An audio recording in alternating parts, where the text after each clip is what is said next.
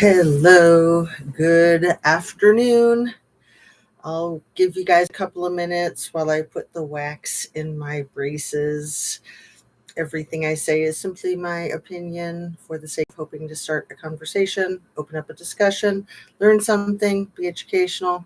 All of my videos are made for the tube of you, and it's an infotainment platform.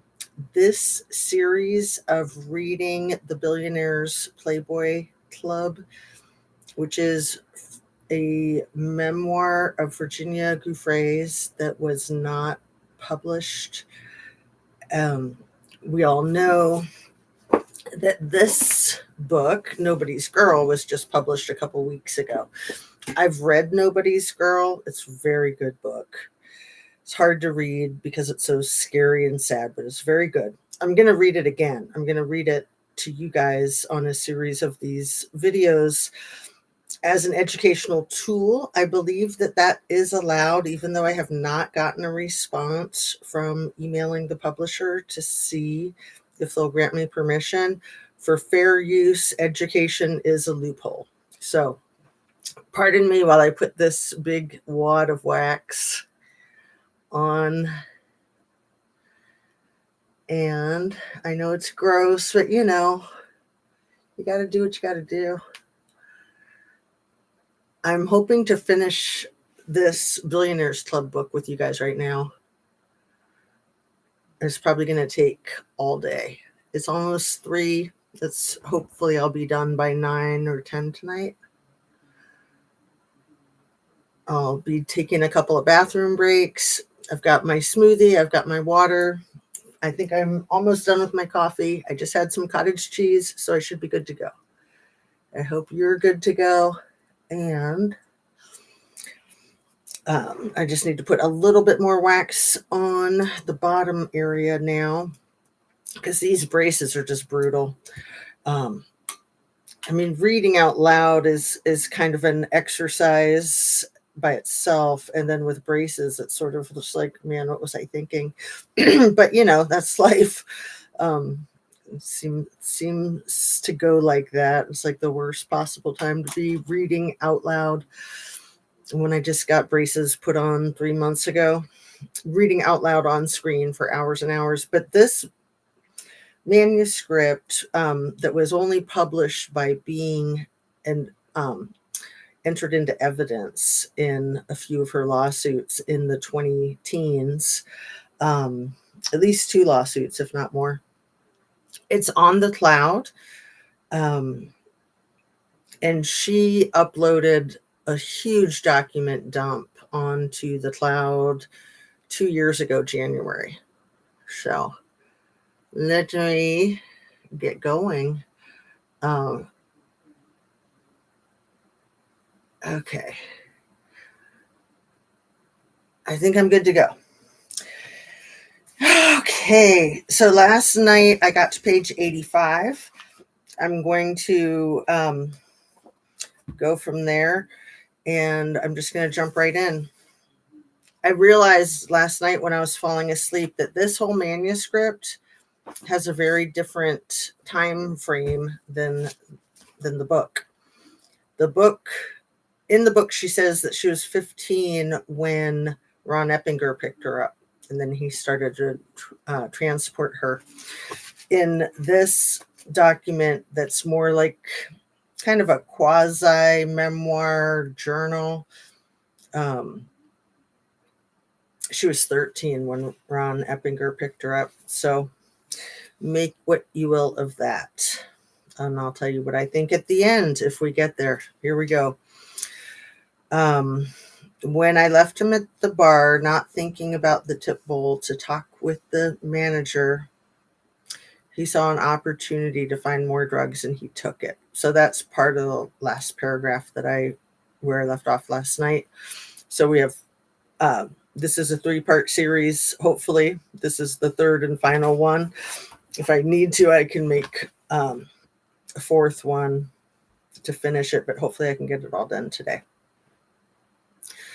I was back to the drawing board, page 85, 2nd paragraph. The week passed without hearing from TJ. He was in hiding for now. When the phone rang early one morning, I expected it to be him.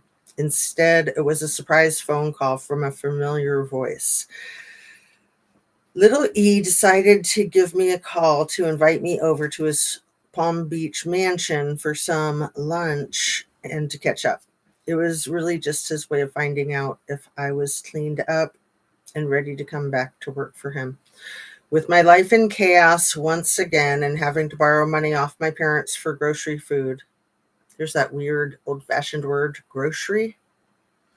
But she does tend to use language in a unique way for grocery food. Okay. There's proof that she hung out with DJT, right? Doesn't know how to use the word grocery. Okay, it's truth to every joke. I saw a quick solution to my situation and was even convinced this is what I had to do to take care of myself. Oh, hey, somebody's here. Is that you, Annabese? I had a couple of epiphanies last night when I was going to sleep. One was about Virginia Giuffre. Another one was about Erica Kirk. Man, this is why I started my YouTube channel, because I would have epiphanies with Kylie Rodney that nobody was talking about and just making these connections. And they're like so huge yet so small. It's effing crazy. Where was I? He greeted me at the door and led me inside. Jiz was at her usual spot, her desk, working away, and we headed past her with a quick wave and lip-synced a hello, not wanting to disturb her important sounding phone call. She glanced up quickly and gave a brisk wave my way, then put her attention back to the computer. Once we're inside the poolside cabana, which was Little E's office and gym, Little E took a seat behind his desk and told me to have a seat across from him. He took a sip of water from an already poured glass and asked if I'd like some. Yes, thank you. My reply was short and polite. Already just wanting to get this meeting done and over with. His face was like steel and his expressions were stern. I felt like a child in trouble sitting in the principal's office. He cut straight to the chase, wanting to know, are you on rugs anymore? There was a moment's pause as I took a deep breath and told him the entire truth. I got really depressed for a while and coped with my emotions. It is Anna Bees. Hello, my dear. How are you? Let me finish this paragraph so I know where I'm leaving off, and then I want to tell you my little epiphanies that I had last night, because they're huge. Huge, I tell you. I almost emailed you, actually. Let's see.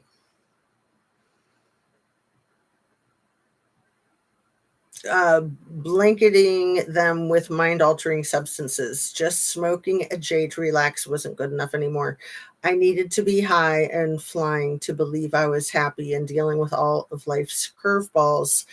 Snorting things like coke and popping amphetamines replaced my sorrows with an overflow of endorphins, making it possible to keep up with everything until I would come down and the cycle would just keep on repeating itself. Good. How are you? I'm pretty good. I'm really determined to get this done. So when I was going to bed last night, I thought, why am I even doing this? It's tearing up the inside of my mouth. It's tedious. Nobody cares. Nobody's going to want to watch these videos of me reading, droning on and on. And, I'm doing it both for myself because I learn more reading out loud than I do reading silently to myself. And I'm also doing it to get this document onto YouTube because I do think it's important. And when I was going to sleep, all of a sudden it dawned on me, girl, Virginia says she was 13 the day that Ron Eppinger picked her up in a parking lot at the beach when she was a runaway. 13. In this book, the same situation, Ron Eppinger picking her up in a parking lot at the beach, she says she was 15. So she's lying. One or the other is not right. They can't both be right. It's my feeling that this one is right, and that this one had to be cleaned up to meet criteria for the publisher and for some billionaires that are mentioned and some that aren't mentioned. So that's my theory. That's what I think happened. Real quick, the situation with Erica, I mentioned it in the video last night that I found that third thing about her being in the Arizona beauty pageant in 2007. So this is my theory. I have found 3 items online about Erica Kirk being in the Miss Arizona Teen Beauty Pageant in 2007. I don't think she won. I think she just competed in 2007, but I think that it's been scrubbed. And so, they can't scrub everything. And the day after Charlie Kirk was shot, this person put up a post that I screenshot it on my computer, and then I put it up on a community tab last night, and I'm going to read it to you. I'm going to read you the post from the community tab. This person posted this the day after Charlie Kirk passed away. And she is on Instagram. This is an Instagram post from September 11th. And her handle, you can find this on my community tab, is Sue Orischak. It's SUEORISCHAK. 8 weeks ago. She wrote, "I was stunned to discover that Charlie Kirk's gorgeous wife was a customer and friend to me and my husband, Larry. I first met her when Erica was competing for Miss Teen Arizona. She had to wear a pair of clear plastic pumps, which were too wide for her. She was with her mom, Lo. I did my best to make the shoes fit without distracting from their appearance. She then became a contestant in the Miss Arizona pageant. So she was first in the Miss Teen Arizona pageant, and then later she was in the Miss Arizona pageant. And so it has just a few likes and a few comments. And like I said, you can find this post on Instagram. It's got a picture of her. Let me see if I can show you. With Erica Kirk. Here, I'm going to screenshot it and then I can show it more easily, hopefully. Nothing is easy, Nothing ever is freaking easy, especially when you're as bad at this stuff as I am. Okay, so there is Erica with Sue. And I don't know if that's a picture of her I'm going to guess that that's a picture of her from the teen pageant, because it doesn't sound like she interacted with her in person except for that time. They are trying to stop you. Just froze up and put an ad in. Yeah, I know, because I'm just so important. Me and my giant channel, right? I know. It's crazy. So I'm disseminating it. It's out there. And, on YouTube and off YouTube. It's too late, MFs. So they've scrubbed all the Erica information, which it's like, so big deal. She competed in the Teen Arizona pageant in 2007. Who cares, right? They care. Why scrub it? That's the biggest piece of evidence right there, is that they're scrubbing it. So why are they scrubbing it? My guess, just an educated guess, is they just don't want there to be a connection found between Erica Kirk and DJT going back to 2007. And I'm not the only one that thinks, or some people say they know, that she was connected to Little E and all of it. So honeypot, right? I agree, Annabise. Yeah. So, yeah, two big revelations. And, the problem is, even with the inaccuracies of this book, like her saying that she was 15 rather than 13, again, why would they be shifting around the years? And let's just keep reading. We're 15 minutes in. I've barely read a page. So here we go. It's important. Otherwise, they wouldn't be effing scrubbing it and all that crap, and they wouldn't be interfering with my little itty bitty live stream here now, would they? Micromanaging. He listened to me continue to tell him about the good things that have come from the break, like my dog, yoga, and working in a restaurant, making lots of new friends, but most of all, I got my smile back without the rugs this time. He was really happy to hear the upside of everything, but there was one thing I was reluctant to tell him about: my recent travail that TJ effortlessly, I can say it, caused at the restaurant where I was so happily employed. As my manager had warned, he had to file a police report stating that after I had left, the tips were gone, putting the blame solely on me. You found the answer. They just froze you again for a second. Well, and all they're doing is confirming to us conspiracy theorists that we're right. So if I lose the stream, Annabes, you and I can text. If you wanted to, you can text me. And then we could go from there if I lose the stream or something. But I'm just going to put a little bit more wax on.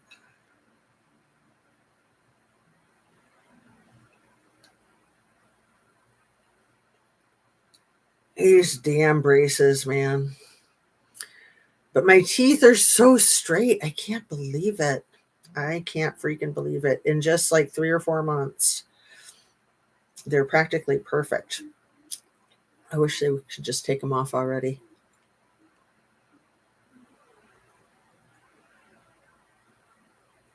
Okay. Let's see how that does.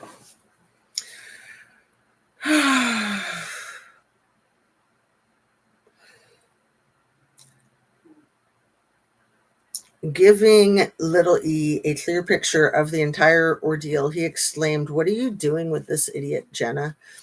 He is no good for you. I know you can do better for yourself. Why do you let him drag you down every time?" Nodding my head in concurrence. She's very inventive with the language. In concurrence. I went on to finish my epic drama. I received a phone call from the Palm Beach PBCP. Would that be like Palm Beach Central Police, probably? Asking me to come in about the money. I told them what happened over the phone, but they still want me to come in. I don't want to have a record for something I never did or ever would do.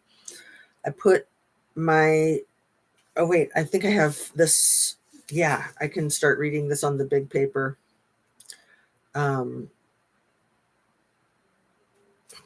Here we go. This is going to be so much easier now.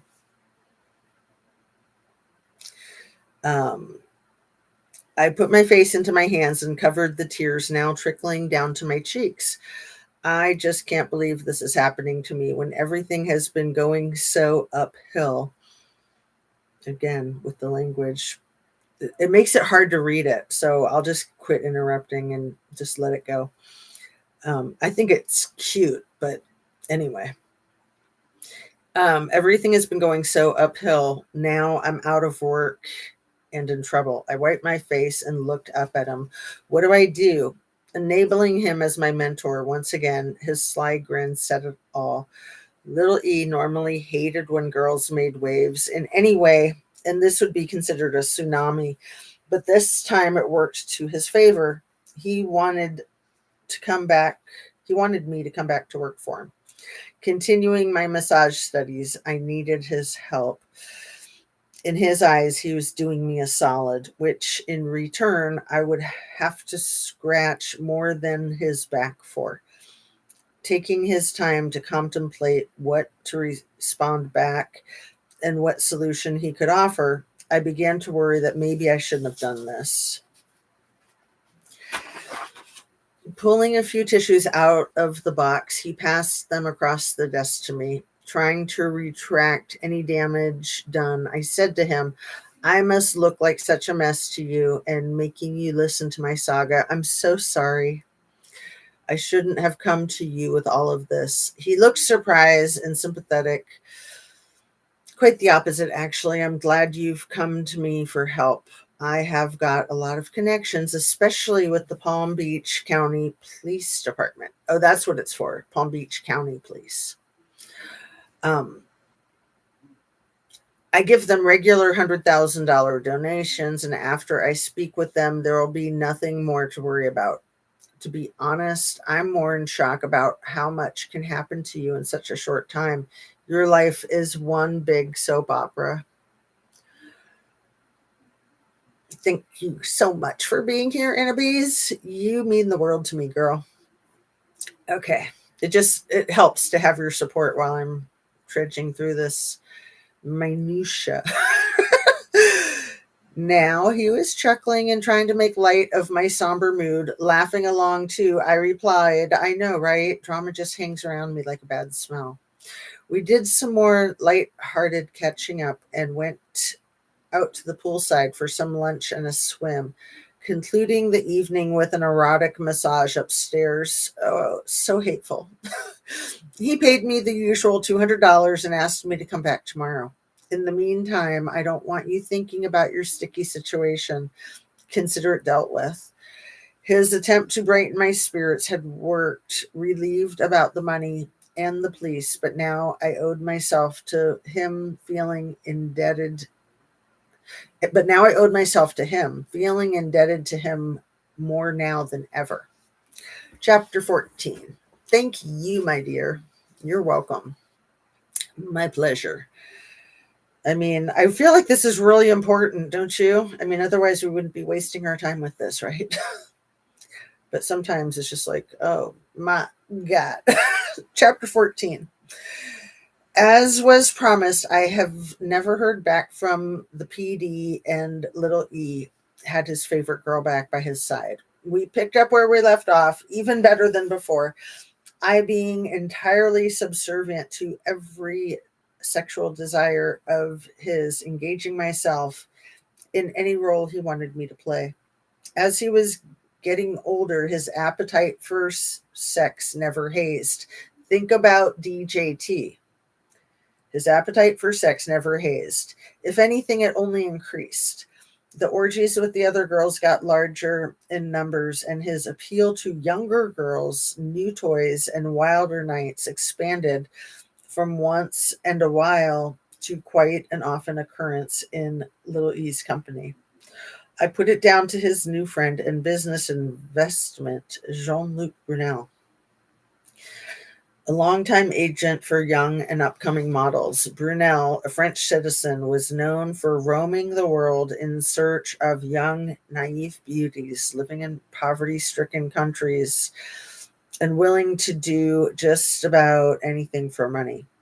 He would procure them mostly from clubs in South America and the former Soviet Republic, filling their heads with fairy tales of America and large amounts of money. He would promise them all of the finer things in life, sometimes even throwing a pill in their drink if that meant getting them in his bed was becoming too much of a task. What he wanted is what he got, which is why him and little E ultimately became close pals, and he invested $1 million into Brunel's company. It is so important. Thank you, Annabise. I know I just get so overwhelmed sometimes that you just want to throw up your hands. And I feel very fortunate to have the wherewithal to focus on this stuff, because I feel like somebody's got to do it. I mean, a lot of people are focused on a lot of things. Don't get me wrong. There's just some nitty gritty here, like the thing.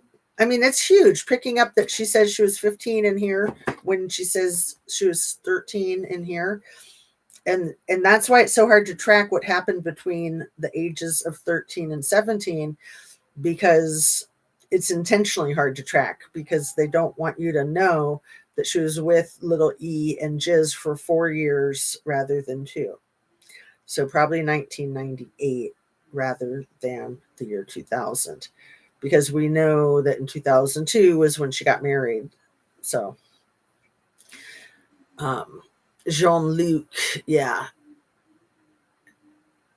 How Melania got to meet little T, Jean-Luc. I think you're right, Annabise. I don't know if you found that somewhere.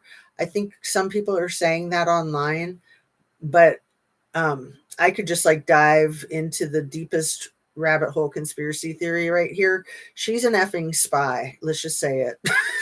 She's a honeypot. Okay. Stay focused. Out of the rabbit hole. From one rabbit hole into the other, right? Where was I with Jean-Luc? The $1 million. In return, little E now had supply of girls on tap for him to choose from. With the assistance of each other, Brunel obtaining the illegitimate visas for underage overseas girls, and little E housing them at his brother's apartment complex. And see, this would have been just about the right time frame too, Annabise. Let me just look real quick when she says, because she says that she came over here to New York when she was 26 to start modeling. She's 55 right now. So 30 years ago, that would make it 1995, 96, somewhere around there. And this is like probably about, this is probably about 1999. So just to try to put everything on in chronological order, because it's, they're trying to obfuscate it and make it a blurry mess and do the fuzzy math and lie and do all kinds of tricks to make it hard to decipher what the F is going on. It's all by design.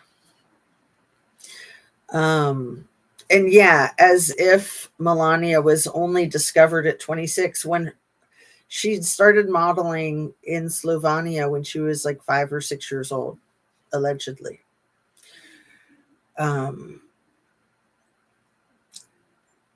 Okay, the visas for underage overseas girls, and little E housing them at his brother's apartment complex on 300 East 66th Street, Manhattan. They were quite the team. Little E and Brunel would charge them for rent, forcing them to work for them, selling their bodies for money, nude pictures, and even pornography. 2000 was her second time with little E. Allegedly. Again, they're lying about that too, probably. So it was before that. I mean, she was about 28. I can't do math. Let's just say if she's 55 now, minus 25 to get to the year 2000, she would have been 30. So she was in her late 20s before Y2K. And they always try to start her history right around then. Like, she doesn't have a history before then. And she certainly doesn't have a history before she was 16. Like, they said that she started modeling when she was 16 in the Eastern European bloc. And then she came over here when she was 26 or 28-ish. But her mother was a clothing designer, and she actually started modeling when she was 5 or 6. So if they weren't lying so much, we wouldn't be so suspicious of what they're trying to hide, in my opinion. All right. Yeah.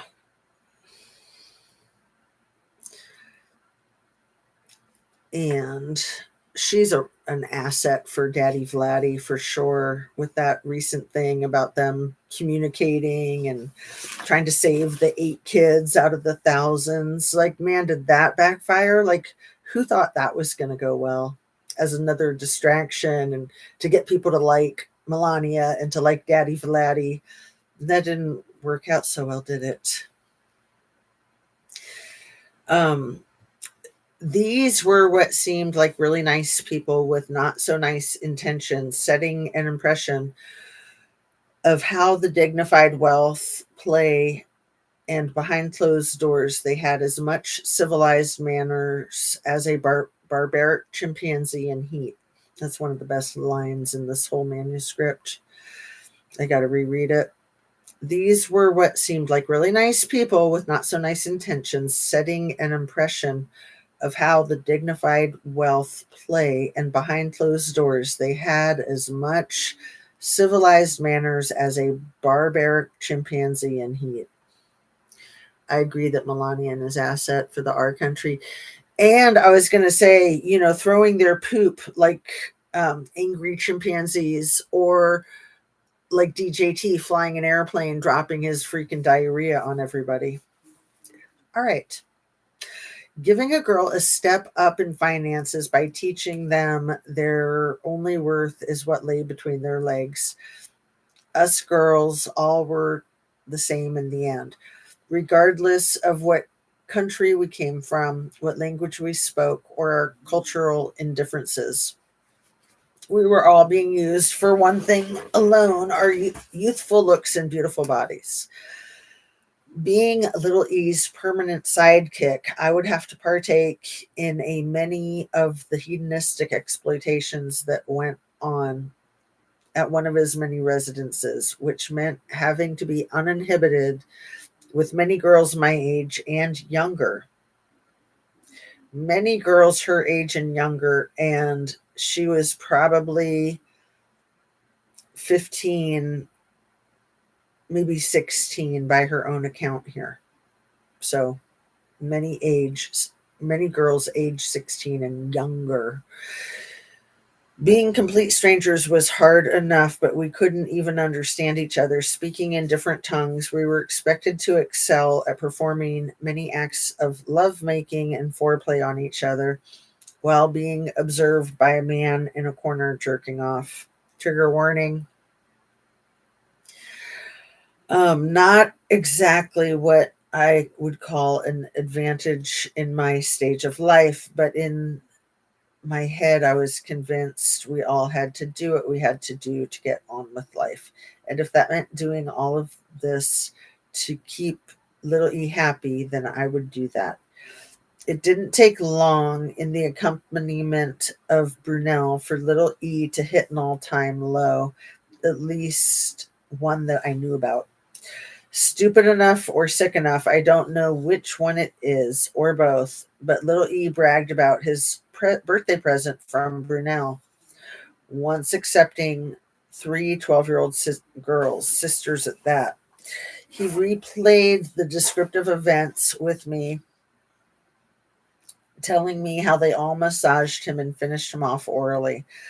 He was so excited about the entire event, replaying over and over again the next course of weeks, how cute they were, and how you could tell they were really young by the small amount of hair growth in their pubic region and non-existent breasts.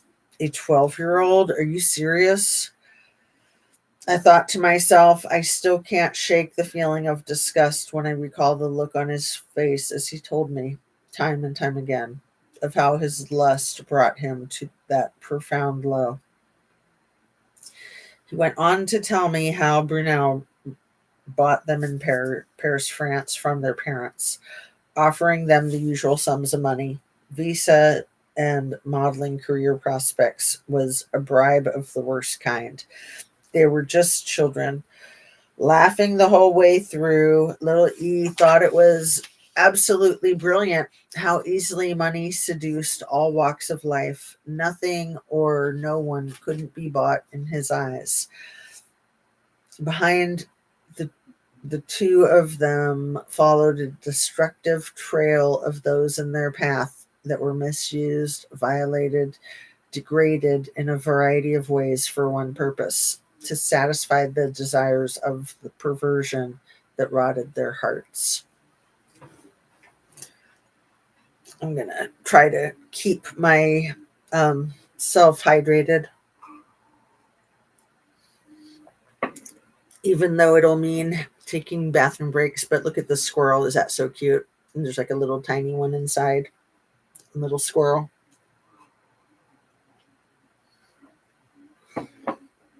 Okay.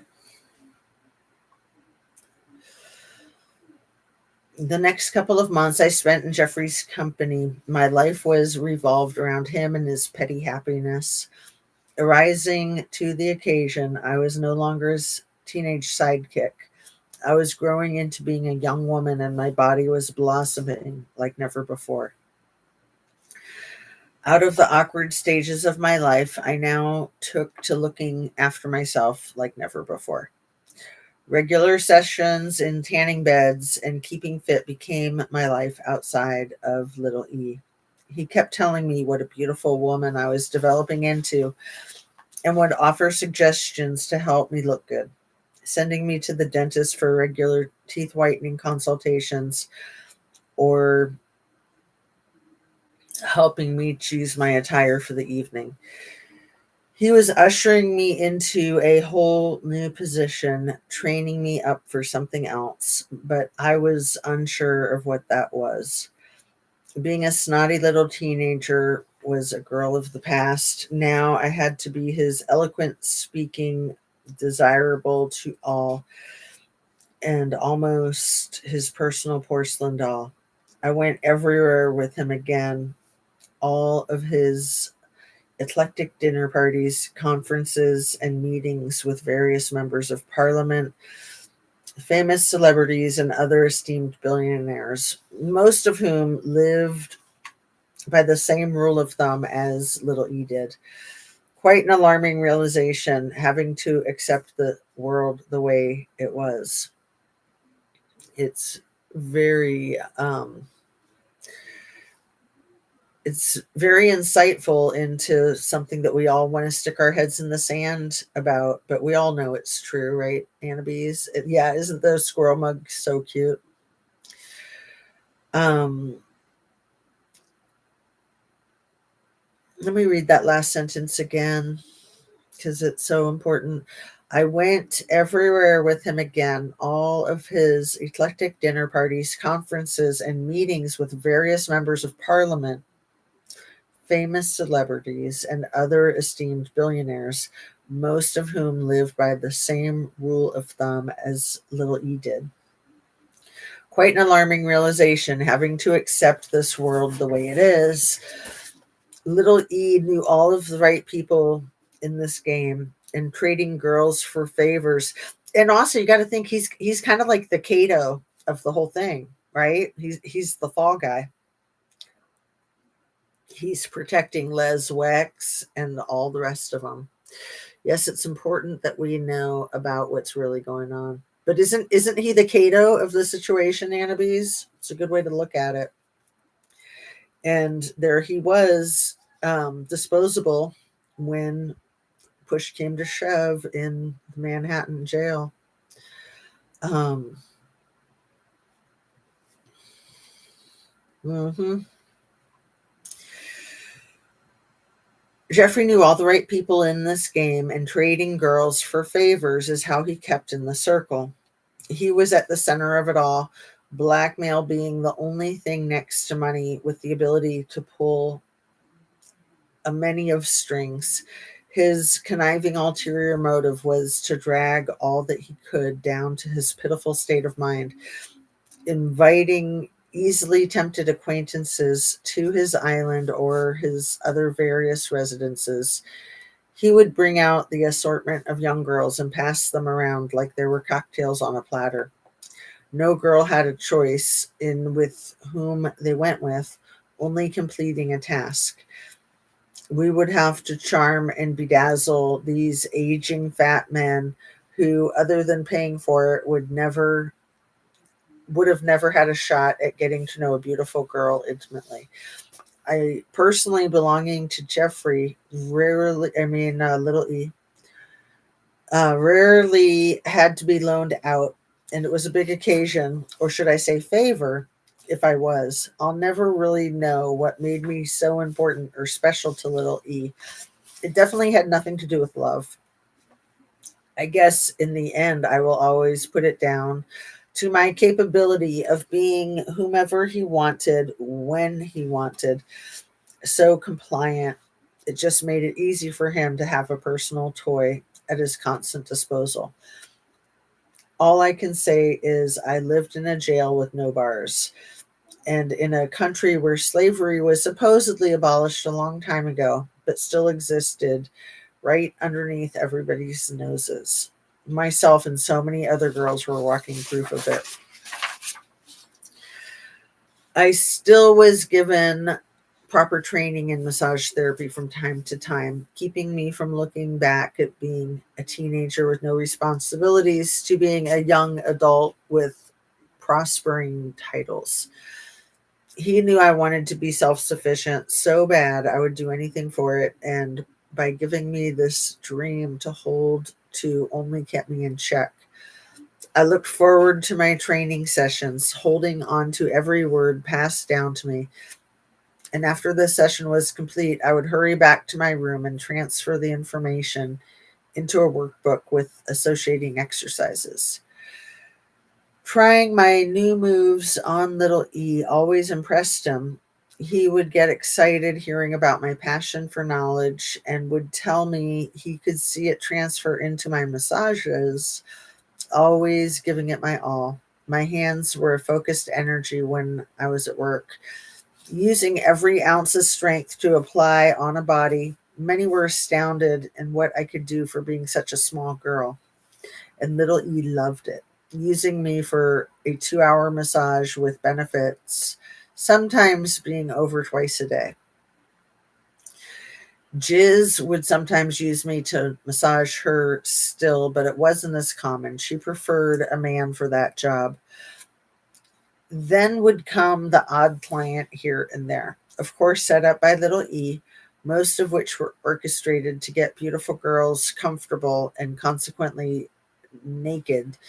Then he could go in for the kill, so to speak, touching them intimately in their most private places, like their JJ's breasts or back door. When he had us where he wanted, willing and able, then would come the toys, outfits, and so on. A scheme he has used time and time again, telling those who know him well he has never been turned down yet.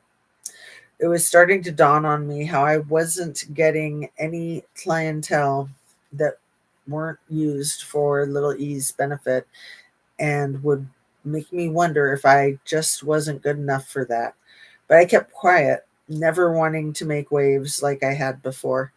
So if I do lose the stream, it just emphasizes how important this document is. And we know it's important,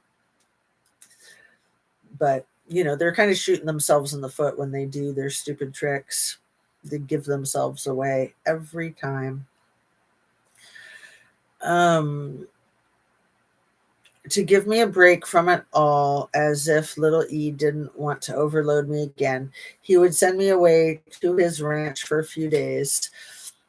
And he knew I considered being a small, what he knew I considered being a small slice of heaven on earth. I'd spend days roaming the hills, riding horses, and enjoying the solitude of my own company. One afternoon, I was out exploring the land on Little E's ranch, which covered hundreds of acres, actually thousands, 7,500 acres, 7,500. So it's the largest privately owned piece of property in the entire state of New Mexico.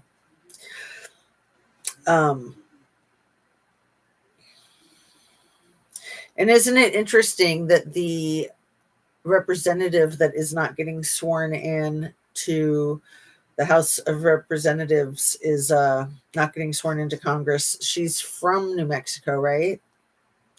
She's not from Arizona. Isn't she from New Mexico? Or am I getting confused? It's one of those.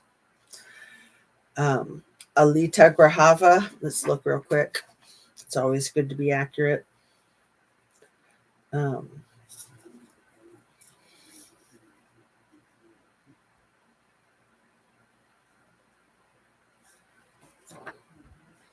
Alita Grahava, House of Representatives.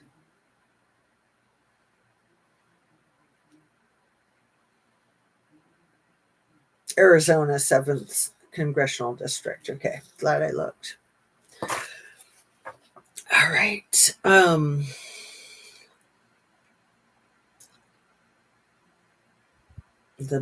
Where was that with the hundreds of acres and with nothing but a bottle of water, my sketchbook, and a small case of oil paint.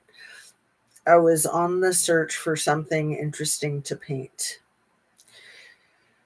This is kind of a metaphor or a microcosm of what she did in her life all the time, going out on what she thought was hundreds of acres when it was really thousands of acres, and all she had was a bottle of water and a sketchbook and a small case of oil paint. I was on the search for something interesting to paint, a great pastime of mine. It made my soul quiet by creating beauty with my brush. I loved to recreate the images I saw on paper. I would paint anything beautiful that caught my eyes' interest, from underwater scenes, animals to people, and even fruit. I loved vibrant colors and emotion on display, but my favorite soon became the landscape of the Santa Fe's rolling hills and earthly green and beige tones. And in certain light, it would illuminate into a golden shine. To grasp that feeling, I was absolved in the hardest of times,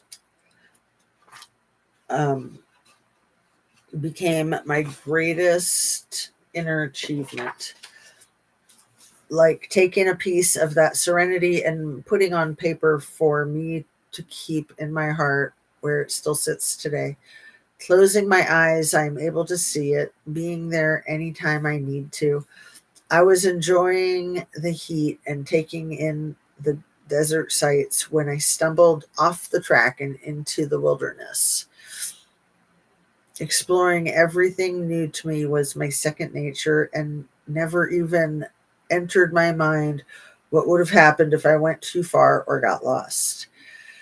I would rather face Mother Nature's wrath than humankind's any day. And it could almost be like a unconscious self-injurious behavior, like like that was almost an attempt on her own life, right? What she just said, she'd rather face Mother Nature's wrath than humankind's any day. So that was her making that choice in her youthful, naive way. I'm not criticizing her, I'm just observing. I um i support this woman, this girl, 100%. It makes me cry what she's been through. Anna B says, I don't know. About Alita Grahava. So yeah, Arizona 7th Congressional District. She'll never get sworn in. I guess December 2nd, there's like some Republican that's going to be automatically sworn in. So if they can stave it off until December 2nd, it'll cancel out her vote. I just read that this morning. Um, I don't know much about that. I figured they were just waiting for Democrats to get Epstein, and then they could try to replace him with Republicans. The longer they stave it off, the better. The more time they have to Epstein Democrats. In my humble conspiracy theory opinion, allegedly. Okay, after about an hour of drifting off track, I came to a pile of rubble. I mean, why not just like knock on their front doors and, uh, you know, pew pew them right in the face in the middle of the night? Oh, wait, they already did that. Okay. Why not just crash their airplanes or helicopters? Oh, did that. check. Heart attack, that's a good one. After about an hour of drifting off track, I came to a pile of rubble looking like the remnants of an old pueblo made out of clay and rock. I picked up what looked like a half clay bowl and noted that it had Indian designs etched into the side of it. Excited about my findings, I decided to do some more exploring around the fields surrounding the historic site. I collected rare pieces of arrowheads, utensils, and parts of many broken bowls with artwork telling tales of their own. Time was of no essence here. Again, with the funny use of words, time was of no essence here. And before I even realized, the sun had sunk deeper into the hills, leaving me without any light to find my way back to the pathway. She had some guardian angels, man. As much as she found herself in hell, she definitely had some guardian angels. Jack Smith said he wants to present all the evidence from the grand jury live against little T. Yeah.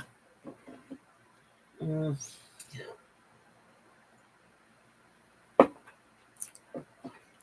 Um,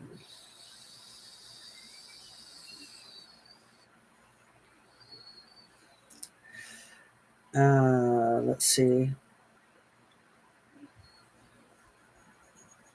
I think I just read this sentence. Before I even realized, the sun had sunk deeper into the hills, leaving me without any light to find my way back to the pathway.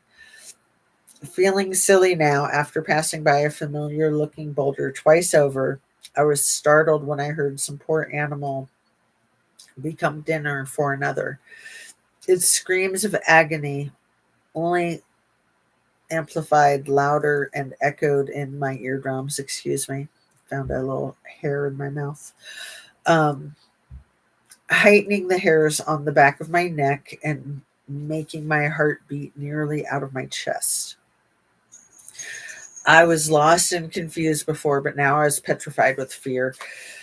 Taking me over 3 hours to find my way back to the path and in the direction of Little E's mansion was a mission. So relieved in the end, and so were the housemaids after I hadn't shown up for dinner, assuming I must have been out for one of my usual adventures.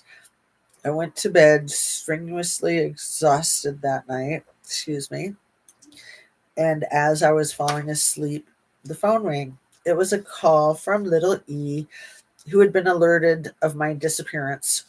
What happened tonight?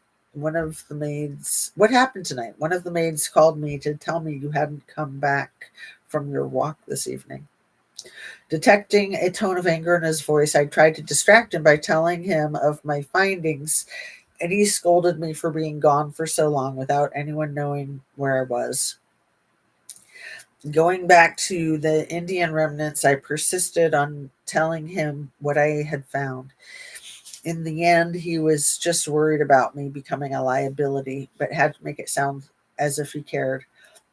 Don't worry, little E, I won't be doing that again. I can honestly say I have learned my lesson, and the next time I want to explore, I promise to take someone with me. I satisfied his worry of me being a future nuisance, and with that, I was finally able to tell him what I had discovered on my walk. He was impressed, but did not sound surprised. You must have been gone a long time if you found the old Indian pueblo. Just be careful you don't say anything about where you found stuff on my property. It could become a site for historical preservation, and that means the government could ultimately own my land.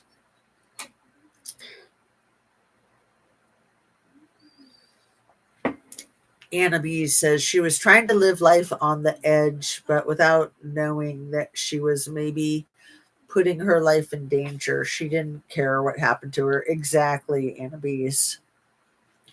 Well, and she was just kind of detached, like the disassociation that victims so often do, where they don't tune into the danger around them because they've learned how to detach from it. so they don't pick up on the signs that people that haven't been victimized would pick up on. I think I should probably take a quick bathroom break. We're just about an hour in, and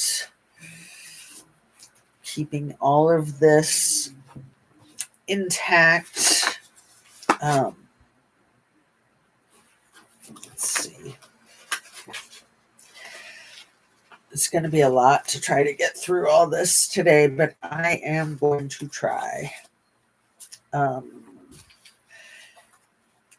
I might need to get another clip too.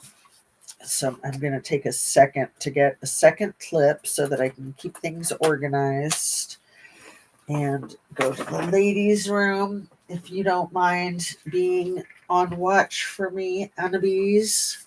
1 second.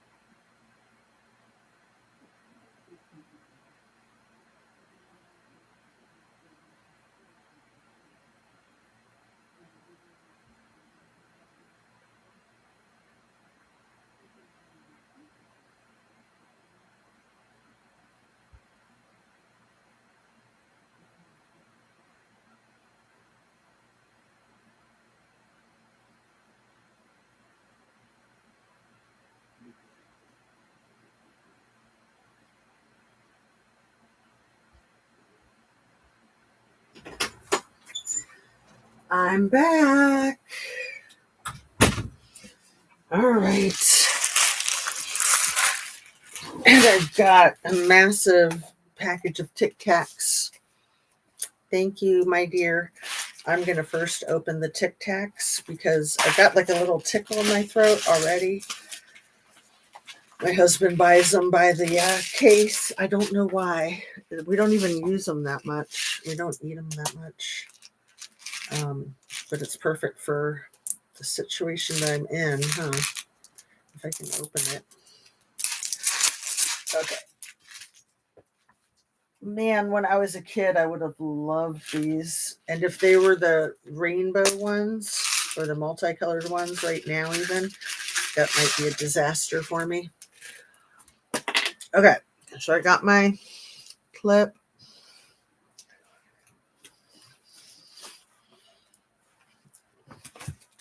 And I can try to keep everything nice and neat.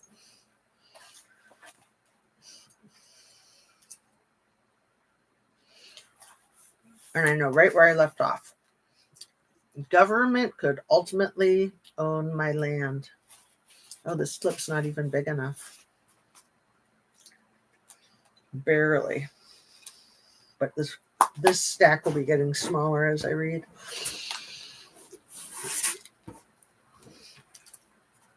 I acknowledged his request and told them they were just a gift for my mom, who is in love with Indians.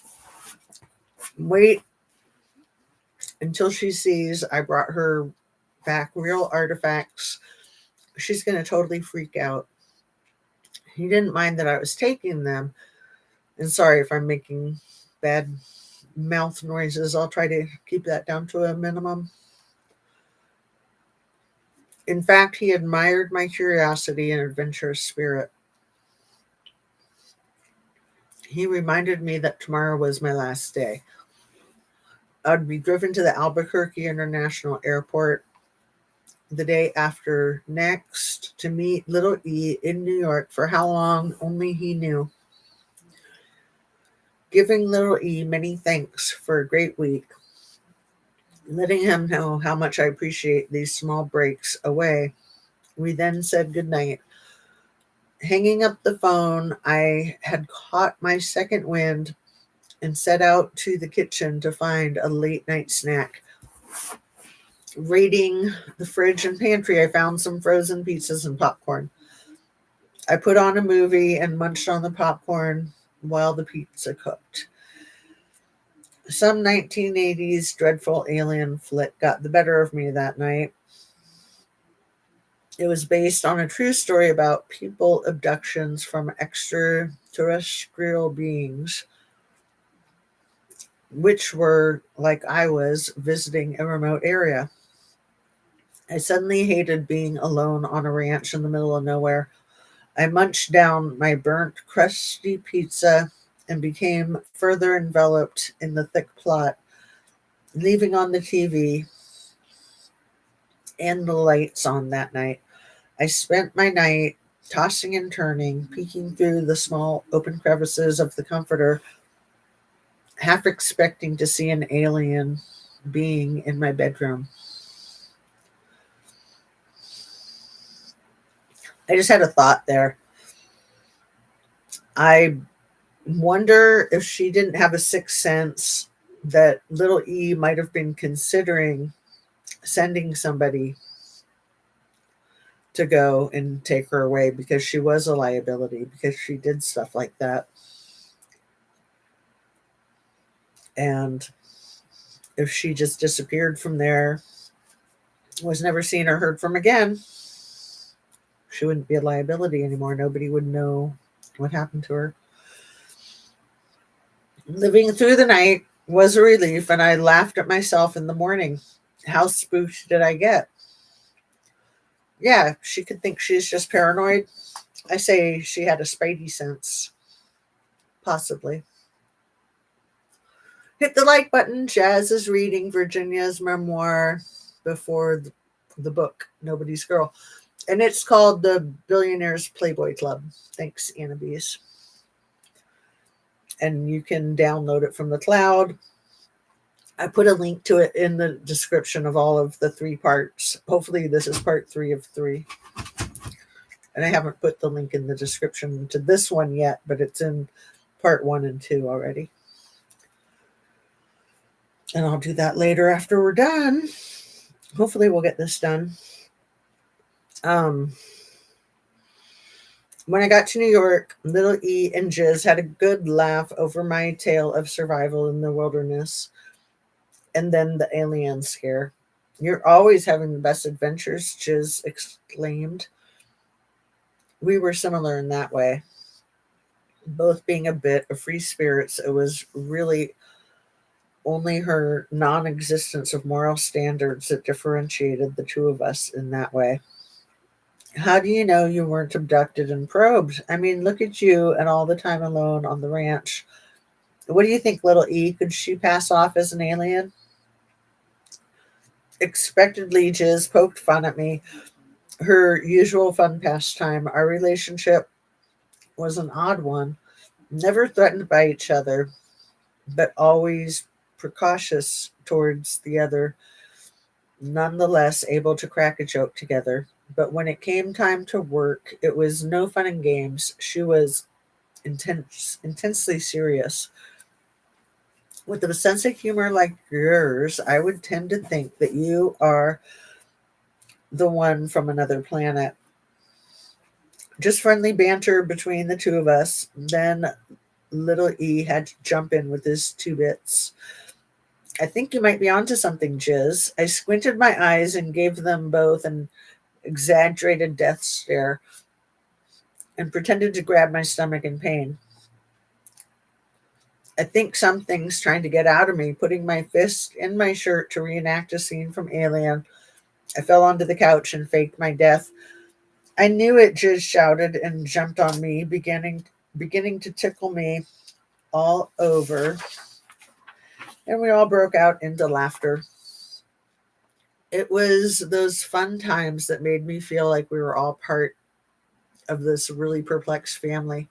We did everything together, similar to normal families, like eat dinner, watch TV, and travel. It was only the hedonistic and corrupt side of these two deviates that made them a peculiar pair.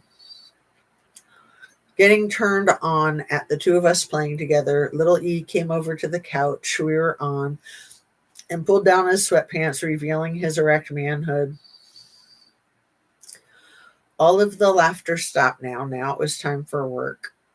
Pushing my head into his pubic region, I had to give into his perverted wants. Jiz started to undress me. Once I was bare, she loved starting with my breasts.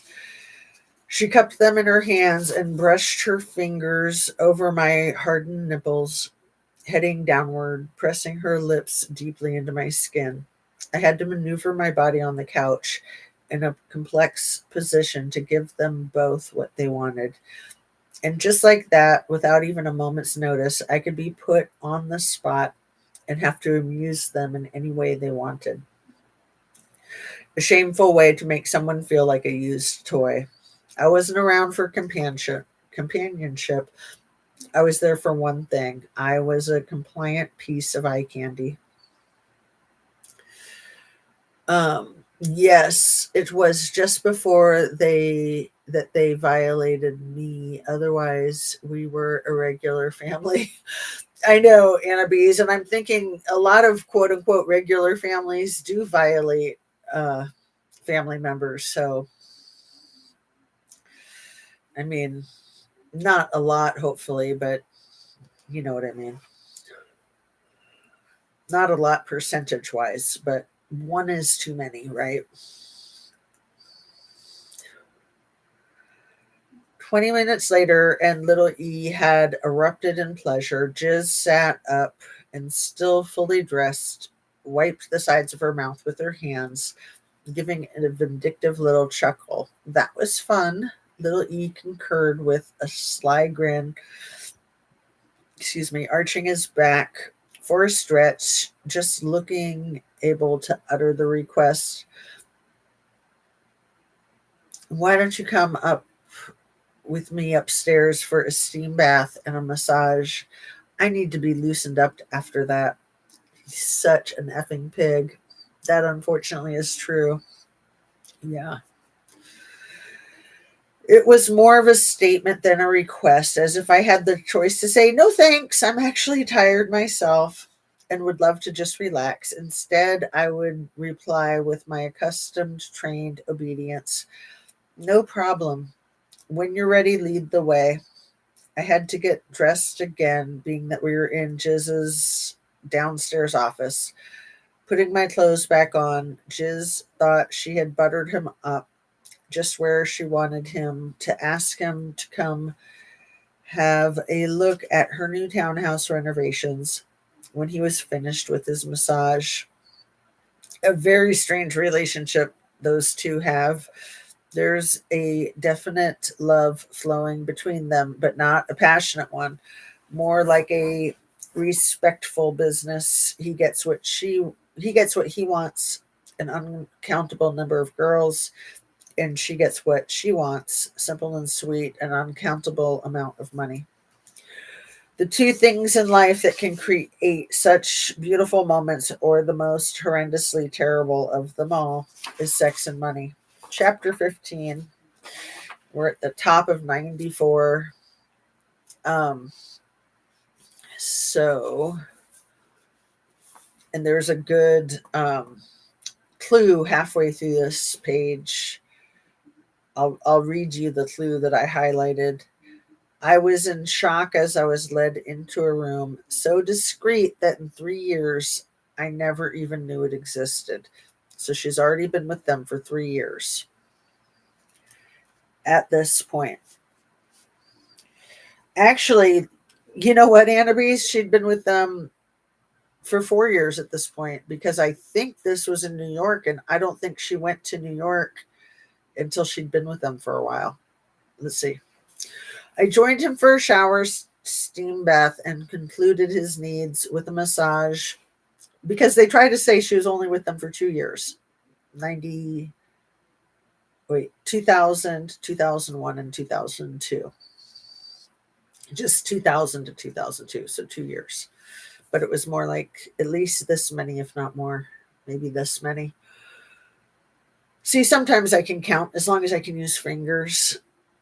I joined him for a shower, steam bath, and concluded his needs with a massage while listening to classical music. I knew he didn't want anything sexual from me now, seeing he got what he already wanted downstairs, so this one was purely therapeutic. My favorite massages to give, making me feel like an actual real therapist. I lathered him in aromatic oils and let my hands discover the ways to unlock the stresses that his body held. After the massage was concluded, we were going downstairs to get ready to see Jiz's townhouse as he had promised her earlier. He loved taking the hidden staircase while I hated it. I was so creeped out by his choice of decor, the blood red carpets, violent medieval paintings, and sculptures of the pagan god Pan, all of it representing the darker side of hedonism his lifestyle provoked. Spiraling down the hallway along with each step you took came with a pair of eyes that followed your every step.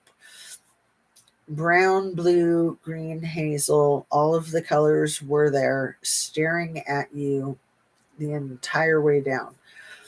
As each step progressed, so would my anxiety to get out of there. One sec. We found Jiz where we had left her, in her office. She had just received an order in, a satellite camera with a 12-inch flat screen. She told us how it was used to pick up any person in any location with the quick insert of an address. Quite a powerful new toy, I thought, but it was only a minute display of what the rich could afford, and what use they would get out of it was another concern. Soon after she was done figuring out the controls on the camera, we made a rare and first for me pit stop, the security room. What I thought was our way out by the front door was another hidden door. I was in shock as I was led into a room so discreet that in 3 years I never even knew it existed. I kept my head down most of the time, knowing how secretive this must be. Being another door um, was an entire security base within his mansion. What I could see when I stole a glimpse here and there was an array of tiny screens, 20 odd or something, small screens showing various rooms of the mansion I had recognized. The images were constantly changing, so I found it hard to pinpoint the exact location. But from the decor and short glimpses, I suddenly knew from then on that my feelings of my every move being watched inside his corridors was now more than a possibility, but was actually happening. Little E spoke to an obese Spanish guy at the desk whose job was to distinguishingly overlook all of the, and again, discriminately, I'm sure is what she meant. Distinguishingly overlook all of the video feedback. Kill two birds with one stone, Lil E thought. Free porn to share with all of his pedophile friends, and when the occasion called for it, a security system, all at one expense. Ever consumed with making money as well as saving it, I was again astonished at Little E's capabilities. I didn't want to even think how deep the video infiltrated, pretending like I never saw anything at all. I put the memory into the back of my mind and went on about my day, which is pretty much how she dealt with everything, right? Stopping at Jiz's new townhouse, another gift bought and paid for by Little E. He pointed out needed changes all over the place, driving the builders mad as always. He wanted the place to scream out Jiz with a bold statement. Checkered floors and bold colors was the theme. like the Queen of Hearts from Alice in Wonderland. Very well suited, I thought. Let me get all my pages together so they don't get lost. I got my phone here. And let's see. I just thought of something too, which is, when Virginia was young, they couldn't put her up in her own apartment. It wasn't until she was 18, I don't think, that they put her up in her own apartment. So until then, they had to have her living with them. Right? I mean, they could have not had her live there, but I mean, if they wanted her to be their slave, which obviously they did, that was their main goal. Poor girl. Okay. 1 second.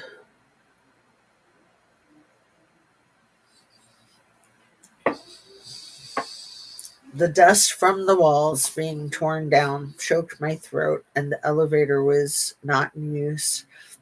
The stairs were hardly either. The whole house was in bad shape. Then having to go up 3 flights of rickety steps was a bit of a risk, too. I thought of something, Anna Bees, if you're here. You know how El Presidente seems like he's really afraid of falling down the stairs? He like grips on to the railing and he's super careful, which we all should be anyway. But he's talked about falling down the stairs in some of his speeches when he goes off on these tangents. I thought maybe it's haunting him that, his ex-wife Ivana just happened to fall down those stairs. Maybe the ghost is coming back to haunt him, a guilty conscience. Just dessert, right? Karma's a biatch. And here we go. The whole house being in bad shape. 3 flights of rickety steps was a bit of a risk too, but worth it once you made it to her future walk-in wardrobe, or to us commoners, a closet the size of a small house. I'm jealous. Complete with a dressing room, luxurious bathroom, and plenty of storage for her every ensemble. Even without it being finished, it was already a work of art, a sanctuary for any woman. She adorned herself in her future home, finally her own, relishing every inch of it. She already put in a work desk and spoke constantly of its ongoing renovations. About an hour later, we were off to pick out curtains and look at some paint samples at a couple of different boutique looking shops. Easily passing off as an ordinary couple for the day, they walked arm in arm, strolling the streets of the Upper East Side, except to me, still replaying the early afternoon's events, shaking my head over the echoed images in my mind. I followed behind, just waiting to be needed again. And it makes me think of Little E's birthday card from his BFF, the let every day be filled with another wonderful secret. We know what he was talking about. Over the course of the next few months was a constant influx of exorbitant excursions at Lil E's mansions, mainly to his island, to keep up with his ever demanding sexual appetite with various young women and teenage girls. I got back on the Xanax, an old habit that I felt at the time would stop my memories from flowing back, rehabilitate my problems, and relax me enough to deal with any situation at hand. No matter what the circumstance revealed itself to be, it was a drug that would blind my eyes to everything I should have been running from. Having Brunel always in the picture these days wasn't helping me at all either. Sending his girls for little E to all of his places now, and a vigorous flow. They had an abundance of girls at their disposal. If I were to count one girl for every day of the week, it would be the underestimated statement of the century. So many girls between the two of them. Some nights it would be a free for all frenzy for little E and Brunel. 7 or so girls giving them their utmost attention, doting on their every moan and whimper. Little E being the main concern since Brunel worked for him, and we were all aware of that too. If there were heaven on earth for men like little E, then he would be their God. Every one of his innermost desires was fulfilled when his harem of women was around. I'd say girls, not women, right? I bet it is, Anna says, from what, a minute ago? Yeah, like 3 minutes ago. Let's see. Understatement of the century. So many girls between the two of them. Some nights it would be a free for all. I know I'm rereading this just because it's so gross. A free for all frenzy with little E and Brunel. 7 or so girls giving them their utmost attention, doting on their every moan and whimper. Little E being the main concern since Brunel worked for him, and we were all aware of that too. And you know who he worked for? Little E. Um, Dear Leader paid him $1 billion during the course of their knowing each other, allegedly. $1 billion. So who did he work for?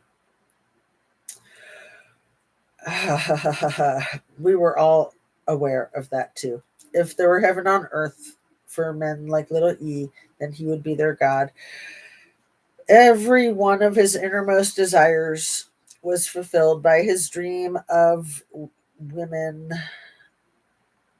when his harem of women was around. His harem of girls was around. That's where I left off.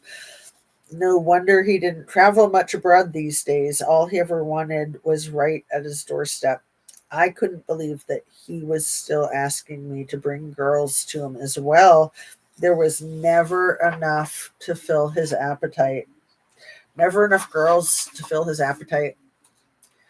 So on occasion, I would meet a pretty girl around my age and invite her back to his place to make some quick money by offering her a real good contact in the modeling or acting business.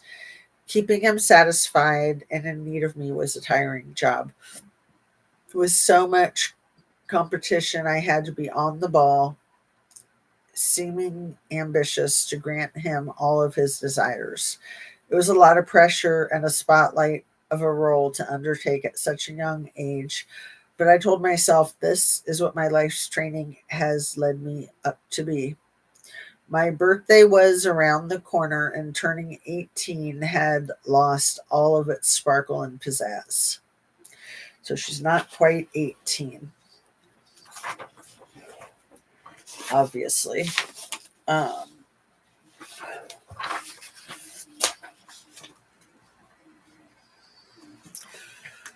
how are you doing, Anna Bees? It's 4 o'clock.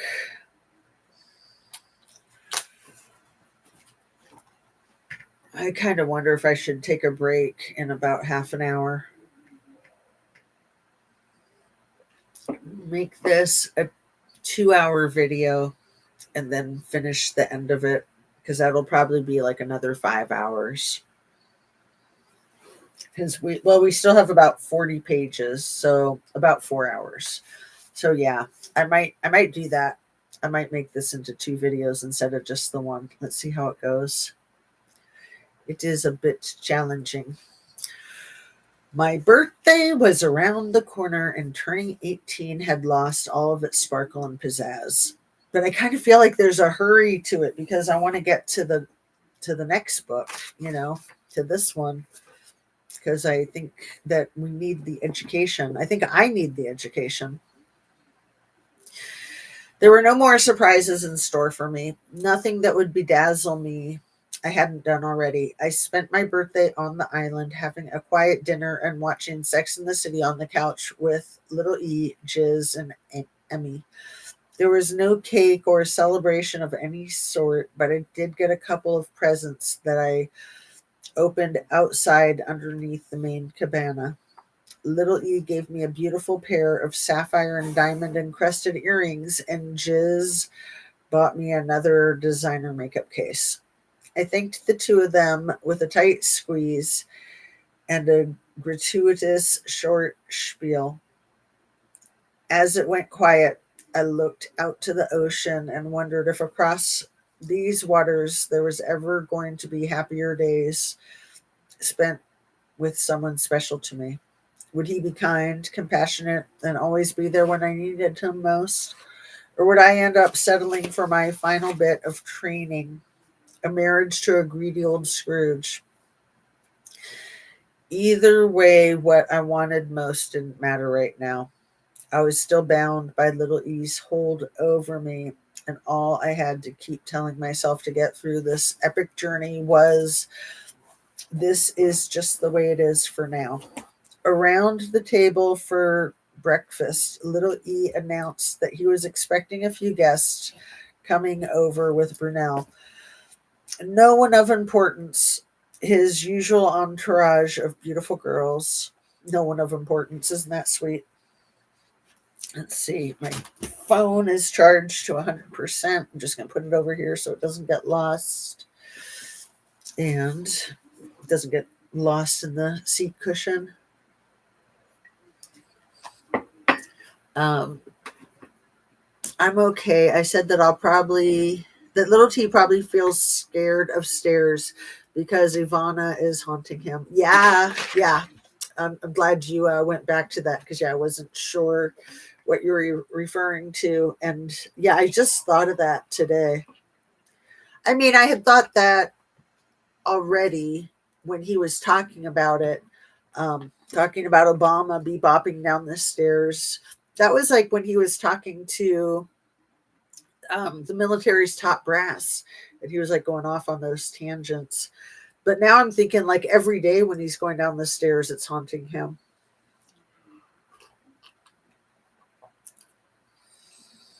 Yeah, Anna Bees, I agree. I'm guessing that the island still has all that evil stuff going on. Right, because little E was just the Cato. I mean, some people think he was not deceased. Some people think that he's not deceased. Personally, it's my opinion that he is, but I could be wrong. I think it's important to keep an open mind. Okay. No one of importance, just his usual entourage of beautiful girls. Russian models this time, and little E was also having a photographer flown in to take modeling photos, using the island as the perfect background for a sexy shoot.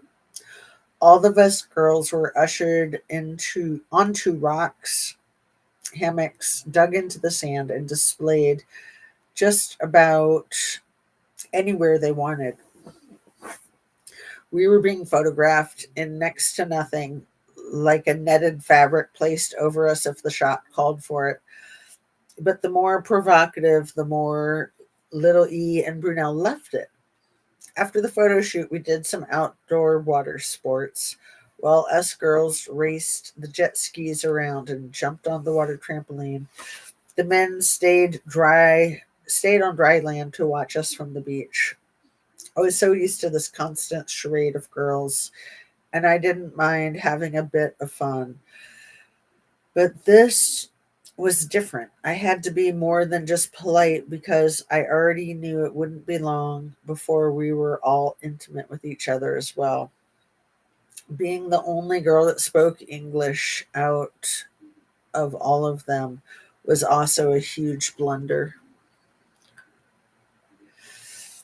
The only way we could communicate was through hand gestures. Yeah, and blinking your eyes, right?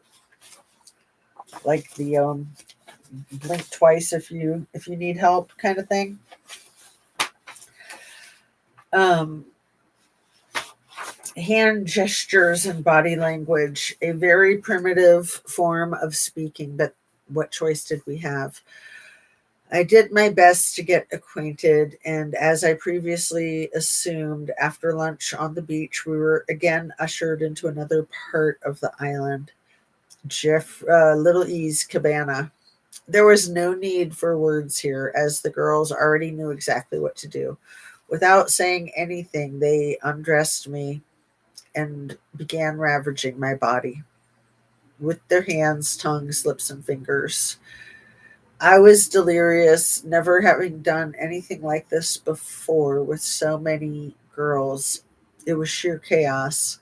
I don't know how men could fantasize over this. Through the glimpses in between bodies crossing over me. This is so gross. I could see little E and Brunel watching us sitting in a chair with their hands around their manhood, stroking themselves together. The best part is they don't even speak English, so there's no need to have to keep them amused. I could hear one of the men divulge, and pretty sure it came from little E, laughing out loud to Brunel. I just closed my eyes and went somewhere else in my mind until it was all over. That was that. Life went on, and we all moved on to eat dinner together. I'm going to put a little bit more wax in my mouth. But while I'm doing that, I think it's good to point out that both of these guys got Epsteined, what, 2.5 years apart? So little E was August 10th of 2019, and Brunel was February 19th of 2022. Oh, he was Epstein right after the royal, formerly known as Prince, had his lawsuit from Virginia settled, and I think it was settled like February 10th, and then the 19th, Brunel was Epstein. Isn't that quinky dink, huh? Uh, I think he is deceased too, but I agree it's possible that he isn't. That is interesting, and Virginia did too.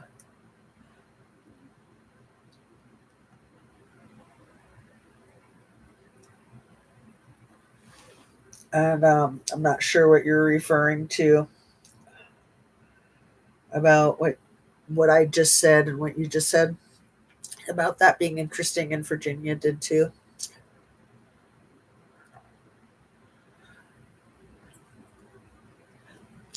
If you feel like splaining.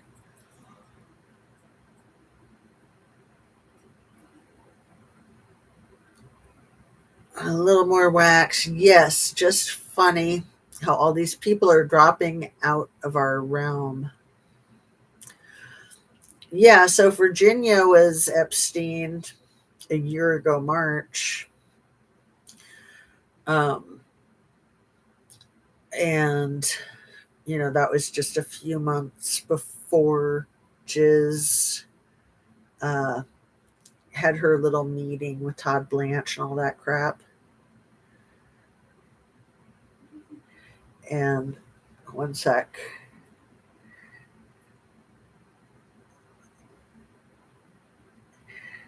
Um, she was Epstein the day before Melania's birthday. I'm sure just a coincidence, right? I mean, why would Melania want her gone? What trouble could she be for Melania? Oh, she was there. Virginia was there when Melania met Don little T, in my humble conspiracy theory opinion, allegedly, because Melania met her future husband on the record in about the year 2000, right? So Virginia was witness to all of this. So yeah, they definitely needed her gone, in my opinion. Um, when did Melania meet Donald Trump? According to the official story, oh, at a party in September 1998 during New York Fashion Week. The meeting took place at the Kit Kat Club in Manhattan, and it was a party hosted by Paolo Zampolini, the president of ID Models. And this man, Paolo Zampoli, is in the cabinet. He was appointed this earlier this year of 2025 into the Tenacious D's cabinet. Donnie was at the party with another date when he met Melania. Melania Knaus, a model at the time, was also there with a friend. According to Donnie, he was immediately drawn to her and they struck up a conversation. Melania recalled there being great chemistry and energy between them. You mean like sex and money? Um, when the initial meeting While the initial meeting was at this party, it was not an immediate date, as Melania initially rebuffed his advances because he had a date with him at the time. She instead gave him her number. And we all know she was bedded by little E before the little T. But that's interesting that they say September 1998, because I believe it was a year later. It was no more than, at the latest, I believe it was before August of 1999, that Virginia started working at Mar-a-Lago, but it could have well been 98 or before. We'll get that figured out. By the time we're done with all of this, right? That's why we're doing it. Uh, and got moved to the country club prison, which is funny since, the president of our country owns a lot of country clubs that you if you're a prisoner there, you're a prisoner there. And how many people like Virginia might be prisoners at these quote unquote country clubs? I know that's not what you were referring to, Annabise, but I'm sure you would probably agree with what I was just saying. So thank you for your comment propelling that thought, because this stuff is mind boggling. Like, don't you just feel like a spring is going to like fly out of your brain sometimes when you put these things together? It's like you don't want to. You really don't.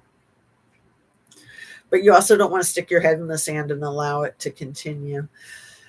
Virginia did know how to play her cards close to her chest, but they still got her. Yeah, she was a crafty one.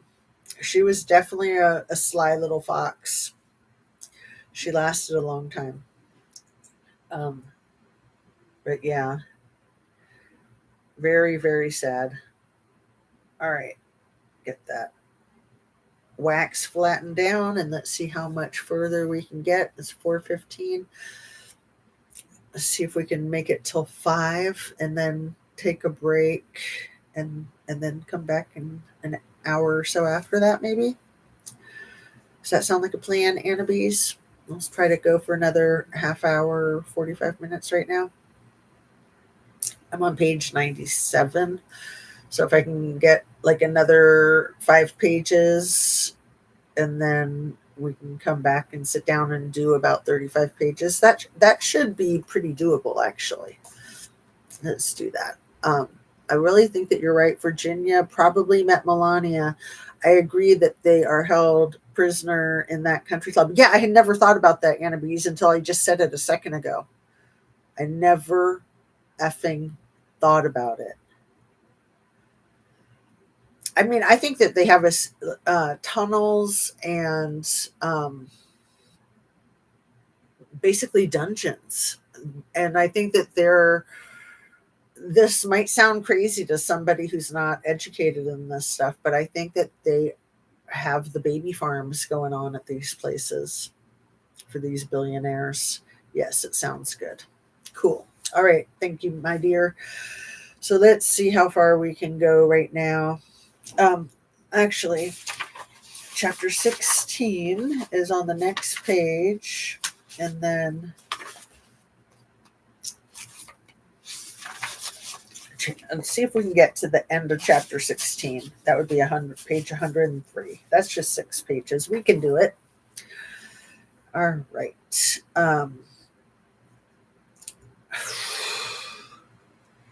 So gross. Where was I? Um, I think I was right here. That was that. Life went on and we all moved on to eat dinner together. It couldn't be more awkward as little E and Brunel were beside themselves with their egos beaming. And the girls chatted like busy little chipmunks with each other. Did I already read that part? Jiz and Emmy on the other side of the table were being amused at the entire racket around the table. And then there was me sitting quietly and smiling in people's direction when needed. I was counting down the minutes until I could go lay down in my giant comfortable bed, slipping away to the gentle noises the island created and sink comfortably into a deep sleep with the assistance of my Xanax. Scratching at the plate in front of me with my fork out of boredom, I wasn't even hungry. I had lost my appetite for food. Rather, sipping on the champagne, I wanted to feel as far away from here as possible. What seemed like hours for everyone to finish their meals, we were finally all saying good night and goodbye to each other as Brunel was off early in the morning and taking the 8 beauties with him. Thank God, I told myself once more. Once was more than I could handle of that in one day. It didn't take me long to get back to my own comfort zone, heading straight back to my cabana after dessert was served, nearly tripping over my own 2 feet as I tried to scuttle off in a hurry. As soon as I entered my domain, I drew a breath and sighed a deep exhale afterwards, or deep exhale outwards. Finally alone and at peace, at least for now. Although the sun had set hours ago, the high temperatures of the Caribbean were still an affliction. Plaguing my cabana, I was welcomed by a rush of warm air as I opened the door.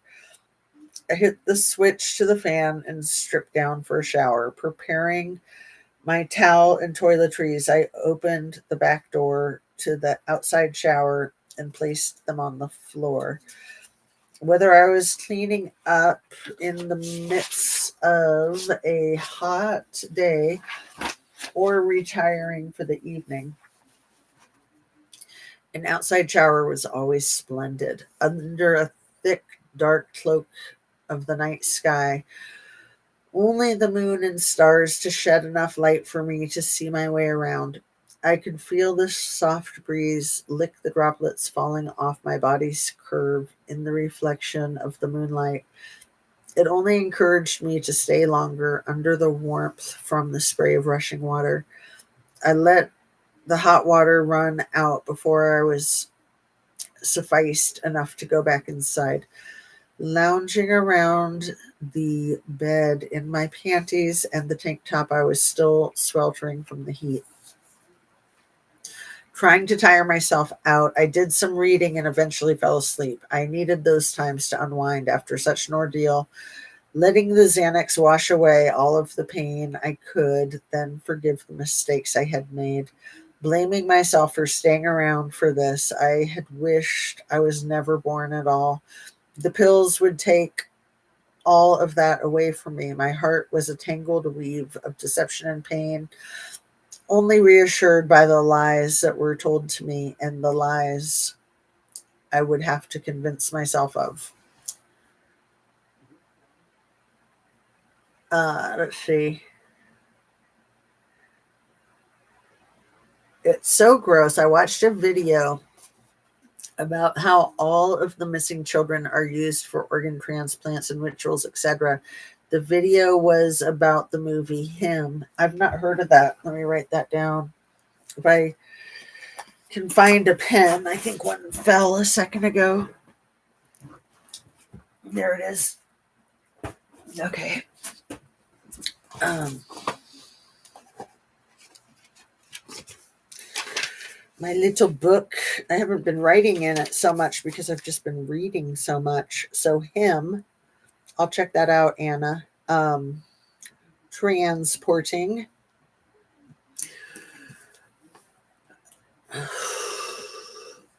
I tried to look in my history to tell you about it and another movie he was talking about, but both are gone from my history. That happens sometimes. But yeah, if you find them and want to email me um, or text them to me, please do. Isn't that wild when things get deleted out of your history? Or when things get put into your history that you didn't watch? It's like, why is it wanting to pretend that you watched something that you didn't watch? I'll notice sometimes just things that I scroll past end up in my history. Things I didn't even pause at. It's ridiculous. I guess I'll let Coco in 1 sec, and then we'll read chapter 16.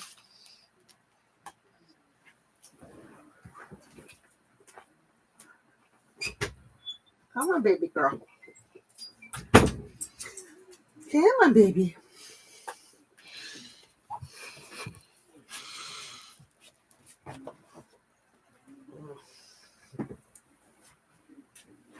Okay. Coco, you're so cute. Aw. Oh, you're a cutie. She's sniffing the Tic Tacs. They scared her.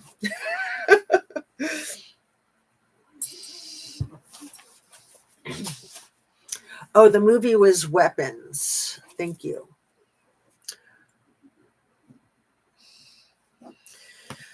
Oh, is it starring Erica Kirk? Funny, not funny, right?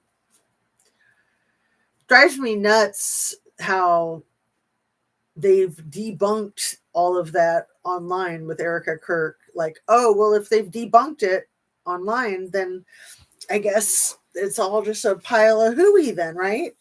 Like, why is it online to begin with, and why are you debunking it? If it was just a pile of malarkey, then why even pay attention to it? Huh? Answer me that. Riddle me this, Joker.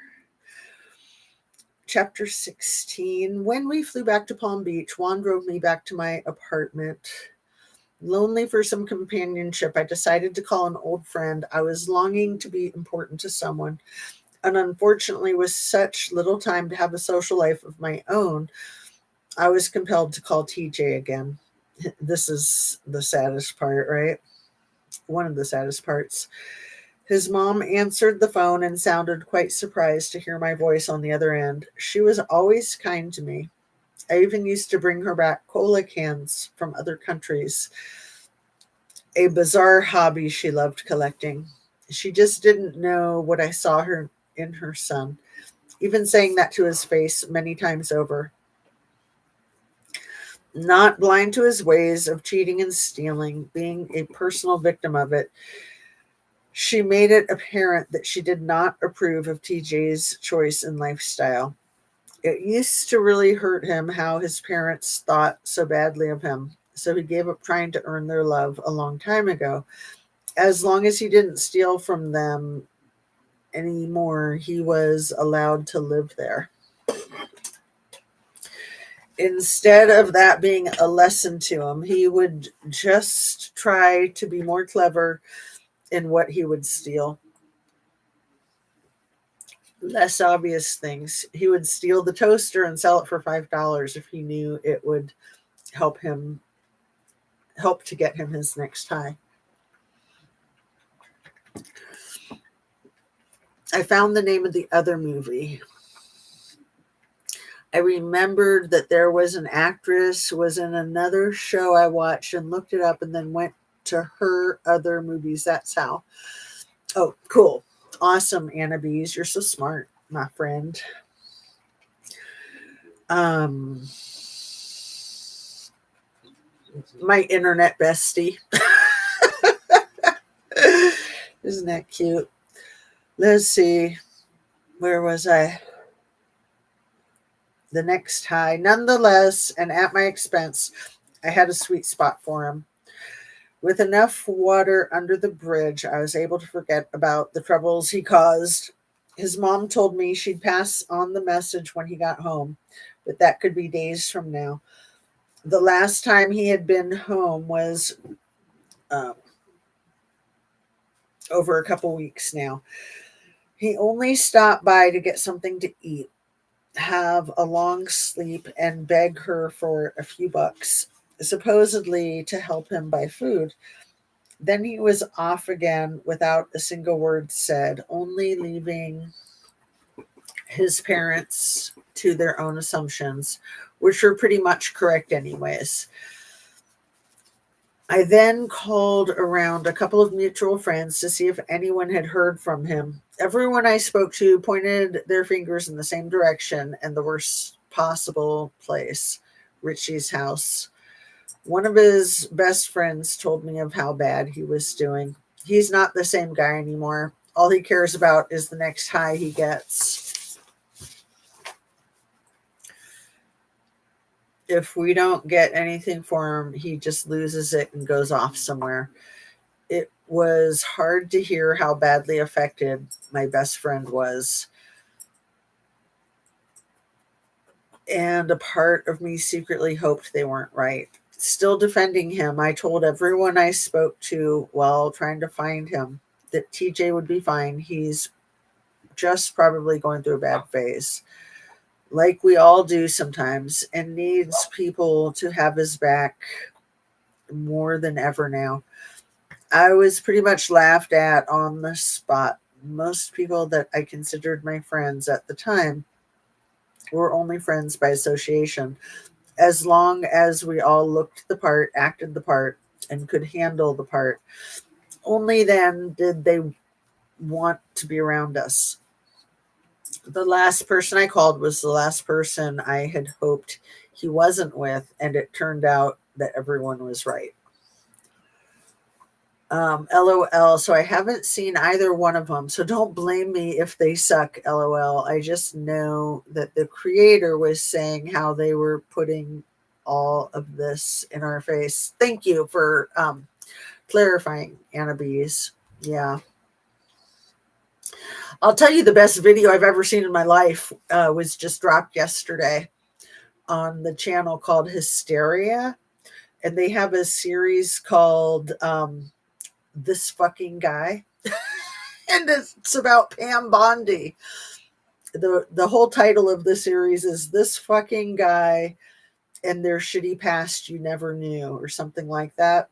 I think I've seen them about like Stephen Smith and probably like the VP and probably Little E. I don't know. But I'll put a link in the description. Let me look up their channel and see who they have highlighted on their channel. It is so good. I meant to tell you, so thank you for reminding me. Best YouTube video I've ever seen in my life, I think. Man, why is this not wanting to work? Stop.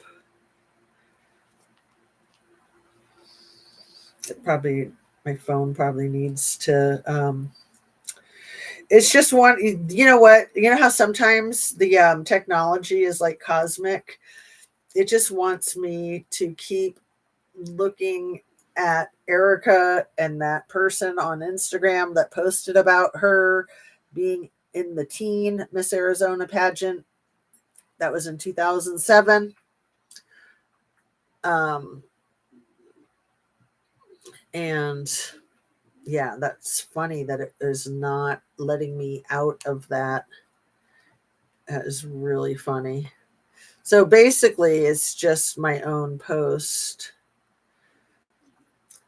and it's totally frozen up. So I'm just going to have to, oh, there, I might just have to reboot my phone, just shut it down, and then turn it back on again. You know how they get, right? But yeah, it's funny that it was stuck on that Erica, Arizona Miss Teen thing. So yeah, I'd love for you to do any research on that, Annabise, that you want. Like, are you on Instagram? Do you want to do a little bit of digging there? I've seen that channel. Yeah, it took me a while to warm up to that channel because I didn't like the name of it, Hysteria. I talked about that like a week or two ago. How I was like, oh, great, more wandering uteruses. And then it's been one of my favorites the last couple of weeks. It's so good. Those bitches are smart. Sort of like the I've had it bitches. They're just great. I have known people like her, TJ, and they usually can't be helped or trusted. Oh yeah, absolutely. I am not on Instagram. See, I am, except not really. So if maybe your daughter knows how to use it. I don't know if you know somebody that knows how to use it. My daughter knows how to use it, but she's busy. But I can see if she can help me out with that one day soon. Let's see.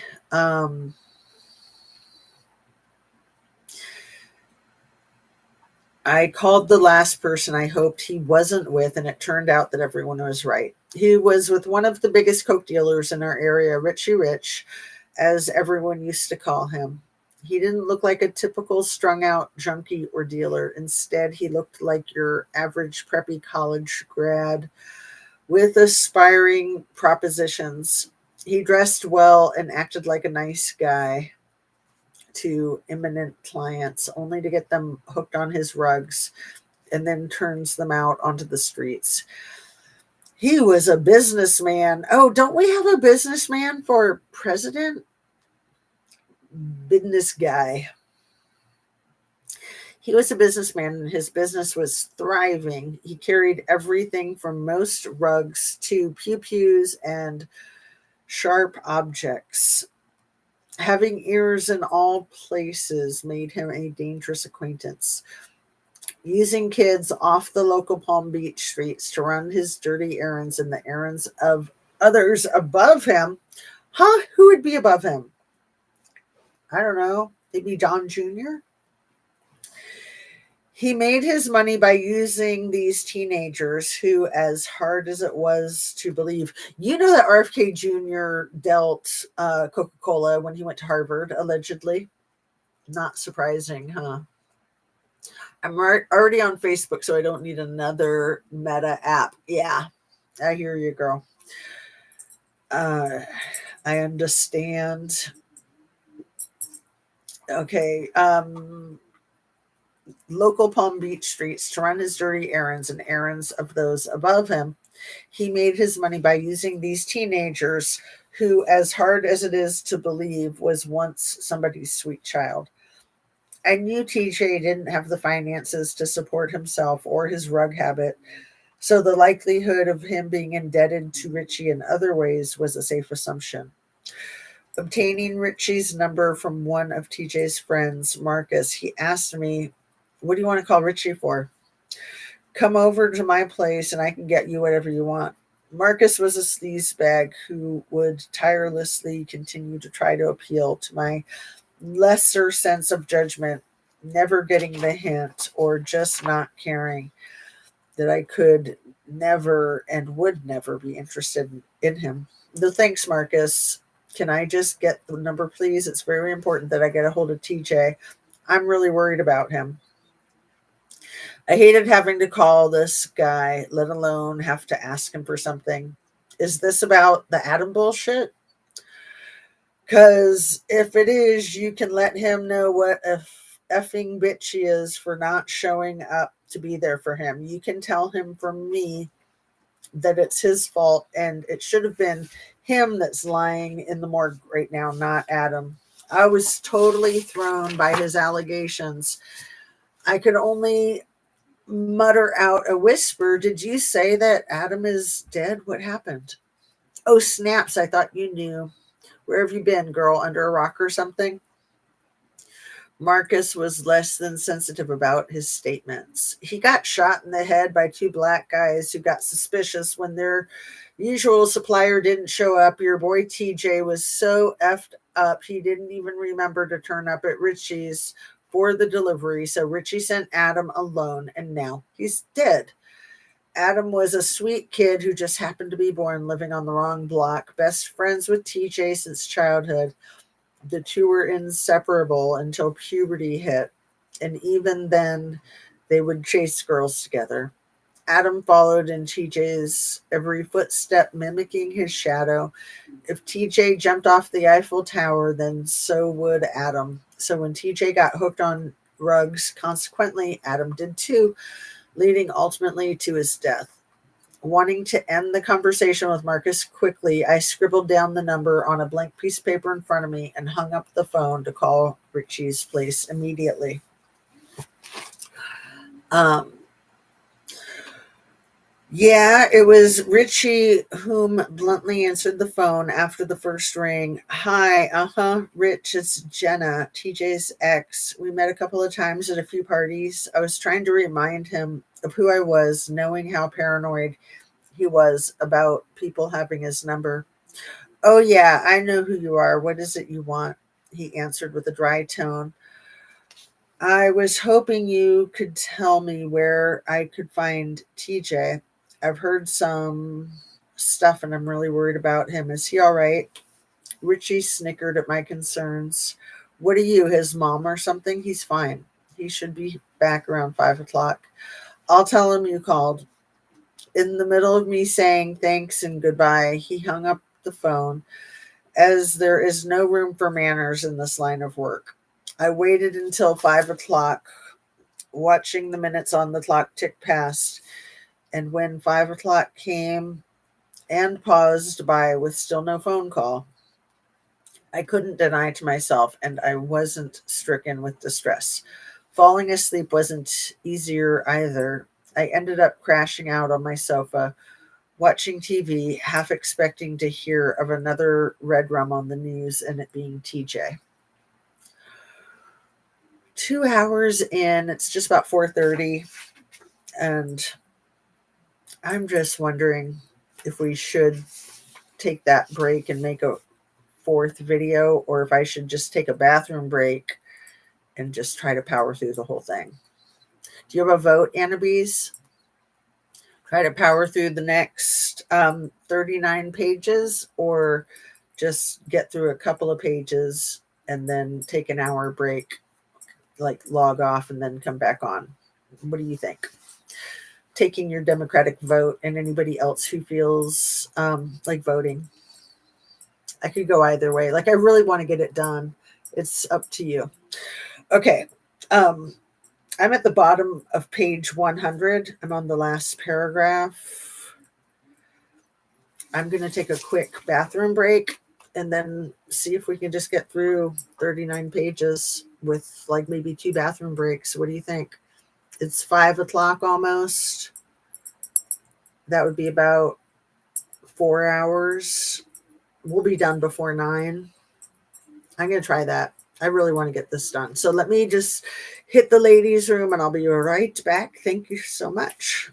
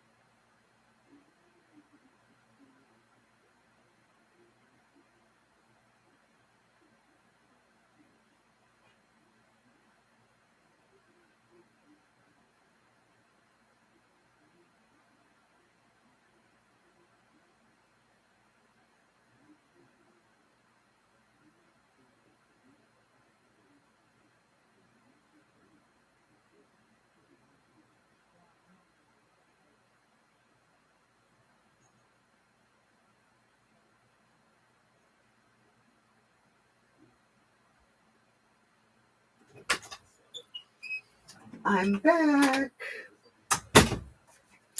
Man, it is hard. It is hard to read out loud, especially with the braces. I'll quit commenting too much. Oh, no, you're good, girl. I like your comments.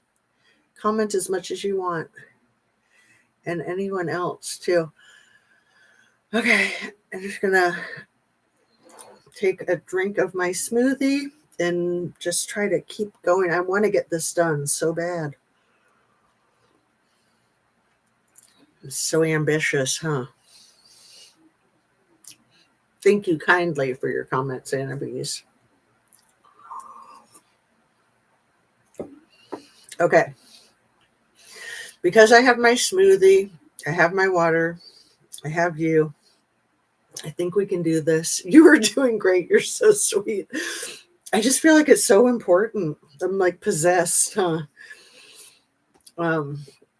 It's just my little contribution to true crime and politics, right?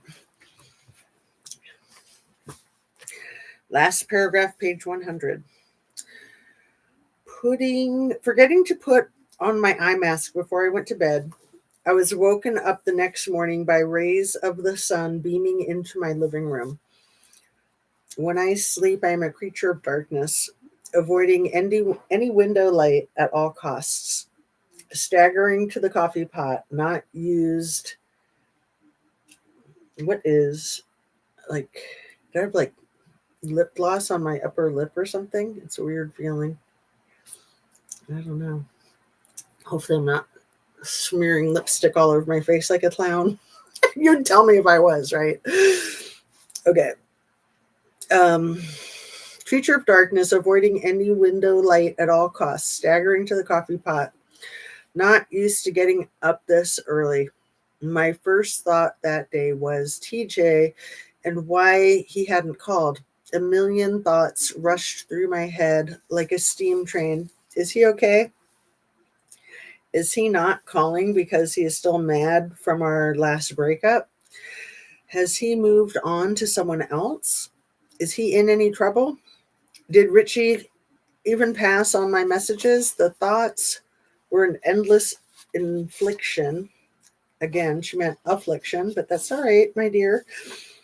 She's really smart. I'm not criticizing her for misusing the language. I'm kind of more entertained by it and trying to keep myself from being confused and keep you guys from being confused.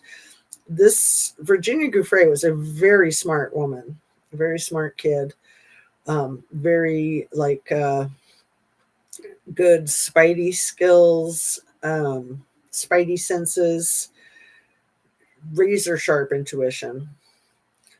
I mean, that's what kept her alive, right? But it kept her out of school too, so she didn't get like formal education. The thoughts were an endless infliction, consuming my entire day. Until finally he called my cell phone later in the afternoon. Relief swept over me when I heard his voice on the other end. Thank God you called. I've been so worried about you. Are you all right? I jumped in without letting him get past saying hello. Yeah, I'm fine. Richie told me you called his house looking for me yesterday and gave me shit for saying you were upset or something. What's up? I knew I would have to be delicate about asking what happened to Adam, thinking he'd be a mess over it. I heard from Marcus that something happened to Adam and I got worried about you. What is going on?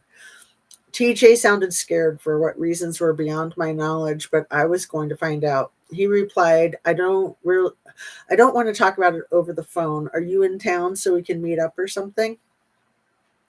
It was obvious I wanted him to know that I was more than willing to lend my shoulder for his problems. I'm home now if you want me to come over whenever you feel like it. He didn't hesitate in taking me up on the offer. So she said that, I'm home now if you want to come over whenever you feel like it. He didn't hesitate in taking me up on the offer. But I won't be able to get there until later. I'm downtown at Richie's place unless you want to come pick me up. Oh, Anna Bees, are you just buttering me up? I feel like my eyes are being opened. You look beautiful. Oh my goodness, you're so cute. You're beautiful too, my darling. You look marvelous. It's cute, but very sad that she didn't get the opportunity to have a good life. I know. It's really sad that she's deceased now. It's really sad.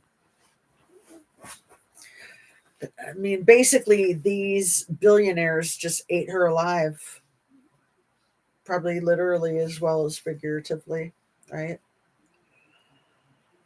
Um, did you see my last community post, Annabise, before the one that I put up last night about Erica being in the teen beauty pageant? The one with the hands like this, with the like food on the fingers. It's like a black woman's real bony hands, and it looks like cannibalism to me. Did you see that post? It's disgusting. Um, I was very trepidatious about posting it. It was a screenshot of like a short that came through on my feed, and I was like, "What the f is this?" It's so sick, but I would love it if you were to check it out. Here, let me see if I can pull it up real quick so you know what I'm talking about now that my phone is rebooted and unstuck. Let's see if it's unstuck. We can't assume, can we? What was I going to look up before? Do you remember when I was trying to look something up about, was it to do with like Melania or something? Um, let's see.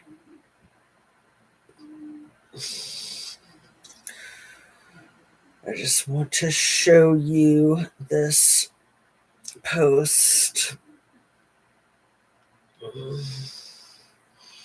Are you ready? This is really creepy. Like I said, I was very trepidatious about even um, putting it up on my community post. Did you see it? I mean, you can see it there, but had you seen it already? I'll look and see if you made a comment. Is that so effing disgusting? I think it's supposed to look like the 3D manicures. It's supposed to also look like she's deceased, in my opinion. And it's also supposed to look like cannibalism. It has two comments. Yes, somebody named, oh, Christine Herman. Oh, hey, cool. Yes, I've seen it as well, but went right by it. Don't know, didn't put two and two together either. Thank you for alerting me to this evilness. Oh, that's nice to see Christine there. And then who was the other comment? Patricia Moss. I can see it now, but I don't think I would have put two and two together if you hadn't alerted me. I didn't see it either at first. Like I screenshot it because it creeped me out, and it took me a while to put it together. But especially the hands laying like this, you only lay your hands like that when you're not alive anymore, in my opinion. And it looks like she's with the white background. It makes you think of like a plate, doesn't it? And then the fingers, just the fact that it's a black person, the fingers are so effing skinny. The nails are so effing long. It's totally, I think, just trying to kind of normalize cannibalism, basically. Um, you looked up when Melania met Little T. Yeah, but there was something else that I was going to try to look up when it was locked, so I shut it down. If it's okay, it might come back to us. If not, I'll catch it on the replay. I wonder how Christine is doing. I know, that's so lovely to see her. Little comment there. And I figured I'd get trolled by some Russian bots telling me that I was being all paranoid and delusional. Because that's how they roll, isn't it? Like, oh, you and your conspiracy theories. It's like, no, like, what the F is this crap? Okay. Um, where was I? It was more than a request and a favor to myself, which is what he was making it out to sound like. Knowing him all too well, I didn't make a fuss of his ill contemplated attributes. I got the address off him and made my way into the ugliness of the not so dazzling parts of the Palm Beaches downtown area.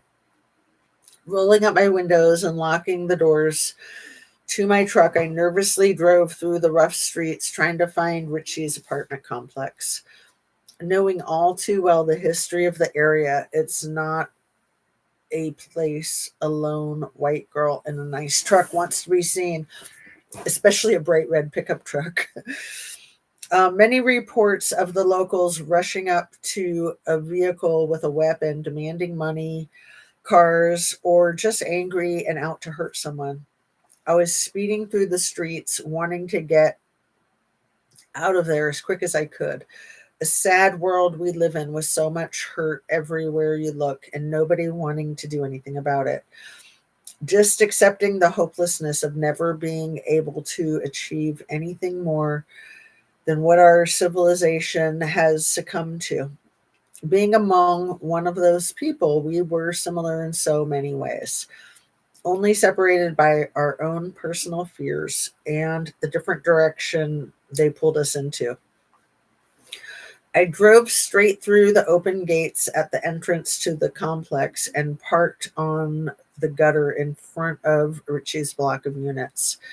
A crowd of people stood outside the blocks I was entering, being hit on and offered rugs simultaneously. My cheeks went flush and I put my head down, not saying a word.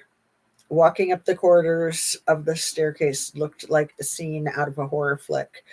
Graffiti covered the peeling green paint on the walls, and the pungent stench of something rotting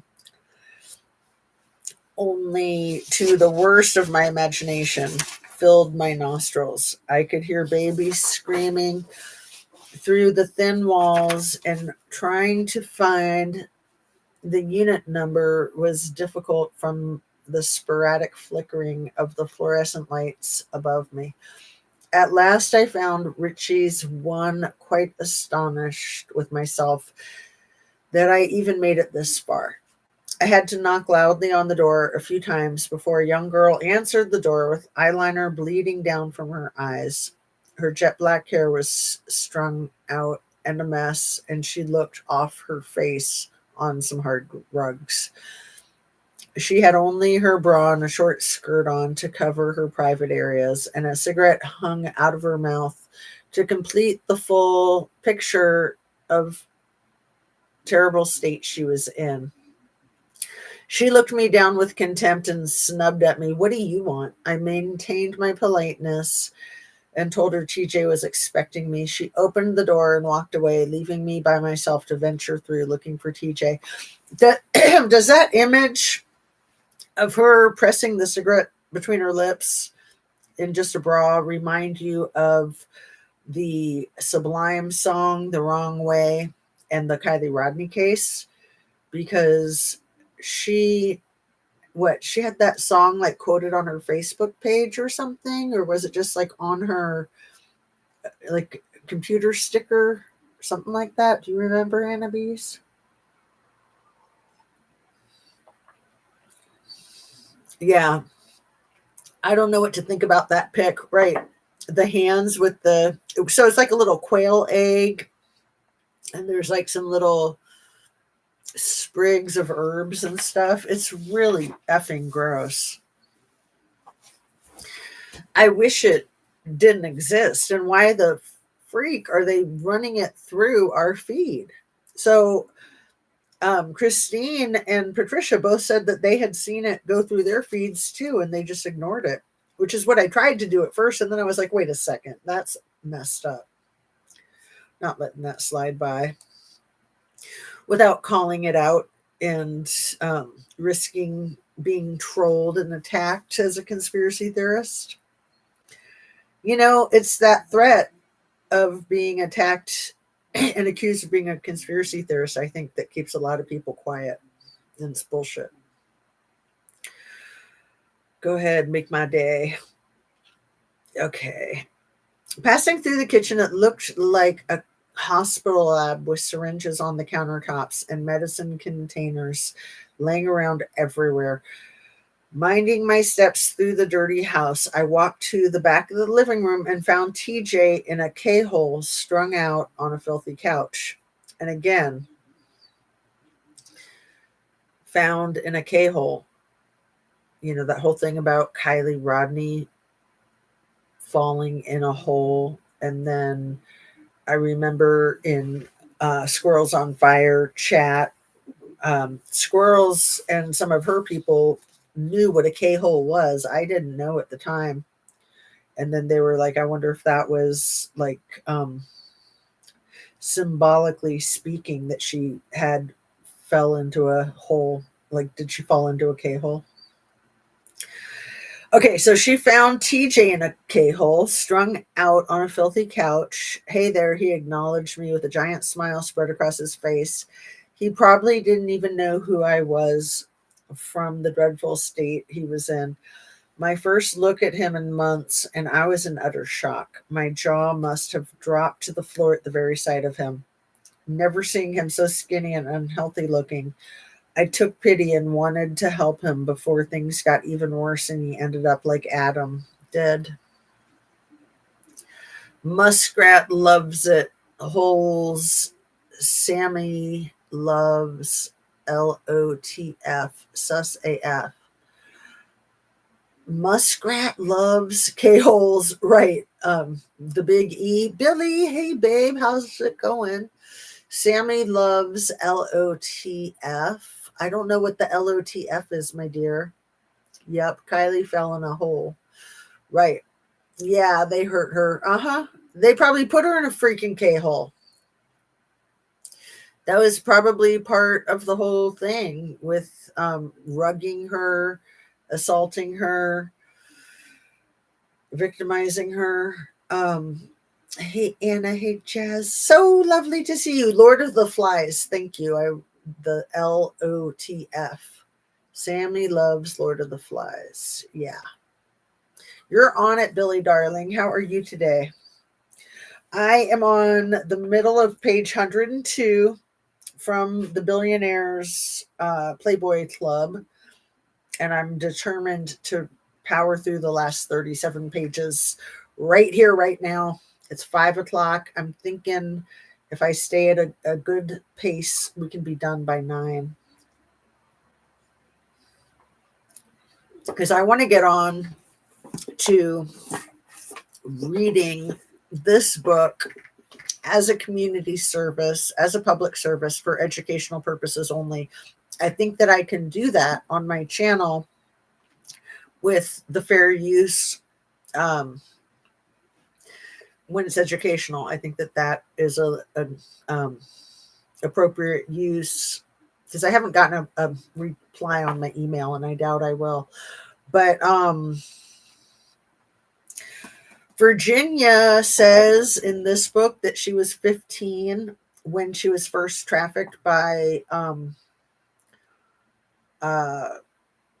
Eppinger. But in the Billionaires Club, same story, she says she was 13. And I just realized that when I was going to bed last night. Like, wait, shit's not adding up. And then I had a revelation about Erica Kirk, too. Do you remember what my revelation about Erica Kirk was, Anna Bees? Well, there's Billy, I found more evidence of her. I think you followed the Erica Kirk thing, right? More evidence of her having competed in the teen Arizona beauty pageant. So she was born in 1988. She was only a teen until 2007. That's when she was 19. And I believe that that's when she competed for Miss Arizona Teen. I don't think she won, but I've only found 3 places that mention it because it's been scrubbed. And why did they scrub it? So if you're curious to see the third thing that I had found last night, right before I came on live and did some of this reading, I posted it on my community tab last night. Um, yeah, Billy, I am with you 100%. I do not believe Virginia harmed herself at all. I don't even believe that her husband harmed her. No, I don't. I don't believe that he ever harmed her. I could be wrong about that, but I don't think that he was a domestic violence perpetrator against his wife. I think that's all part of the staging, kind of, laying the foundation for this crap. I keep saying they played Weekend at Bernie's with her. They are sick F's. Exactly, Anna Bees. I believe it totally. She went to all the trouble with this book and years of fighting back. No way. So this first time she wrote it, I think she's being more accurate when she says she was 13 when Ron Eppinger started trafficking her. But then she's got to muddy up the water with the years. Here, she says she's 15 when Ron Eppinger started to traffic her, because they're trying to lie about the number of years that she was in the clutches of Jizz and Little E. I think she was in their clutches from at least 1998 until 2002, but the official narrative is that she was in their clutches from 2000 to 2002.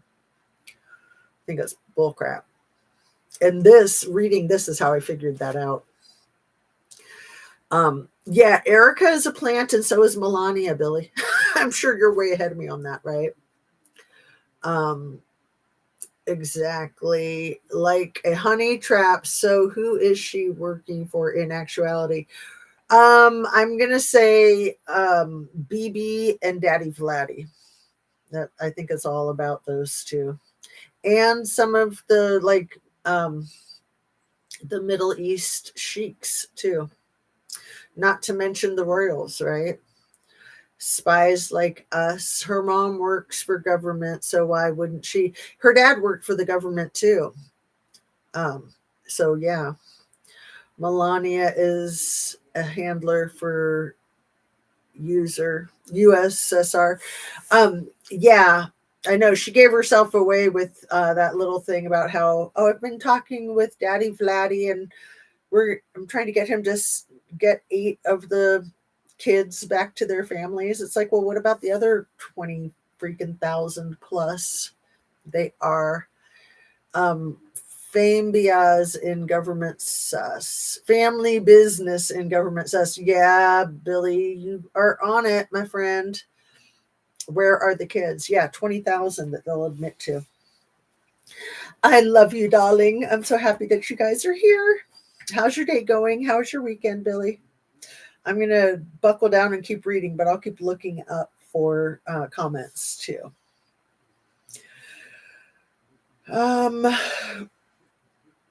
Before he ended up like Adam dead, I think is right where I left off.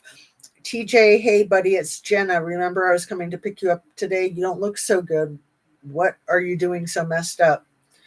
I might have read this part already. I don't think he could even understand what I was saying because he could only reply by giggling and rolling over. Yeah, I think that's right where I was, patting the couch as if it were a fluffy animal. I stood over him now and raised my voice so he'd know I was serious and snap out of it.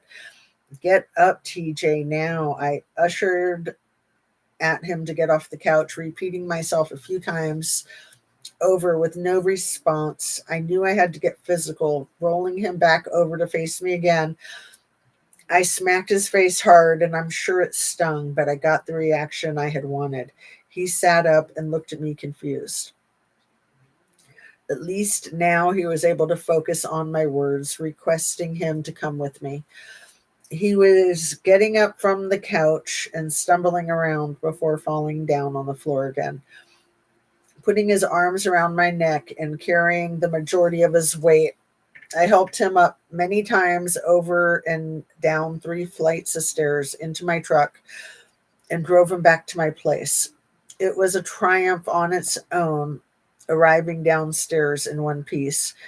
Being the only person who really cared if TJ lived or died, I felt like the responsibility of helping him was my concern alone. Thankfully, Jeffrey was in Palm Beach for the next couple of weeks, entertaining royalty, which gave me a little time to try to clean TJ up. I called a few of his friends that I knew and asked them not to score any rugs for him anymore, pleading with them and telling all of them he was on the brink of death, reminding them of the friendship between us all that once existed before the rugs corrupted so many of us. Some of them laughed at me, telling me I was wasting my time with TJ, and others were nice enough to at least lie to my face politely and promise not to help him beat his addiction. I just wanted to remedy all of his pain and problems, but I felt so helpless fighting his battle against the streets. I bought some marijuana for him to smoke, hoping to subside the withdrawals he was facing over the next few days, but with no avail. The only thing that would help him was my Xanax. A few of those pills, and he would go back to sleep, only waking up to get more of them. I would have to force him out of bed to have a shower once a day and make sure he ate something. He was more like a baby right now than he was a boyfriend, too much in need of something I couldn't give. Billy, they are in slavery or worse, used their skin, drink their red stuff, etc. Mm-hmm. Yep. How are the rich and powerful going to stay rich and powerful and young without being vampires, right?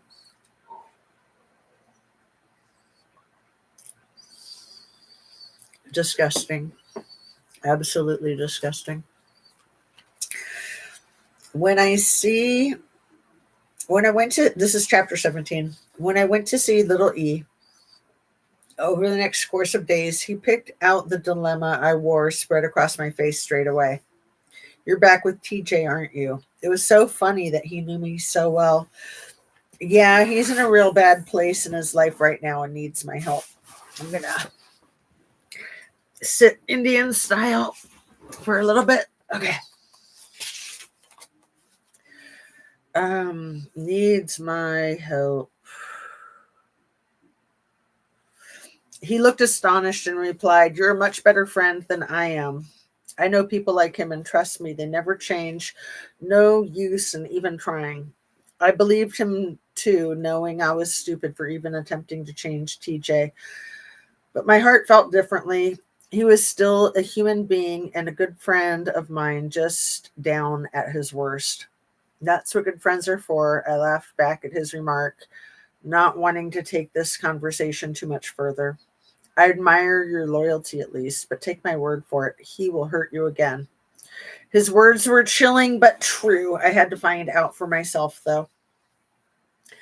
Almost seeming like an actual friend for a second, he ruined his brief momentary image by turning over from the unfinished massage that I was giving him and acquired his sexual longings from my worn down soul. Not only did he know that I didn't want to endure any more demands tonight, but his energy enhanced from knowing it too. Looking up at him during foreplay, it was an easy observation from the look in my eyes that I hated every minute of it, seeing through all of my duties until he climaxed, seething through all of my duties until he climaxed. Excuse me. Most days I could take this kind of treatment, but it was only seldom I couldn't hold in the way little E disregarded my feelings. He had me just where he wanted me. Like a pawn piece on a checkers board, I was his own personal sex slave. So it's funny that she says pawn piece on a checkers board because a pawn piece is from chess. And a checkers board is the same thing as a chess board. But again, it's just, that's what happens when you drop out of school. I mean, she was probably 13 when she dropped out of school. She probably got very little schooling. Even earlier than that, she got very little schooling, probably from like the time she was 11, I think was when she first ran away. Or that was the first time she was put into a group home. And then 13 is how young she was allegedly in this manuscript when she first ran away, but she probably ran away even younger. She just doesn't want to say. But yeah, I think she was younger. Look at Kris Jenner lately. Oh my God. Anna Bees, I can't stand that woman. It was her like 66th birthday at the Astro World Travis Scott Satanic Panic. She's really disgusting. Really, really disgusting. Okay. But I hear ya. I feel ya.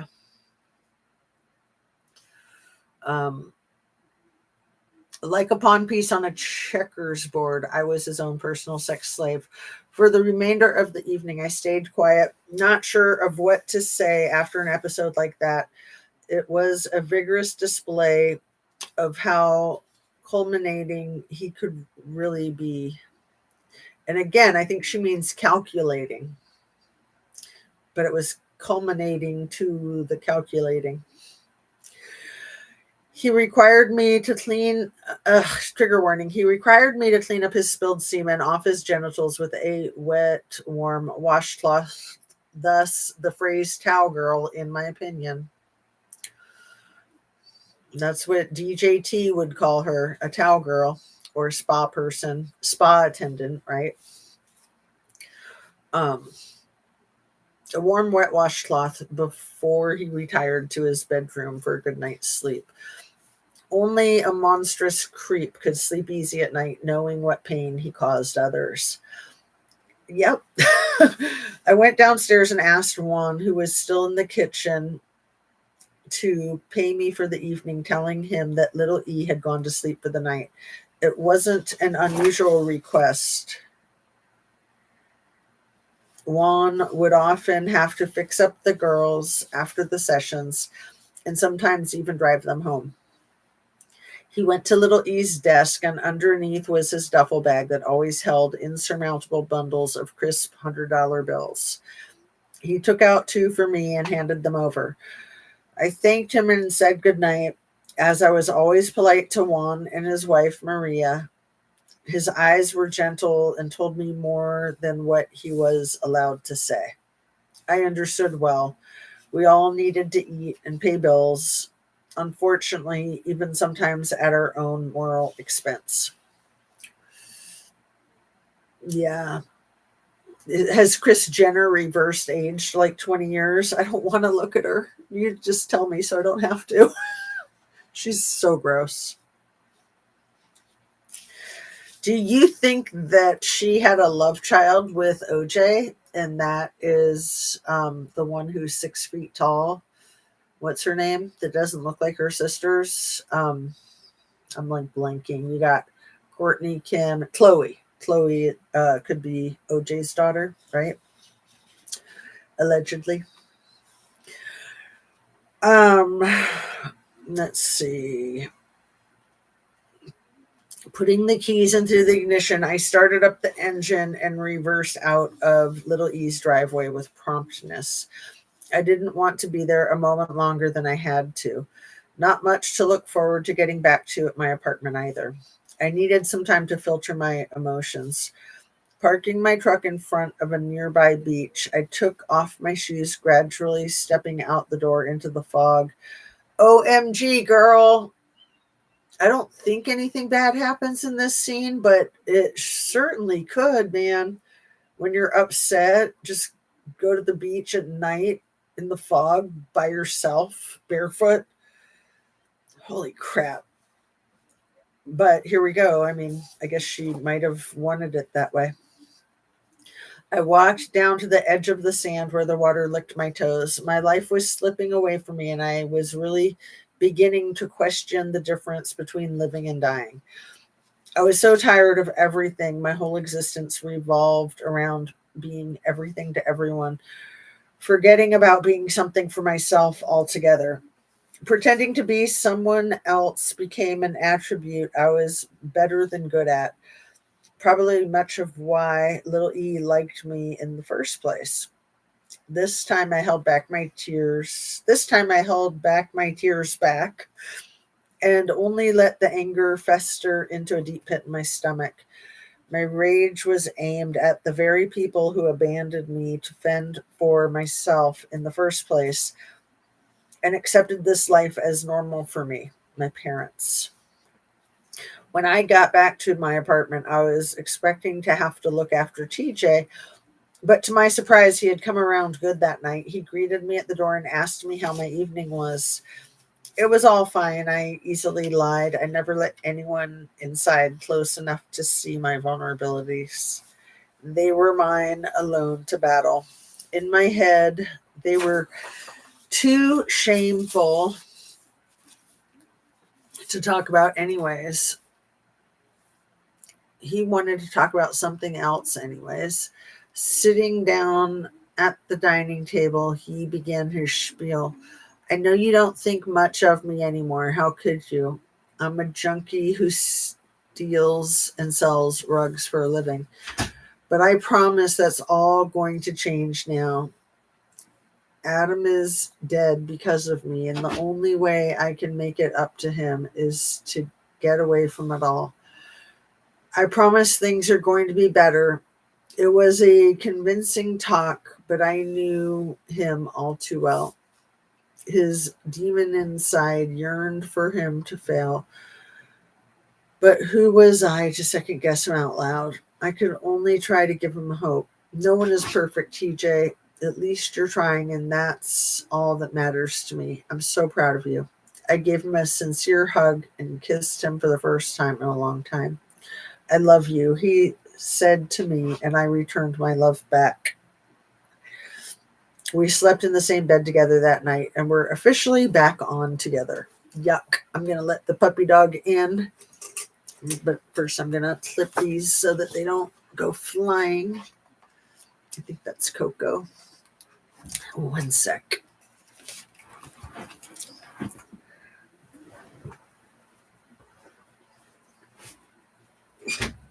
Hey, baby, come on in.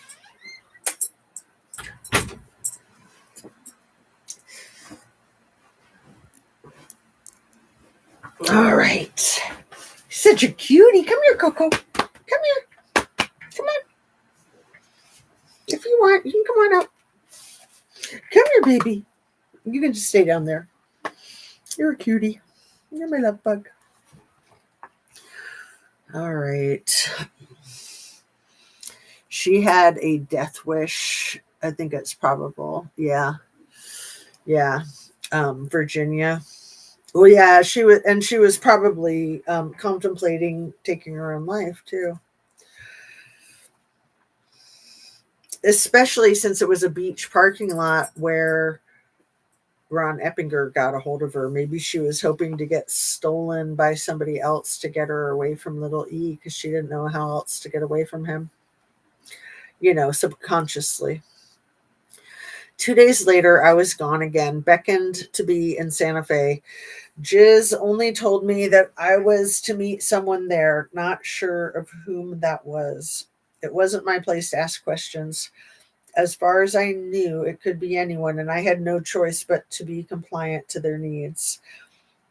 It was the middle of the day when I arrived at the airport. One of the ranch hands came to pick me up in a big work truck that smelled like dirt and sweat, but I didn't mind. That's what I loved about the countryside. When we arrived at the mansion, my guest was already there waiting for me. I couldn't wipe the look off my face as he turned around from the bookshelf that he was standing at. Hello, that same old cheesy grin greeted me once again. It was His Highness Prince Andrew, and what a sight. He wrapped his arms around my waist and greeted me like an old friend. I hugged him back, rolling my eyes at the same time, already dreading what lay in store over the next couple of days. My job was to entertain him endlessly, whether that meant having to bestow him my body, during an erotic massage or simply take him horseback riding. For the next couple of days, he was to be my only concern, but he wasn't. I called in checking on TJ a few times a day, not wanting to be a nag, but just hoping he hadn't had any thoughts about relapsing. He was doing great, even applying for a couple of jobs. Being reassured by him made my time away less complicated, and thankfully, with the help of my ever ready Xanax, I was able to cope with the ordeal. It's like she had to babysit this man baby, huh? What a pathetic excuse for a life. What a waste. Not her, of course, him. The mansion was completely empty, save a couple of maids who also cooked our dinners for us, and a couple of bodyguards that we hardly even saw at all. The time dragged by slowly for me as I was coming down the hours until I flew away again. Anywhere but here, I thought. It wasn't easy meeting the sexual desires of these strange men, the prince being one of them. He loved my feet and even licked in between my toes. Then there was the lack of passion in the intimacy we shared. To him, I was just another girl, and to me, he was just another job. Not the right reasons to be together. But I thought in this world and to these monsters, there didn't need to be a reason. Let's see. To them, it's nothing but a reenactment of their personal fantasies. To me, it was a living nightmare. Thankfully, one of Little E's assistants from New York called me on my cell phone early in the morning on the second day to fill me in on my next adventure.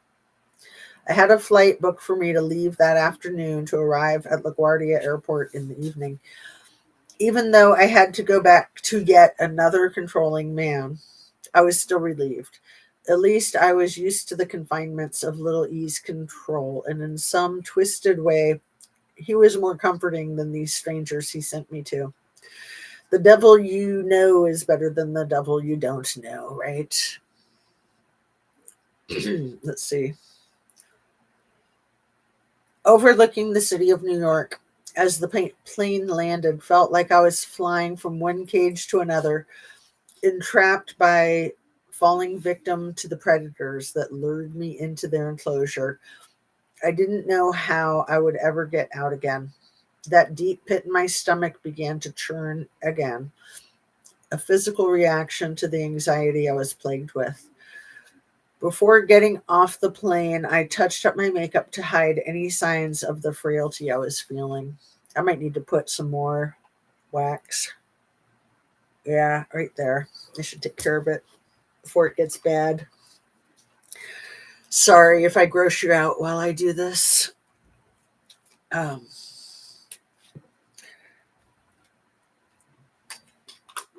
so much fun having braces. You guys, I'm telling you, my teeth are so perfectly straight. It's crazy.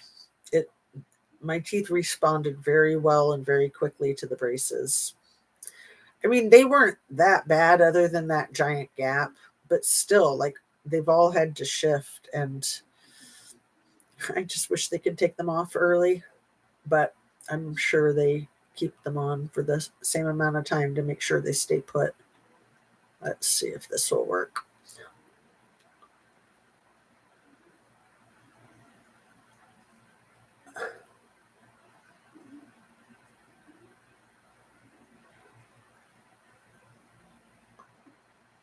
It is really good, Annabees. Thank you.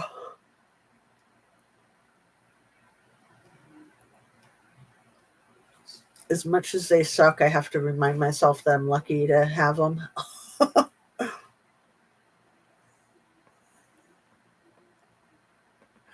I just now wish that I had opted for the Invisalign so I wouldn't have all this metal. The metal is ridiculous.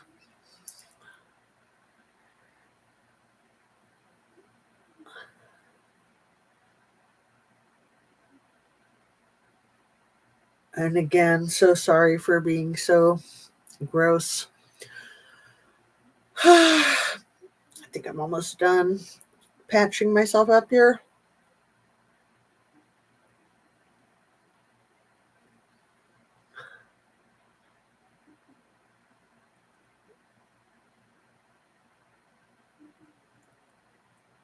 One more little piece right here.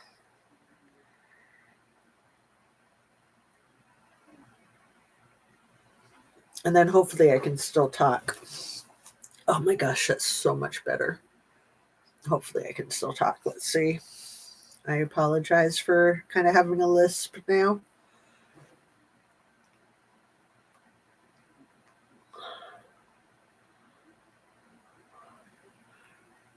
Huh. I think I was right here, flying from one cage to another, entrapped by falling victim to the predators that lured me into their enclosure.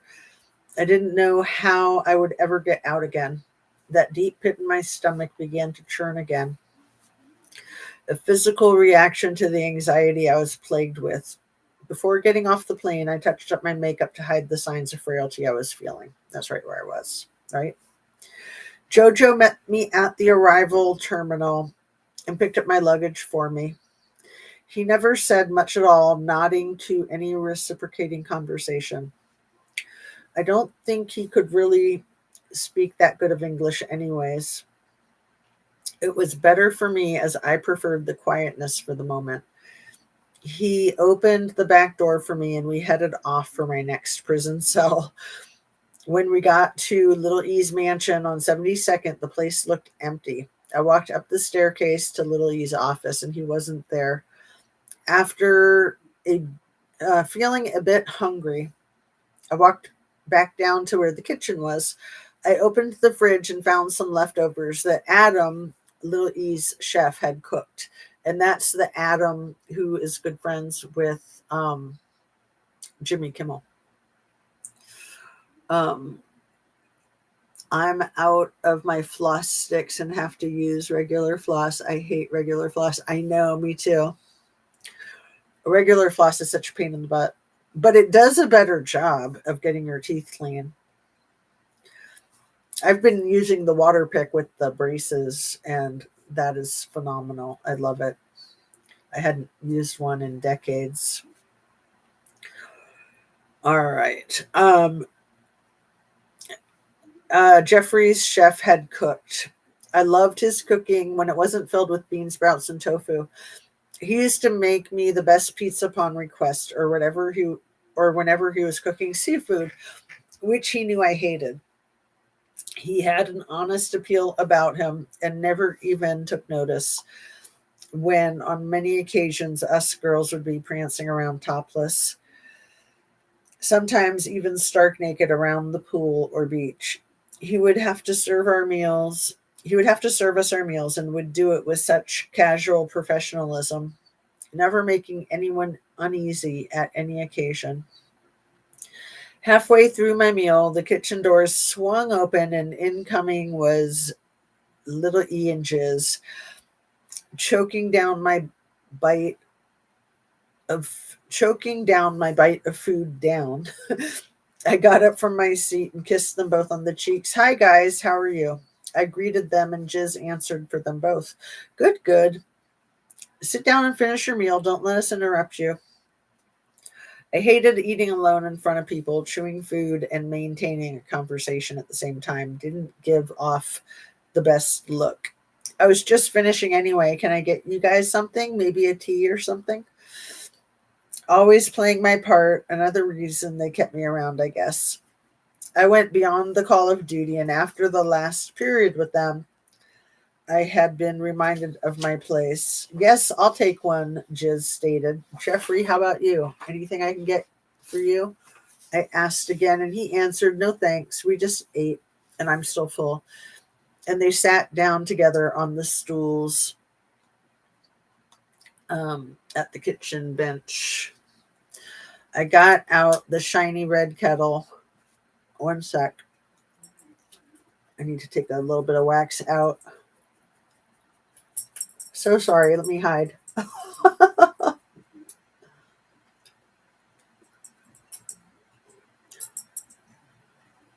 That should be better. I got out the shiny red kettle from the cupboard, knowing my way all too well around the kitchen, and put it over the hot plastic plate. Put it over the hot stove plate. Where did I get plastic out of that? Nowhere. Okay.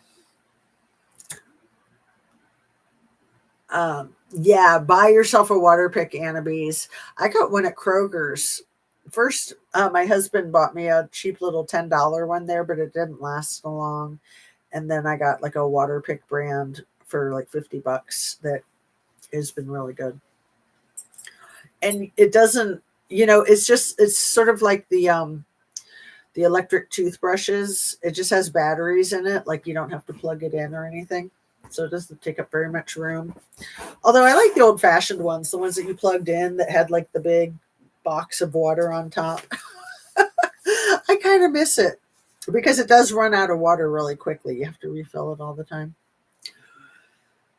All right. Put it over the hot stove plate. Turning around to face them, I thought they were acting peculiar. So Jiz started the conversation.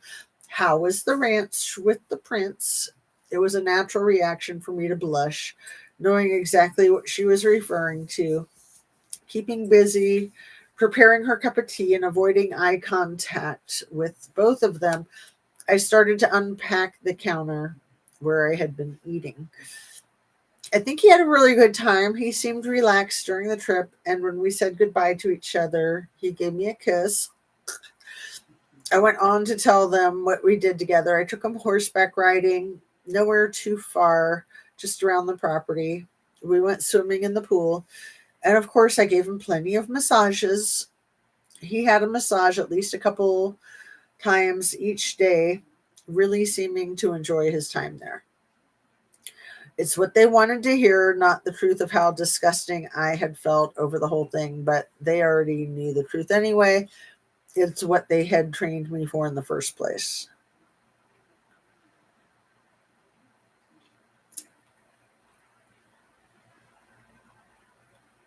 Oh, one sec. Okay. Like two proud parents, they both looked over me with such content. Good, you did really well, little E complimented me, turning around to the boiling kettle. I finished Jiz's tea for her, and the conversation led on to other subjects. We all ventured up to Little E's office, and out came the infamous duffel bag that went wherever he did. I was given close to $1,000 for my time in Santa Fe, more than what I thought anybody my age could make for a couple of days' work. It was fulfilling the obscene, vulgar needs of the so called privilege that earned me so much. Chapter 18. I spent the next few days in New York, venturing out to do some shopping therapy. I loved the eccentric parts of the city. Every street was different, but the same energetic vibe filled all of them. Animated with all different walks of life, hanging out at coffee shops, reading the newspaper or a good book was a favorite pastime. While in the Big Apple, being close enough to get back to Little E. Is that like a piece of wax? I think it is. One sec. Um,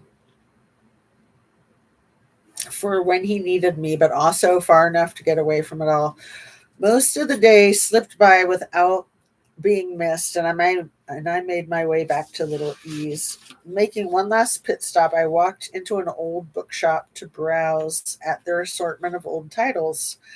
I wasn't in a hurry, so I took my time reading the backs of interesting looking books.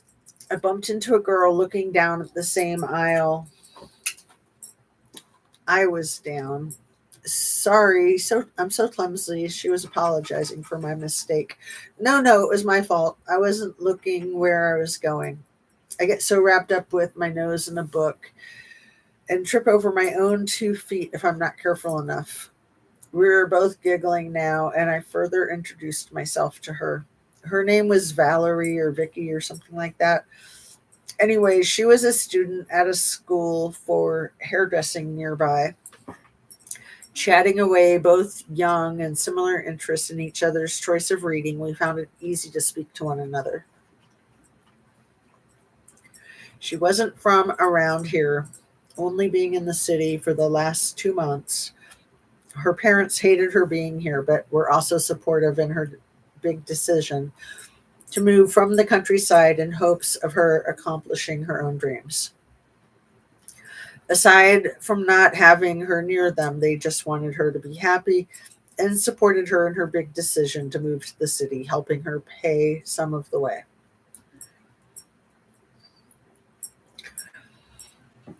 She was a pretty girl with cherry red hair and soft white skin.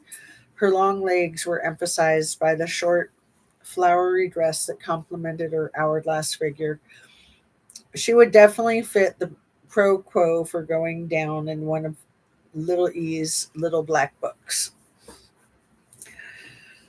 Only imagining the look on his face upon meeting her, I could already see his sly grin spreading from ear to ear, knowing exactly what he would do with her. It's like the freaking big bad wolf in Little Red Riding Hood.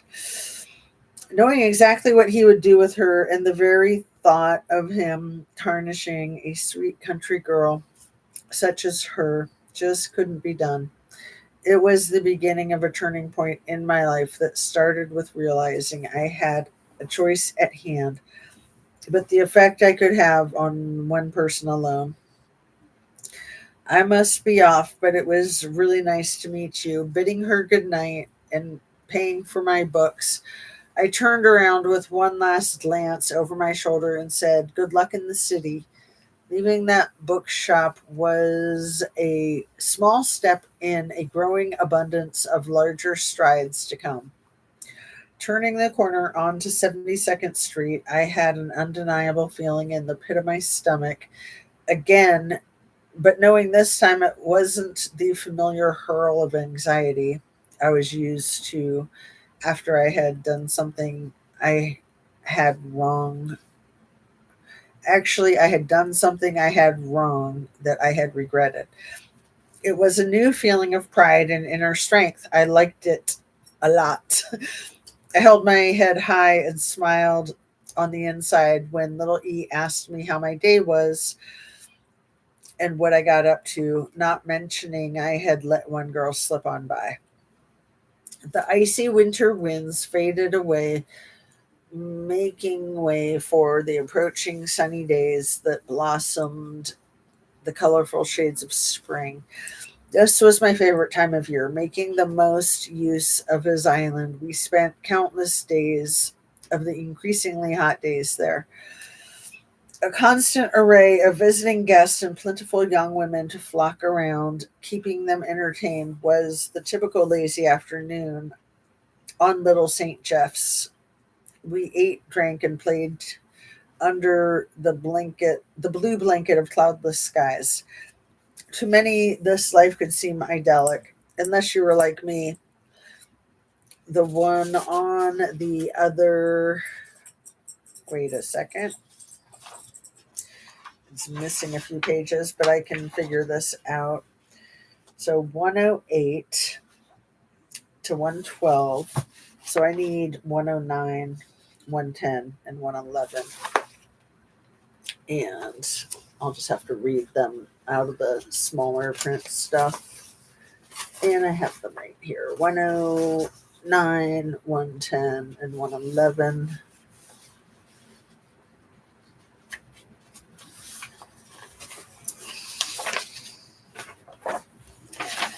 So, yeah. All right. To many, this lifestyle could seem idyllic unless you were like me, the one on the other side of the fence, where the grass wasn't so green. Fortunately for me, and in some ways not, I was mostly expected to attend to only little E's insurmountable of sexual desires, whereas the other girls who came one day and went the next were promised a multitude of open doors just for their meager participation in sexual acts with random men, only to be disappointed when they realized they were nothing more than a single night out for these geriatric senior citizens who most likely, due Alzheimer's, would sooner forget the entire experience, let alone their first name. Cute, huh? Let's see. I am going to need to take a quick bathroom break. My apologies. And we're getting down to those last 30 pages. Dun-dun-dun-dun. That should be 3 hours. We're getting there bit by bit. 1 second.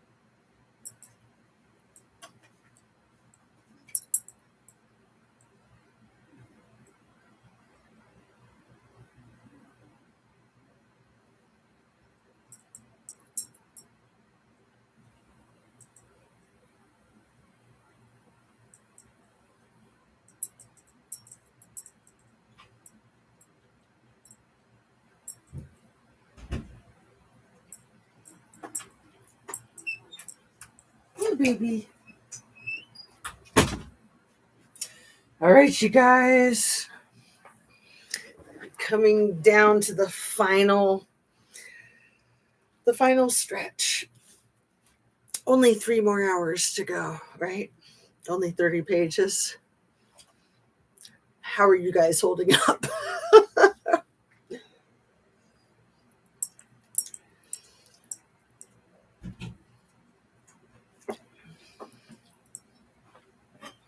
I'm going to switch over to water for a little bit.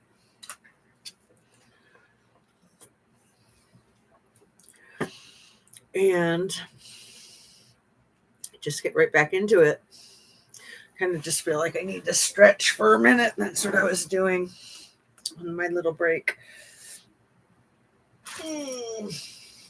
But I'm so excited to get this done.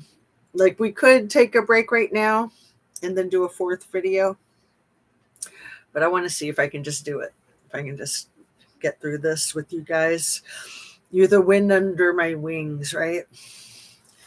So I think it's important to understand these 2 stories and the inconsistencies between the 2, I think, are some of the most significant information. Sorry, I was looking up Virginia's pics. Oh, you're fine, Annabise. The black and white photo that I used for the thumbnail for the last 2, and then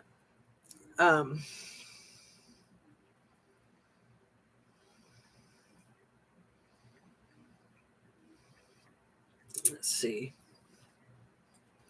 I was going to see if I could get um, the same photo on, yeah, the black and white photo of Virginia. I'm just changing it on this video right now, the thumbnail. So it's the same black and white image for the 3 videos that go with the Billionaires Club thing. And it's such a good photo. I forget whose video I saw it in. I think, yeah, it was on 60 Minutes Australia. There was a couple of pictures of her I'd never seen. So my goodness, as I'm showing it to you, I realize she resembles me when I was that age, but she also resembles Kylie, right? Man. And here's another one that is from that 60 Minutes Australia that is very unusual. It doesn't even look like her. Yeah, people look so different in every picture.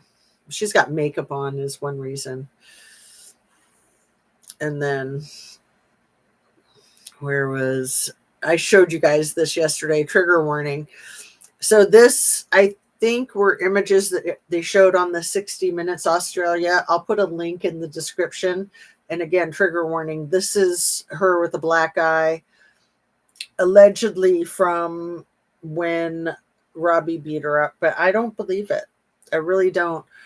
And Billy, if you're still here, you can probably educate us on that whole thing with the panda eyes. Like, remember when Scammy posted the picture of herself with the black eye?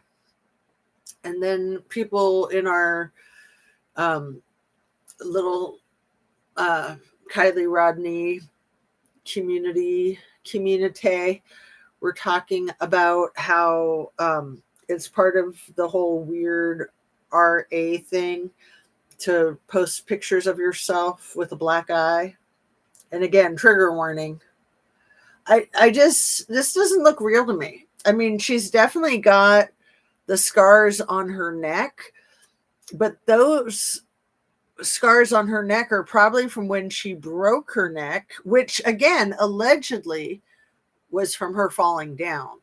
That could be bullcrap. She might have been beaten to near death by the same people that took her out. I'm going to show this again because it's so hideous. So the story was that she got malaria and some other disease from a mosquito bite on a 3-week camping trip to visit the butterflies. And that then, due to the illness and the medications, she fell down and hit her head and broke her neck. And then she had to have a couple of neck surgeries. So I don't know. Here's another picture of the close-up. Like, I don't know. Why the close-up? And again, sorry, trigger warning. I mean, the purple above the eyebrow, the red below the brown. That is like the worst black eye I've ever seen in my life. Just don't think Robbie did that to her. But then she's got like the bruise under the chin. And then the other eye is just like slightly bruised, again with the gash over her eyebrow. And like her chest, like literally just looks dirty. Like the discoloration on her chest. It's so disturbing. But yeah, what a beautiful picture of her. And doesn't she look so much like Kylie? Dang. And like I said, that's I'll get back to my reading so we can stay focused. But for a second, so this is a screenshot of our dear leader staring straight ahead when there's not only the medical emergency with this guy on the floor. Why are they holding his feet up in the air? Why in the world are they holding his feet up in the air? That is so curious. And then this one, before he's staring straight ahead, before the dear leader is spacing out, staring straight ahead, when he's kind of turning around to look and see what's going on. And then you got Howard Lutnick, I like to say Nutlick, right there. The guy holding his nose. Literally makes me wonder, is Howard Lutnick holding his nose because the smell of Don's diaper is so bad? And was that other guy holding his breath because he couldn't stand being behind him and the smell? Because I've heard it's that bad. I don't know, man. Dementia Don. Wow, it's pretty bad. I hadn't seen them that bad. Yeah, to get his blood back to his brain. Oh, thank you, Annabise. Thank you, thank you. You're so smart. I was just like perplexed. I'm like, what the F? Totally makes sense. Yeah, again, I took the pictures, the screenshots of Virginia from a 60 Minutes episode that I watched on YouTube, 60 Minutes Australia, and I'll put links in the description to that. That's where I got all those images of her. I always like to give credit to where I screenshot people's images when I can remember. Let's see, where am I now? I think I was right here. Yeah, right here. These geriatric senior citizens who most likely do Alzheimer's would sooner forget the entire experience, let alone their first names. Surrounded by those in our world who many looked up to, but not seeing them from where I was standing, I didn't have the highest standards in humanity. Then I met Al Gore and his lovely wife during one of those many weekends away in the Caribbean. I was blown away by the amount of attention Al doted on his wife. It was so sweet to watch. They sat next to each other at the dinner table, gazing into one another's eyes, having an intimate conversation between them. Among the many guests visiting that night, and many of them young, beautiful women, not once did Al's eyes stray elsewhere. To them, they were the only ones there. He was up for the presidential election that year. So this was the year 2000. But she tries to misrepresent it as a year or two before or after. I forget which. But he was only up for the presidential election in November of 2000. So the way this reads, this was that year, right? I'll read that part again, and then I'll try to just keep on going.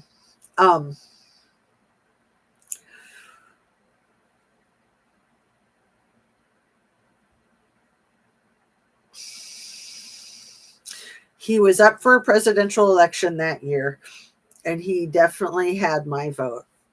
Anyone that could show that much devotion and passion towards his loved ones could have the same devotion towards running a country, or at least I thought so. He only left his wife's side to have a walk down the beach with the host of the weekend, little E. The weather was still warm in the evening when I decided to break away from the idle chat around the table and take a stroll too. Not wanting to interrupt the conversation between little E and Al, we should call him AI. Or A1 steak sauce, right? Call him A1. They got to get the A1 back into the schools so that people can get more educated, right? That's Virginia's problem. She just didn't have enough A1 in school. Okay, not wanting to interrupt the conversation between little E and A1, I walked in the opposite direction, plucking the washed up seashells embedded in the sand along the way. I enjoyed the serenity and the solitude of the island. So many nooks and crannies to get lost in. I could imagine that I actually disappeared from the entire world for a moment. But the time I came back to the main house, majority of the small crowd had been long gone, retired to their cabanas. Even little E had gone off to bed. But trust party animal Jizz to still be up entertaining the remaining guests left at the table, regaling her wild stories of people and places she has embarked on. Trying not to make eye contact as I walked past them on my way back to my cabana, carrying my seashells inside my curled up blouse. I wasn't up for any more pointless talking tonight. Emptying out my seashells into a plastic bag, I went over my new treasures one by one. I loved collecting odd things, shells being one of my favorites. Jiz and I shared that interest together. We would enjoy walkabouts around the island, searching for the lost pieces of remnants that pirates had left behind centuries ago. It was mostly broken plates or smashed glass from bottles of ale, and even occasionally getting lucky enough to find some old coins here and there. It wasn't easy, though. Both loving a challenge, it was perfect for us. Enduring many scratches from the bushes we would be searching through, and then the sore arms from digging all day.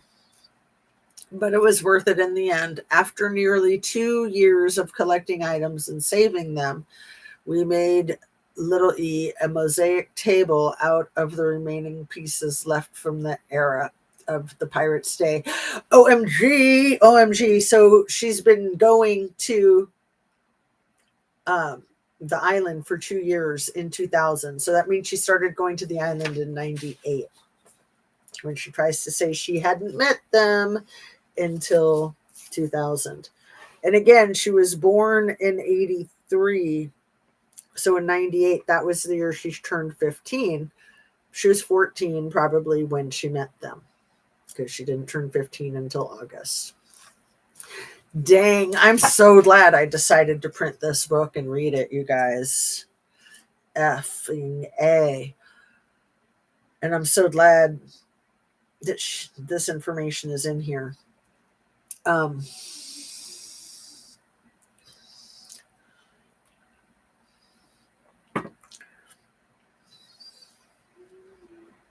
Let me grab my highlighter pen with that, because that is important.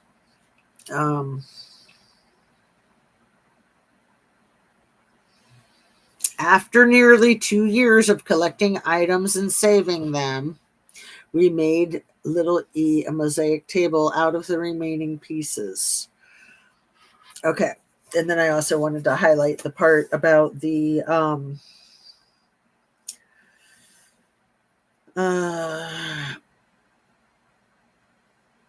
he was up for a presidential election that year. Okay. Clues. I feel like Blue's Clues. A clue. Okay, we made Jeffrey a mosaic table out of the remaining pieces left from the era of the Pirates' Day. Upon completing it, we were both astounded in our creation. It was such an item of rarity and an interesting piece of work. When we presented it to little E,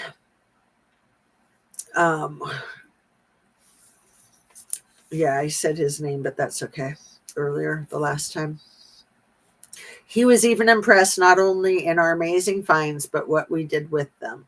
The table became an important work of art that little E showed off inside the main house's lounge room, sparking much intrigue and table conversation by many of the visiting guests to his island. The next morning was goodbye for most of our visitors, leaving just the usual behind, the usual suspects. Soaking in the sun and living it up in the lap of luxury is how the next few weeks were spent before having to get back to the dredge of the city. Sometimes we'd have to go to St. John's Island for little E to do some work in the office. It was so boring for me to sit there listening to him on the phone or coming down on some poor employee for something stupid like not answering the phone correctly. If I knew he was going to be a while, I would excuse myself for a bit of shopping. Not that the Caribbean had much to offer in the world of fashion, but there was never an amount of bikinis one girl could own. And I loved all the little knickknacks one could find there. Flying back on a private jet was the best part because I could transport just about anything I wanted back to my apartment, which was already filled with an assortment from my shopping ventures and collection of seashells from the Caribbean. The next big dinner party on the island had another significant guest.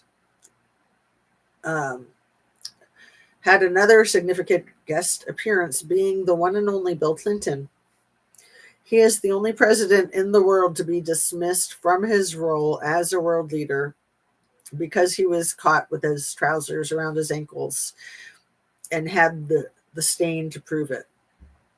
Publicly humiliating his wife and himself, he retired from his title, but not from his lifestyle.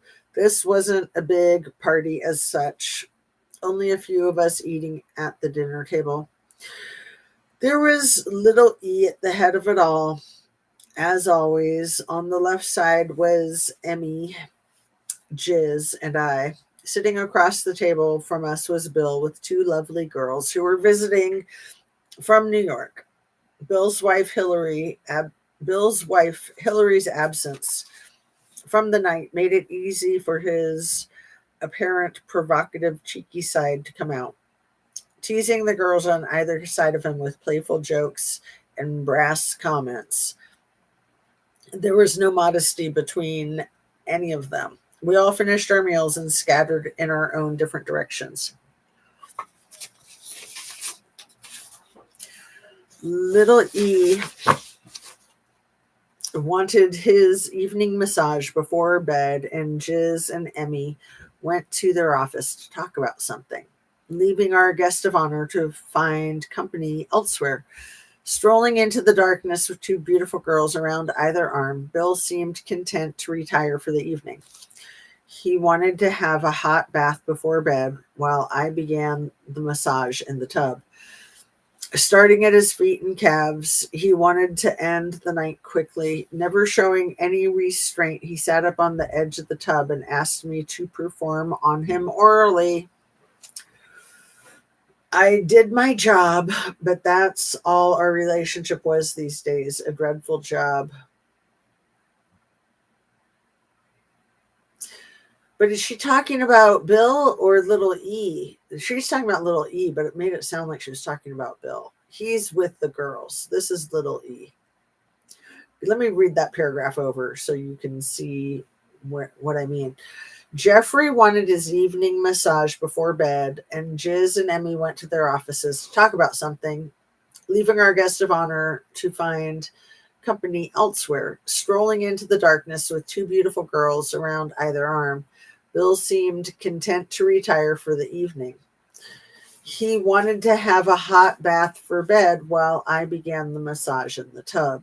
See? It sounds like she's talking about Bill, but she's not. She's talking about little E.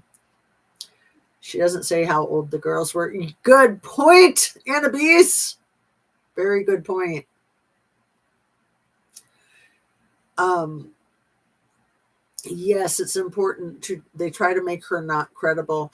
What is it that comment was 5 minutes ago, about them trying to make her not credible, about what's important, if you don't mind putting it into the comment section so I can connect it. Thank you in advance. But yeah, great point, Annabise. Okay. He wanted to have a hot bath before bed while I began the massage in the tub. Starting with his feet and calves, he wanted to end the night quickly. Never showing any restraint, he sat on the edge of the tub and asked me to perform on him orally. I did that. I did my job, but that's all our relationship was these days. A dreadful job. Getting it over and done with it as quickly as possible was my hope, but I couldn't let him pick up on those vibes. To make him enticed, I had to act like his little porn star, knowing exactly how he wanted it. Oh, about her age. Um, yeah. Yep. Uh-huh.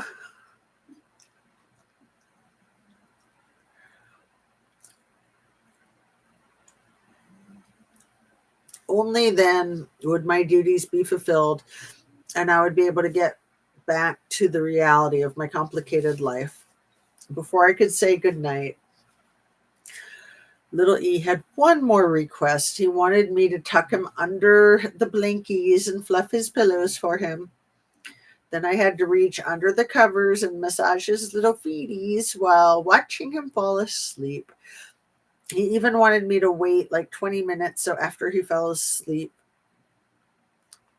um, before I could leave. It wasn't unusual for him to ask it, but God, I hated it. Never offering it. I would always wait for him to request it. Once he was snoring gently, I wiped my hands clean of the lotion and quietly closed the doors to his room. Making my way up the outdoor spiraling staircase, I felt the breeze blow through my hair and looked up to the heavens. The stars shone so bright out here in the middle of nowhere with no big city lights, excuse me, to hinder their effect. I could get lost in time staring into them. No matter how far gone, I really felt there was always something about a simple caress from the wind or the reflection of a star sweeping sky in the black, glossy ocean that would always remind me of my fond love of nature's blessings. Back in New York, there was nothing left of nature to adorn. It, it was a dwelling for those who no longer saw the use for trees without cages or blue skies without clouds of man made fumes and gases.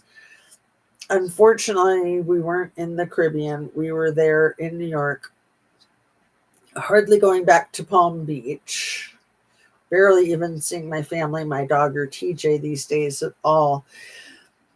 In my parents' heads, I was all grown up. Oh, I'm sure that was intentional, right? That little E knew she was back together with TJ, so he kept her away from Palm Beach because he's a little bitch. Oh, because he wants to keep her off balance. Like he wants to keep her dependent on him for everything. You know how abusers are, right? Ugh. Isolate. That's the first thing you do. MF.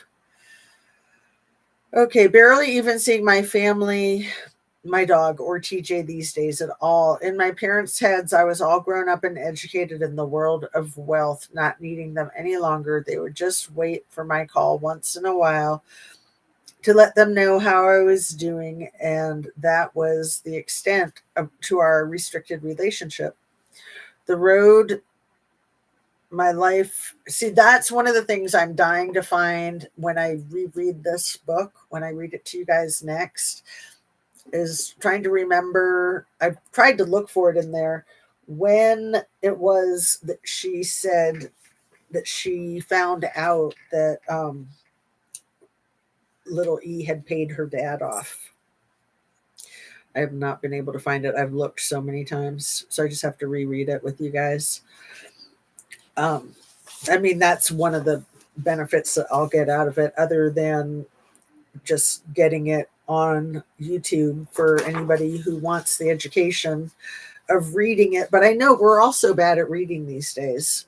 There's no embarrassment in that. It's just a thing of the times, I think.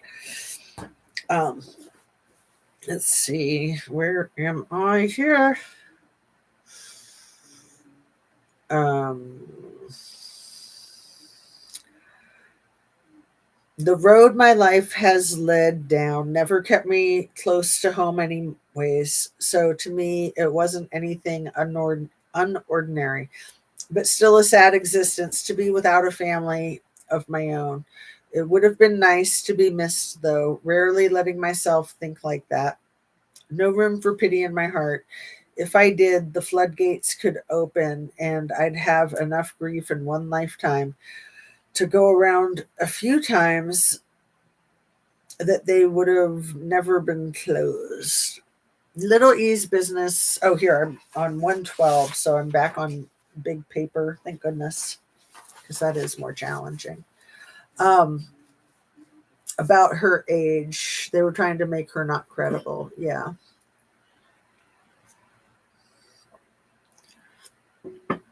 Oh, do you think they're trying to make her not credible? The publishers, by having it be different ages than what she wrote in here? Because I think it's to protect, and sorry for the big gulping. I think it's to protect her abusers from the more grave the statutory crimes, the younger she was. That's what I think. Little E's business was running well from the looks of his attentiveness, the office he owned in the Upper East Side of Manhattan. Alan Dershowitz, his colleague in finances and personal solicitor, a bird of the same feather, I had seen hanging around the island and Little E's Manhattan mansion more and more these days. Alan's taste for the young and beautiful was a bias for a blooming business relationship between him and Little E. After an explicit session of Little E's vulgar pilgrimage into my body, we were interrupted by a knock at the door by Little E's good friend Alan. I wrapped myself up in Little E's pink bed sheets, which is the color preference he chose to sleep in because it reminded him of the same colors of the same color of his own words. Kit Kat, starting with a P, of course, and covered my face from the unexpected intrusion. Little E got up and wrapped a towel around his loins and answered the door completely calm. I'm sure they had this planned, right? Opening the bedroom door and letting Alan inside, they began to converse about business immediately, right in front of me. I bet they were planning a 2-on-1. Little E started to tell Alan what needed to be done while he jostled some notes down quickly. I peeked my head from underneath the covers, thinking they were too wrapped up in their work to notice me get up and get dressed. And Little E turned back to me and told me to stay there. This would only take a second. Going back to Alan, he turned his focus back into work and hustled out a few more orders before letting Alan out the door and turning his attention to me. Sorry about that. Work never stops, and neither will the money coming in. How else am I going to make $1,000,000 while I'm sleeping? Little E chuckled as he sat back down on the bed next to me. I laughed at his humorous but mostly true statement. Then a strand of hair fell in front of my face. Before I could get to it, he put it back behind my ears and sweetly stroked my face. For a moment, we were just looking into each other's eyes, and he nearly seemed to be almost human to me. It was bizarre how he could be so kind and gentle one moment And the second beforehand, I was being treated like no more than a common plaything left out for display. Nothing more than an ego trip. Little E got off on letting the ones he wanted to know that he could own anything and anyone he wanted in this world. Maybe for a brief minute I believed the sincerity behind his eyes, but that vision would quickly fade away, and I would be left second guessing why I even fell for his deceitful tricks for a moment. Little E got up from the bed and asked me to join him for a shower in his bedroom, which was the entire top floor. He had a glass shower enclosed underneath a glass skylight right in the middle of the room. It was perfectly accessible feature for a man that loved both being clean and nude, but still an odd feature at that. As I always did whenever I showered with him, I lathered a loofah with soap suds and would scrub his body up and down, in between his toes, even behind his ears, and of course his genital area. Gross, gross, gross. Um, yeah, Anna. Great minds think alike, right? The sunlight shone through the glass ceilings into where we were standing, making the moment feel even more surreal on top of the already popped Xanax I had popped before breakfast earlier that morning. Little he was in such a light-hearted mood that day, making funny cracks at me and acting like a flirt. When I was finished washing him, he actually wanted to wash me too, which was another totally out of his character suggestion. For the rest of the day, he took me everywhere with him, the office, and then to a friend's place, and even just wanting to hang out with me for a while. I wasn't used to being treated like anything more than a dog on a leash. When he acted like this, it completely spun me around, confusing me even more. We were spending heaps of time together these days, a lot more than usual. At the ranch, we would do things together alone and not just the usual perverted things I was accustomed to doing with him alone. Horseback riding on his ranch during weekends away by ourselves, and movie nights snuggling up over a bucket of popcorn instead of having to massage his feet during the entire film because his way to alter my perception of my original notion that I wasn't just his sex slave. I thought I was finally becoming his friend. When we went quad biking, he no longer wanted, and there's a big clue coming up, Anna. Are you ready? When we went quad biking, he no longer wanted me to take my own bike. He preferred me to sit on the back of his, holding onto him tightly, and he even tried to teach me how to drive a manual stick shift car. He was definitely trying to show me a softer side of himself, different to the stone cold slave driver I had come to respect out of fear over the many years. Over the many years.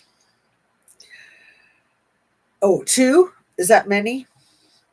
Nope. Two is not many.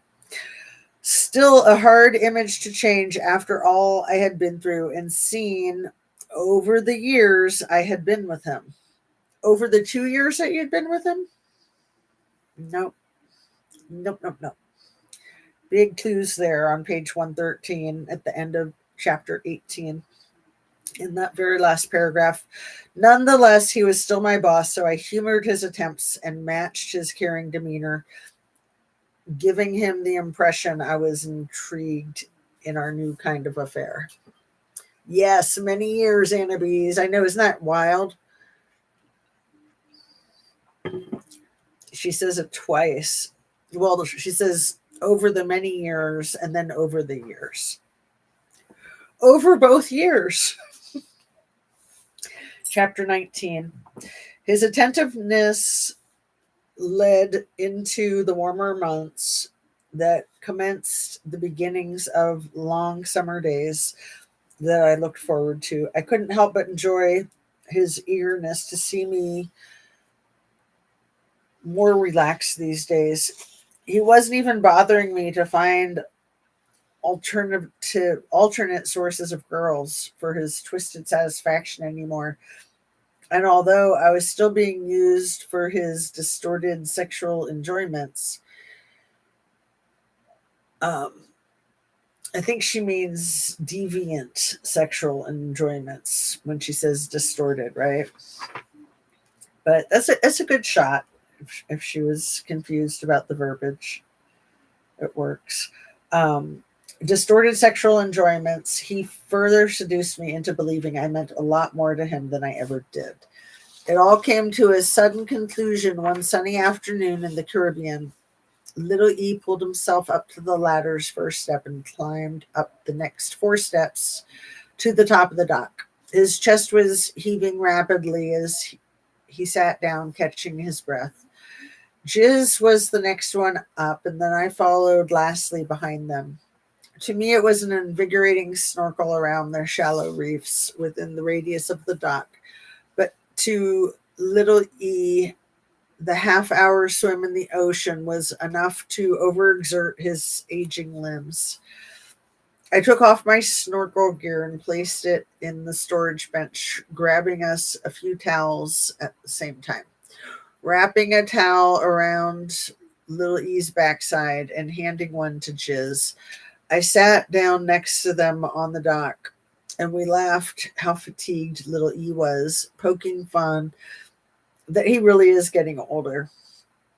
A very touchy. Oh, and we have another clue coming up. Also, 1 second, you're gonna like it. This one is, I think, the best one. If you were gonna rate them, where was I? A very touchy subject for the vain at heart, but he didn't seem to mind it, probably knowing we'd never take the joke too far. We sat there in silence for a moment, an odd silence at that. Little E looked at Jizz, and then Jizz looked at me, placing me once again in the spotlight. They both scooted closer to where I was sitting, and I felt something stirring in the air. The biggest turning point of events in all of my time spent with them.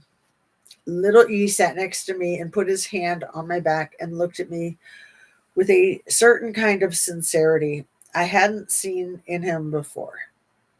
I want to first tell you that over the last few years, you have shown me the kind of devotion and loyalty that I believe is rare to find among people these days, qualities I hold in high regard.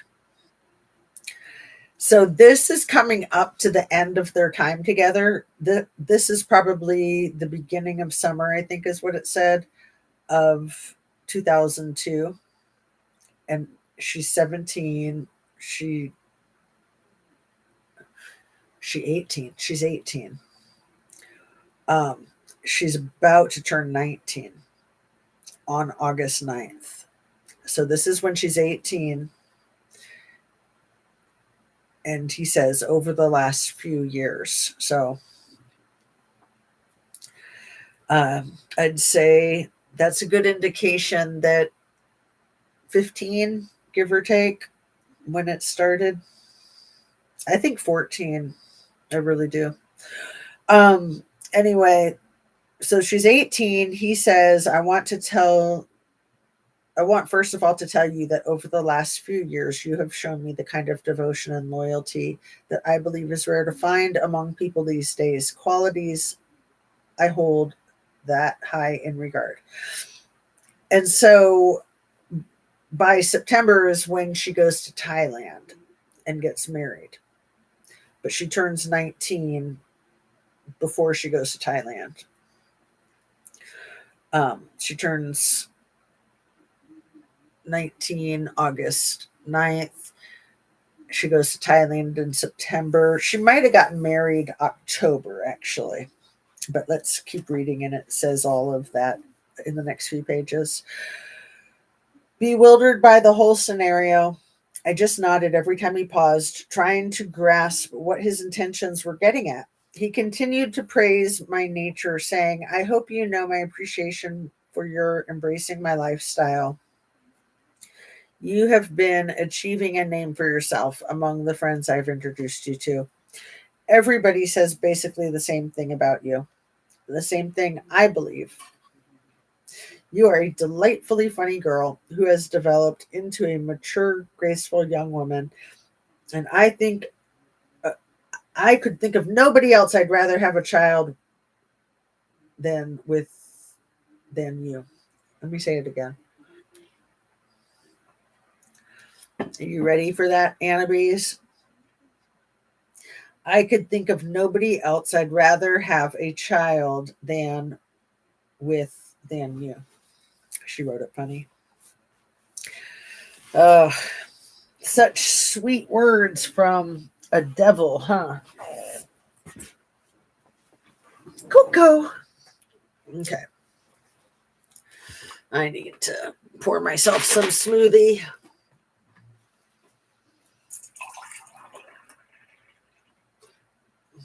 I think I don't want to overflow it, but I think it'll all fit in there. We are totally on the final stretch. So yeah, I got my suja, cucumber, celery, grapefruit, chard lettuce, and lemon juice. And then I put it in the blender with yogurt, rose, and honey and cranberry juice. And I love it.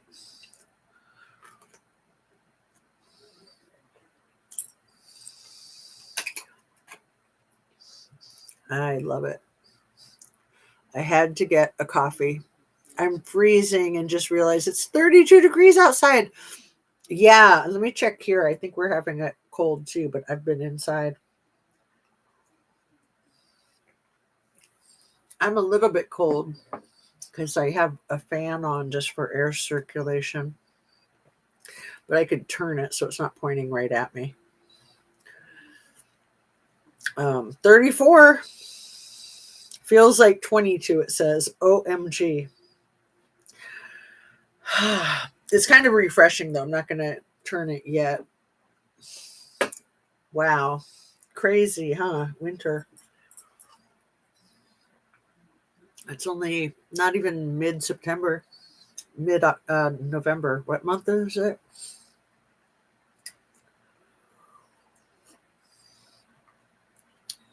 Well, Annabes, we had some light snow flurries earlier, even at 34. But I didn't really see them because I've been inside reading all day. Thank you so much for being here. Okay. And just like that, he created a whole new dilemma for me to face.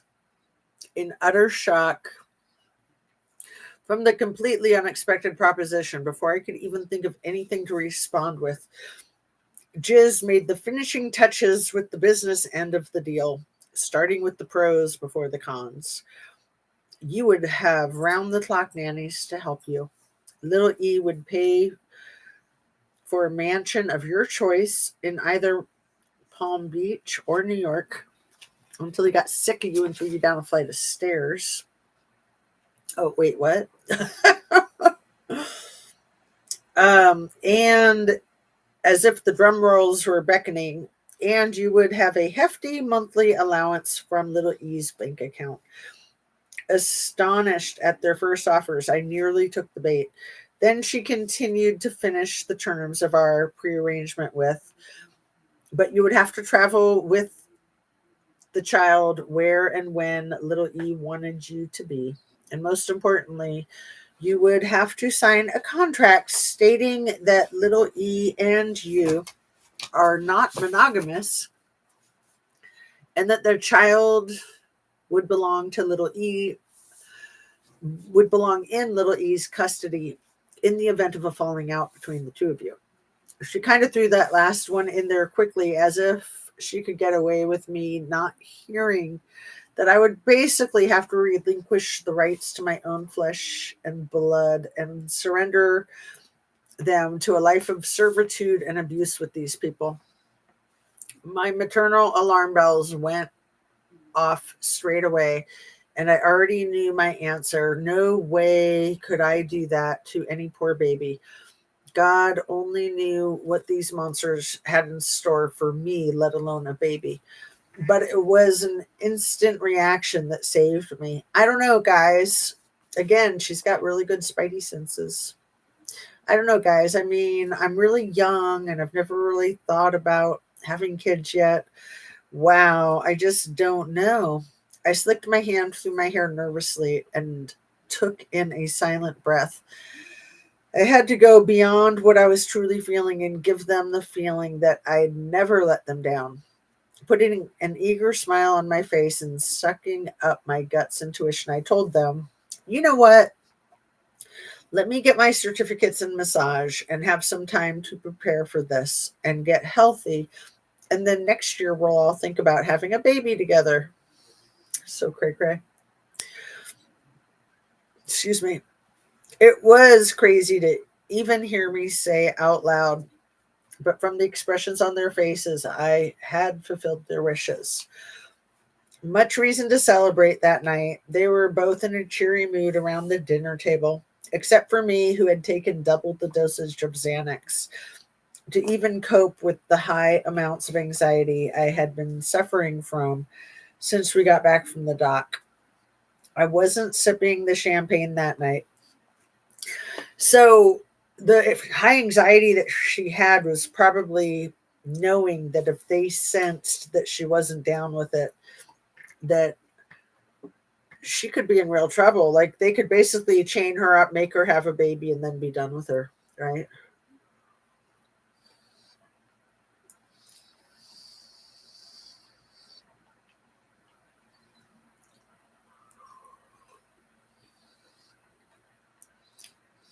I'm so glad she didn't have a baby for those monsters. I know. She was so smart. Yeah, yeah, but that's probably what the high anxiety was just her instinct knowing to not give, you know, just to not even flinch, to not give them any signs that she was freaked out about their proposal.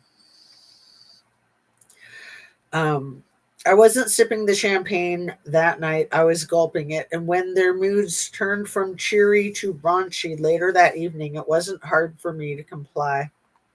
From the full effects of the state I was in, I would have agreed to just about anything, allowing them to treat themselves to ravishing the tender parts of my body. Over the next few weeks, everything went on as it normally would, and not another mention of their proposal. My birthday was only a week away, and I was turning 19 that year. All I, and let me highlight that, even though I know that, I just want to know where it is. Although with the yellow, it's hard, it doesn't really stand out too much. I'll do it with the green. All right. All right, there we go. My birthday was only a week away, and I was turning 19 that year. All I wanted was to get my certificates before I got any older and get trapped into this life for good.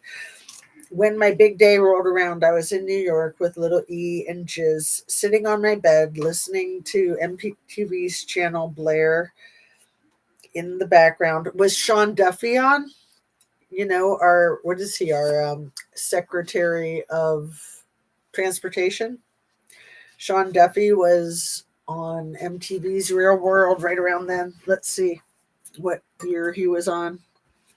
He was hot, but ridiculous that he's part of the presidential cabinet. Let's see. What year was Sean Duffy on MTV's Real World? And he acted like Pete Hegseth. 1997 for the show's sixth season, Real World Boston. He later appeared on Road Rules All Stars in 98, where he met his wife. Isn't that cute? Dang, what a wacko.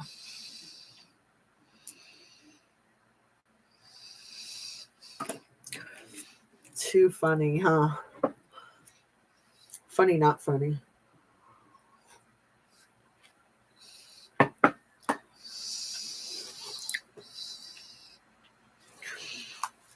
Mhm.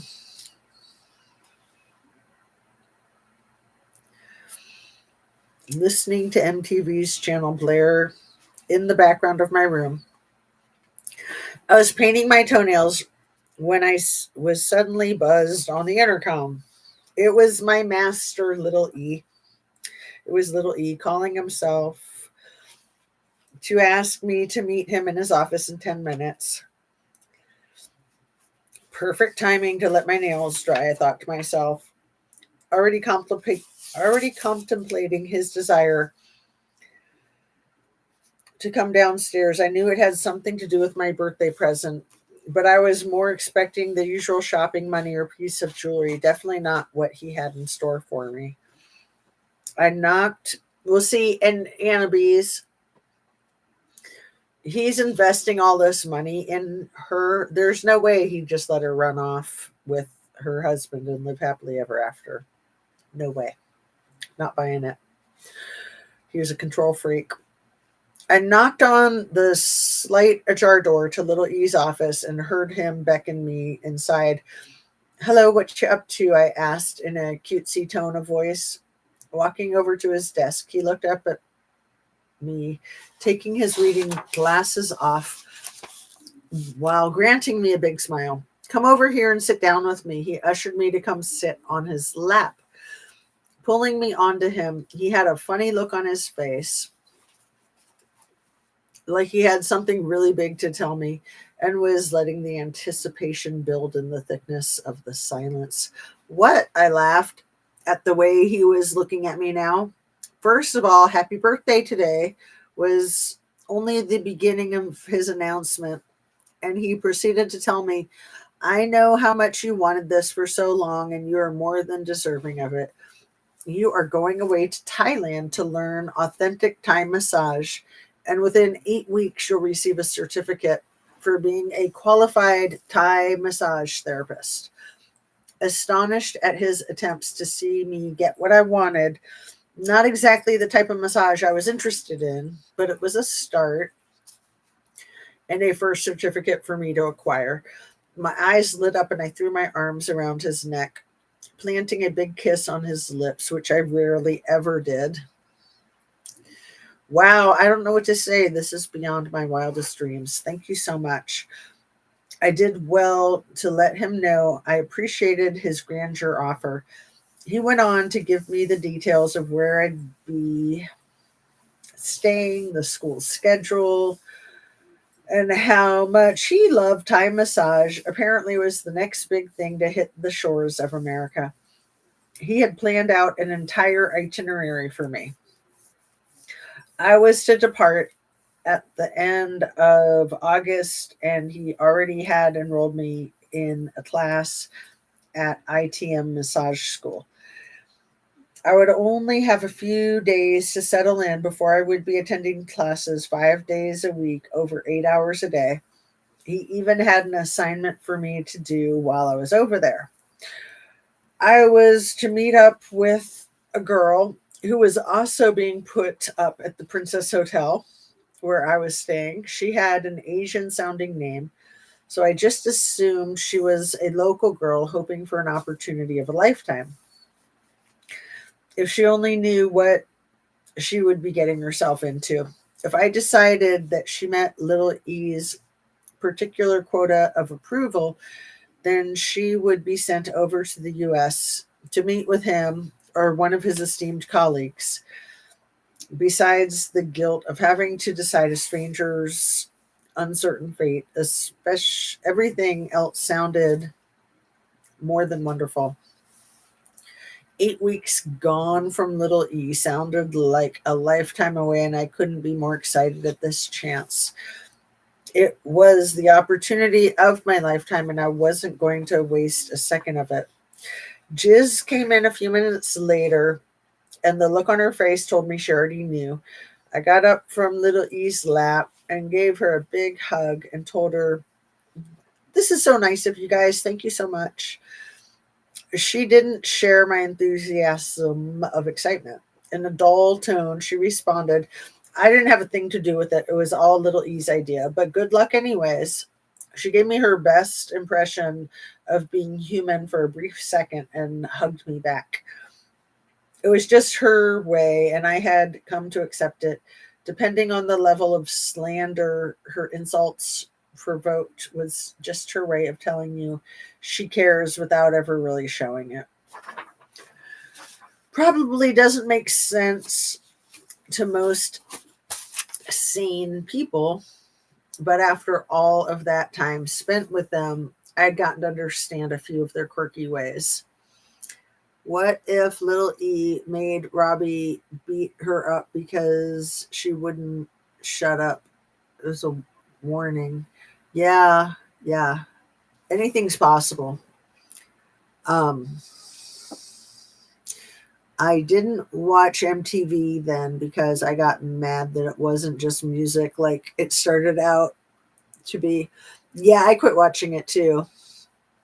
I didn't watch The Real World.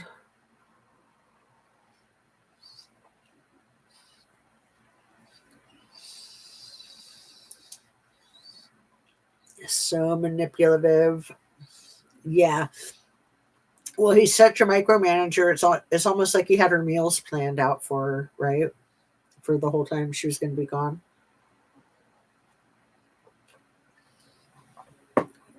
So controlling. But yeah, that's a really good point, Annabise. All right. Even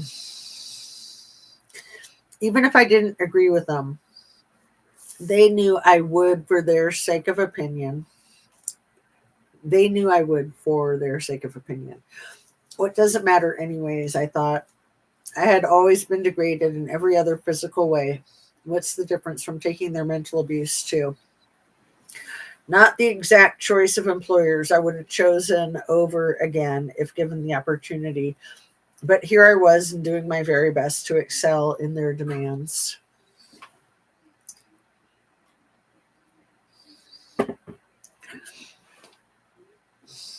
2 more hours, I think, and we'll be done because I'm on page 117. We need to get to 139. Probably need a bathroom break again in a few minutes. Probably not the last one, but probably the second to last one. Let's see. I was sent home for a little over a week to pack for the long trip and make the rounds visiting my family before I left overseas on my first trip all by myself. It was great to see my family after such a long time away. My older brother and his wife even came down to visit for the well wishing of my departure. Everyone in my family seemed stoked at the prospects of my long journey had led me down. Here I was jet setting around the world in my teens and getting paid to study the course of my dreams at a cost that I only knew I would have to pay. It was a wonderful get together with all of them around, a great way to remember them. If I had only known it would be the last time I would see any of them, I would have emphasized to my brothers how much I really loved them both and how much I would miss them in the decade to come. But I didn't know what my future held for me. I had nothing planned out. I was just hoping for the right opportunities. I also had a few good friends to catch up with before I went. Every night was another party, and by the end of the week, I had drunken enough to drown an Irishman on St. Patty's Day. I was given the list to all of my friends' email address and told to keep in touch. Yeah, right, I thought. I was going to be too busy having too much fun to be thinking about sitting on a computer emailing people, but I told them I would anyways. Save myself the point of having to explain that in many different ways to a group of already tipsy, slurring teenagers.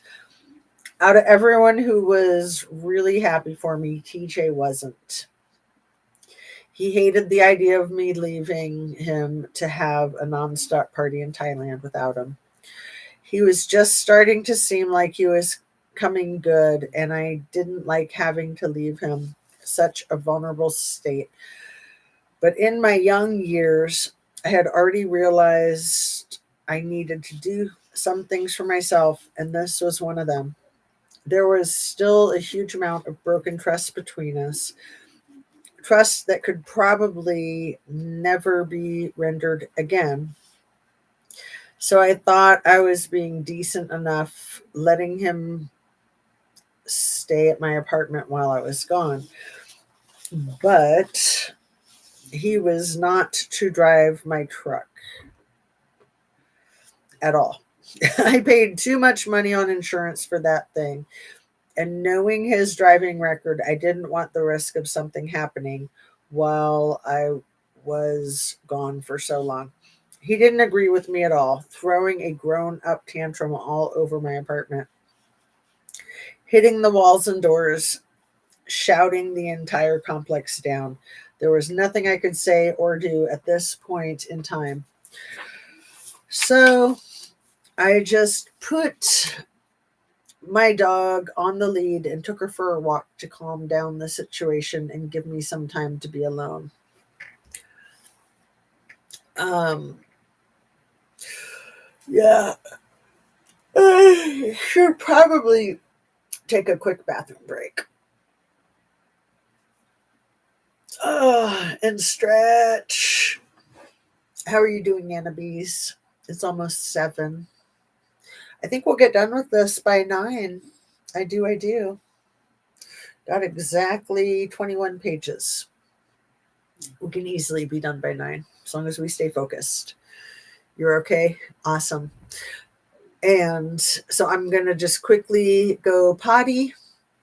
I don't know if I need to grab a bite to eat. Nah, that'll mess with then I have to mess with my teeth.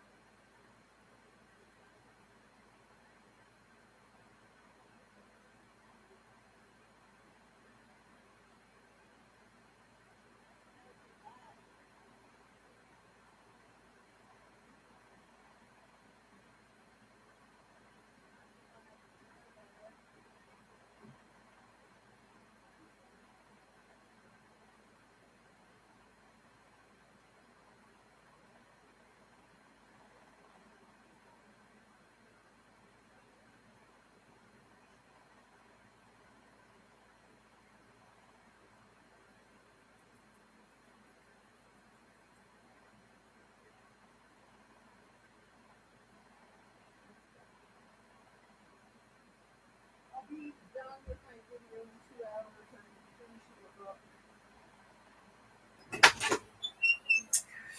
I'm back. OMG. OMG, OMG, OMG.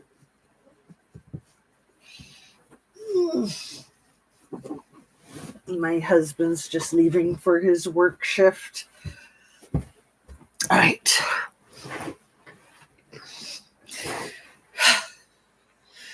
I can't believe we're getting this done, Annabese. Yay, you're back.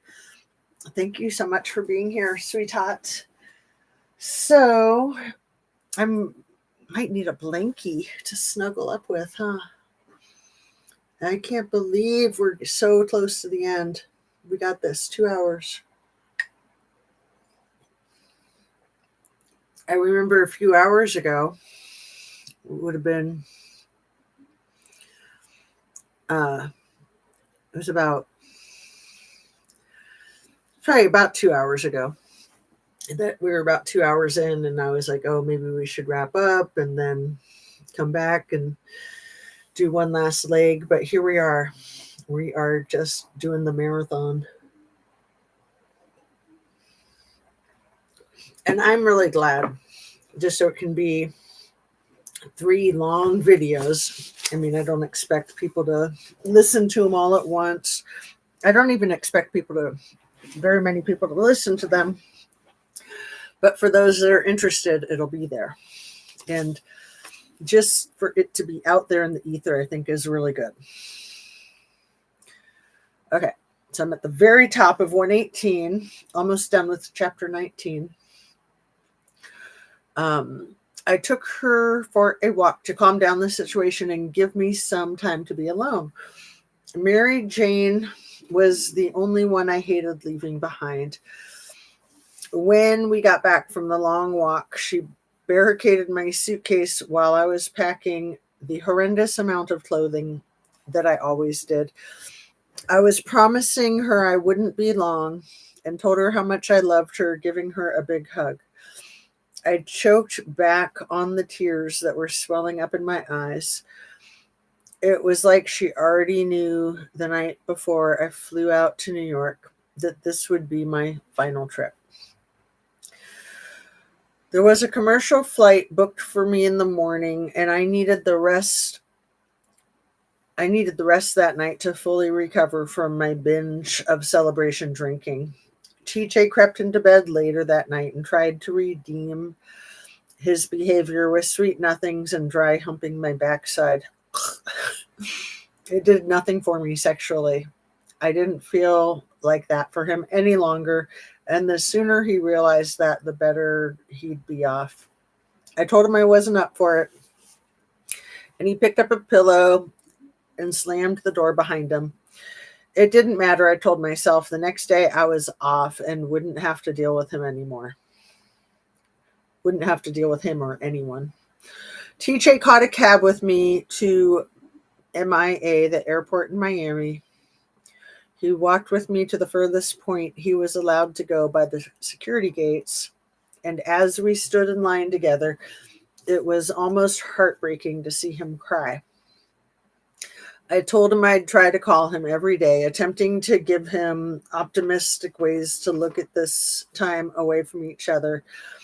In the end, he had me crying, and I had to give into my remaining feelings I had for him. One last kiss under the X-ray bridge, and he vanished out of my sight as I furthered down the terminal's long hall. Chapter 20.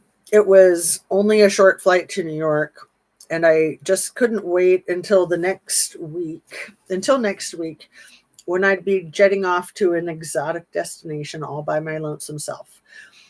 It was all I could think about, talk about, and dream about. Finally, my break. Jiz did what she did best that week and prepped me for everything I could imagine under the sun. Do's and don'ts, emergency numbers, and Western Union locations were among some of the things on the list she gave me. Like I said, she showed her caring side in other ways. There was also the name of the girl I was supposed to be meeting, the room that she was in, and what date she would be staying there. When I got out of Jiz's office, I was instructed to meet Little E in his office. She had to stay back for some paperwork that she had to catch up on pronto. Making my way up the red and gold trimmed carpeted staircase, I prepared myself for some major sucking up before I left.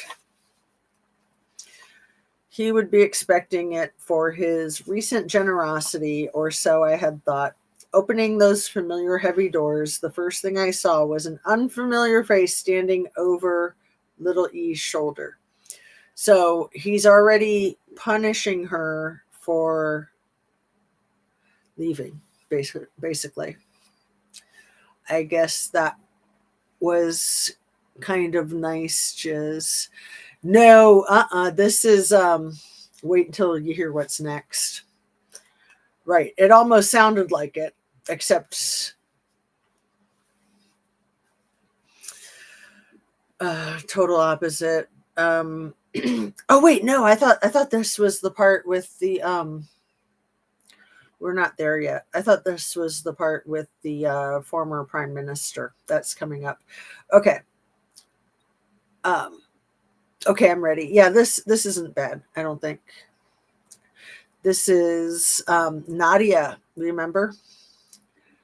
The slave, the sex slave. Okay. Opening those familiar heavy doors, the first thing I saw was an unfamiliar face standing over little E's shoulder. I was thinking it was their idea. Um, she was a tall girl with blonde hair twisted up in a professional looking knot. Her big smile was flashing at him with hints of her cheekiness to come, and she was dressed to kill with a short, tight gray skirt and a matching suit jacket over her white button down blouse, revealing her voluptuous, ample cleavage. So, the way she's getting introduced into the picture is the way they treat everybody, the way little E treats everybody. So, why would somebody like Melania coming into the scene be any different than any of these other hot babes coming into the scene? It wouldn't be, because chicks are chicks. They're a dime a dozen to these douchebags, right? Okay. Um, her big smile was flashing at him with hints of her cheekiness to come, and she was dressed to kill, revealing her voluptuous, ample cleavage. She looked like an old college professor's wet dream. When she introduced herself to me, a thick Czech accent presented itself. Her name was Nadia Marcinkova, and little E looked just about as smitten as a victim of a love-struck arrow from no one but the Cupids themselves. Little E further introduced her as his new assistant and masseuse while I would be away, barely taking his eyes off of her for 1 second. It was a bit of a blow to take. One sec. I've got a yoga ball here to put my feet up on. It was a bit of a blow to take, being so easily replaced, but also a part of me already knew this was expected off someone like him.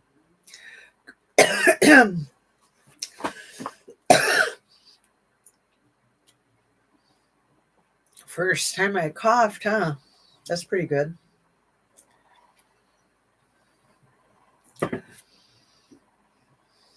Alrighty. We can do this. We can do this. We're almost done. 10 pages and then 10 pages. We're on 119. Right. I just knew with no proof that Melania was a Rex worker, and now we have made the connections. Exactly, Annabise. That's why it's so awesome that we've gone over the tediousness of reading this. I mean, in some sense, it seems like just a lot of tedium, but it's a really good education, isn't it? Really eye opening, which was why I decided to do it. And then why I decided to do it publicly on the tube. So let's see. Um, Good for him, I thought to myself. Why should I have bitterness over someone I never had intimate feelings for and knew had never really cared for me in the first place? Kissing her on the cheeks and telling her my name, I was doing my best to grin and bear it. We hugged for a brief show of uniformity, but it was just that, a show for little E to see. When he was away for the moment, or she wasn't busy hanging off his every word, the way we all started out, she would snub me off to only head off in another direction. A real biatch if anyone was to ask me, but no one would anyways. It wasn't my job to like her. Over the next course of days, it was my task to show her some of my techniques in massaging little E and the erotic side of finishing it off. Nadia despised me even more when little E told her to follow my lead during the massage and she tried to take over and do her own thing a few times. To me, it was quite funny, her competitive side. So, this is the one that disappeared 2 years ago, January, right after the big document dump was uploaded to the cloud by Virginia. She disappeared like immediately, like same day. And for all we know, she's done. For all we know, she's not just in hiding. Um,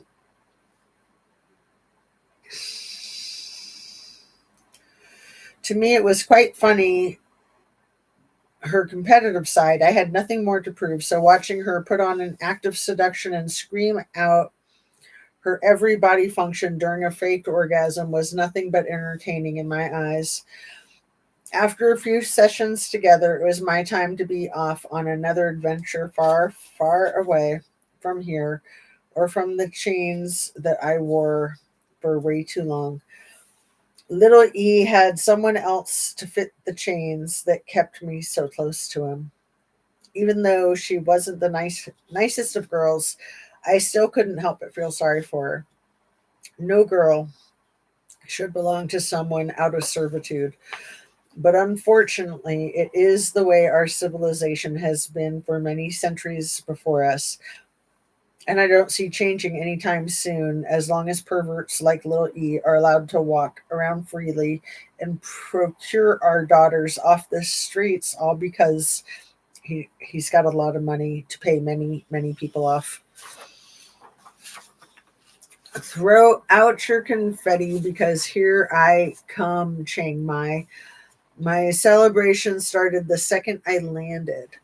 It didn't take me long to make myself acquainted with a few fellow travelers and find the hot spots of the hustling city. It was like nowhere I had ever been before. The streets were lined with stalls offering an assortment of souvenirs, clothing, and knickknacks. Everyone lived so freely and was in such great spirits. The parties raged on until the wee hours of the morning, and the people became best friends overnight. From the second I got there, I knew Thailand was going to be a lot of fun, and I was right. Popping bottles of champagne, dancing all night to the beat of every club's rhythms along my way, and carrying on like it was my birthday. Every night was a repetition I could definitely get used to. During the day, I was a real good girl, the teacher's pet, even, showing the credibility of my experience in massage from over the last few years and already ahead of the class. The teacher was using me to help instruct the others with demonstrations. Mostly in a class full of males, it wasn't a surprise that I made friends with quite a few of them, some of them with ulterior motives. But for the most part, these bags were none of my concern. I had already dealt with a lifetime of them. To be able to spot one out and steer clear of his approaches. Out of the entire class, I made friends with only one girl from Wisconsin. She was a plain looking girl with big brown puppy dog eyes and a long drawn out accent. Her first time leaving the States, or Wisconsin itself for that matter. So it was easy to acknowledge that she was a little taken aback by all of the bustling city life. So becoming her friend felt like I was doing a good deed, showing her around the hot spots of the Chiang Mai nightlife. Eventually, I even ended up inviting her to stay with me at my hotel. She was running out of money to party every night, then pay for school on top of her accommodation. It was all becoming too much out of her small budget. So I thought about it and offered her a bed in my room. I had two of them, anyways. Plus, she was a really nice girl, and if I could help make her first time out of the country an unforgettable experience, then I was also gaining something from it as well. Oh, um, let's see.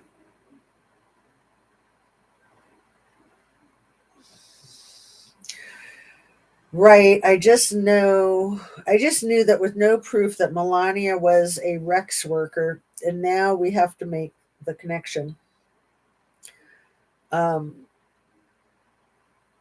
it is. It's so horrible, but it's for the greater good.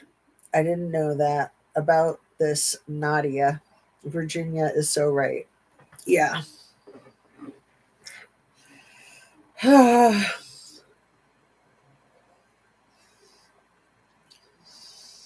So, yeah, it's just crazy that she just passed away this last year after surviving so much. I just don't believe that she did it at all. Not at all.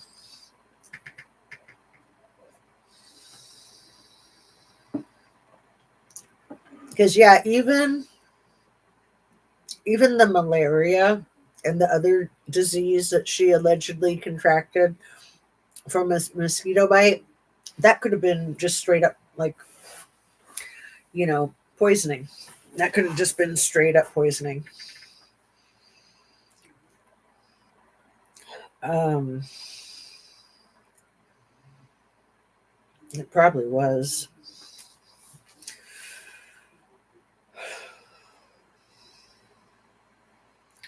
Sometimes it can be a lot harder to off somebody than you might think, especially if they have a protector like Robbie. I don't know. It's just a thought. It's just a thought. Um, the first month in quickly passed me by, having such an incredible time on my own and putting my heart into learning Thai massage. It seemed to just fly past. Routinely, I had to call in and check with little E and Jiz, letting them know my whereabouts and progression in class, counting down the time left until my course finished. Little E was anticipating my departure back to New York. I can't wait to get my first Thai massage from you. I've got you booked to come straight back to New York for my first one as soon as your course finishes next month. What a greedy bastard. Me, me, me, me, me. His eagerness put a twisted, familiar knot in my stomach, reminding me of the dream I have to awake from soon and the reality of the certain homecoming I would be arriving to. It's such a great course. Thank you so much for sending me here to learn this. You are going to love my new area of expertise. I'm having such an amazing time over here. I had to let him know how much I appreciated what he had done for me, and he loved the head swell that would make him feel as well. Hating the thought of going back to him, I wasn't going to let that put a damper on my spirits while I was still out there. It was my time to party harder than ever before. Every night was a new adventure for me. Chiang Mai was a maze of places to get lost in, and the vibrant city was my playground. The way I saw it, this was my last chance to get out and break free, letting loose my inner girl. It felt so good to take the lead of my own life.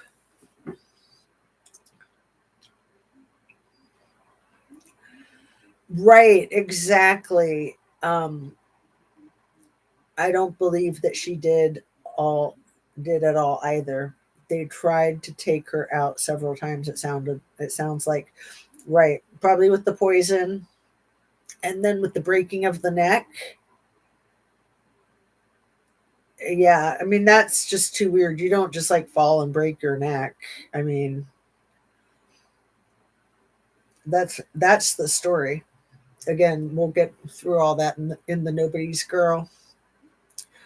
So the poisoning, the neck breaking, the bus, and then done. Fourth time is a charm. It reminds me of a cute, funny movie, I Love You to Death. And that's what that movie is about. This woman's husband is cheating on her, and she tries to take him out, and he won't die. Like, she literally, like, poisons him, has him shot, tries to have him hit over the head with a baseball bat. Actually, no, he does get hit over the head with a baseball bat.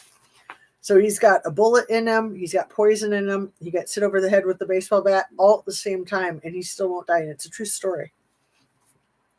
That's Tracy Ullman plays the wife that was getting cheated on. Kevin Kline plays the philandering husband.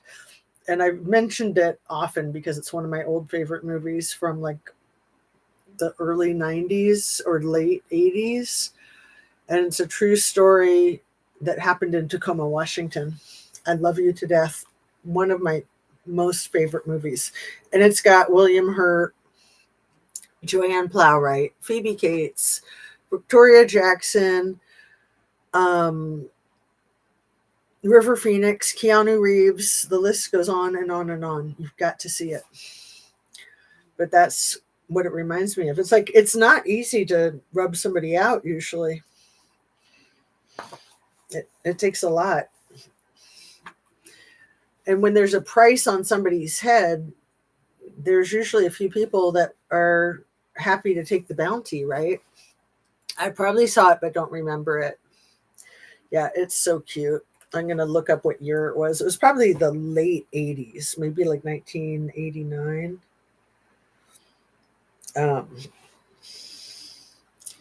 I Love You to Death movie. 1990. It's a black comedy directed by Lawrence Kasdan, starring Kevin Kline, Tracy Ullman. Who did I miss? Heather Graham. Oh, Heather Graham is in it. Yeah, like I don't remember her from it because she wasn't famous at that point. It's like one of her first movies. But I think I mentioned everybody else. Okay. Can we do it? This is hard. You make it easier, baby. Thank you for being here, Anna Bees. Where am I?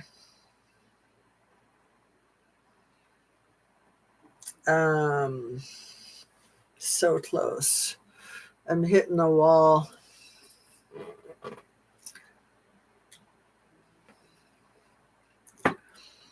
$18 pages to go.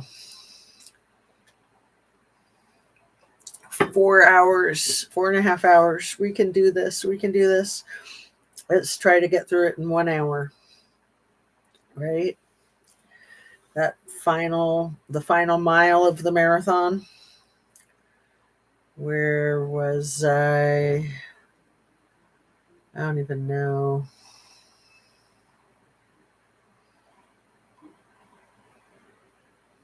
Did I finish chapter 21 yet?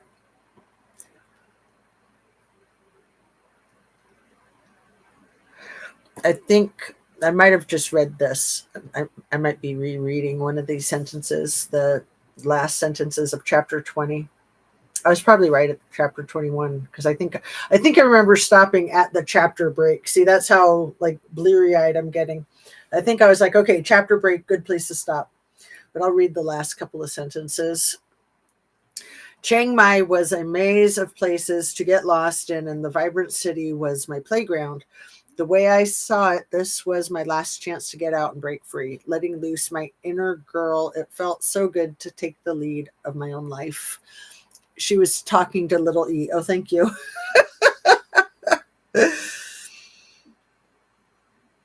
Okay. Oh, right. Okay.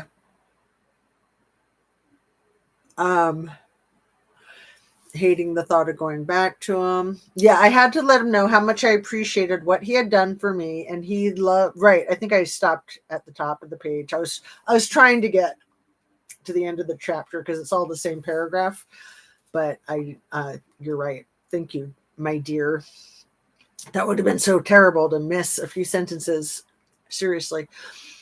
Okay. I'm having such an amazing time over here. I had to let him know how much I appreciated what he had done for me, and he loved the head swell that it would make him feel as well. Hating the thought of going back to him, I wasn't going to let that put a damper on my spirits while I was still out there. It was my time to party harder than ever before. Every night was a new adventure for me. Chiang Mai was a maze of places to get lost in, and the vibrant city was my playground. The way I saw this was my last chance to get out and break free, letting loose my inner girl. It felt so good to take the lead of my own life. Chapter 21. We are closing in. Thank you, my dear. You're so cute. You can do it. Seriously, with you here, not to put any pressure on you, but if you had to go, I probably wouldn't be able to finish. No pressure. If you have to go, I'll figure it out. Okay. Chapter 21. It was an average evening getting ready in front of the bathroom mirror on just an average Sunday, though unbeknownst to us girls as we sat there chatting away carelessly, this night was already written in the stars for me. It was a very long time ago now, when I was still a young child, that I sat looking up at those same stars from my bedroom window with my hands pressed tightly together as I cried for God to hear my prayers. All I asked him for was death. My precious life was already such a hopeless battle that I felt too small to fight alone for. Begging him to deliver me from this cruel world, I would pray for all of my pain would to I would pray for all of my pain would to away for good. It doesn't make sense, but that's okay. My only clause in my prayers was the possibility that there was somebody in this wide world that I was meant to love, something much bigger than what I had even imagined yet. This invocation of mine was forgotten about long ago now until tonight.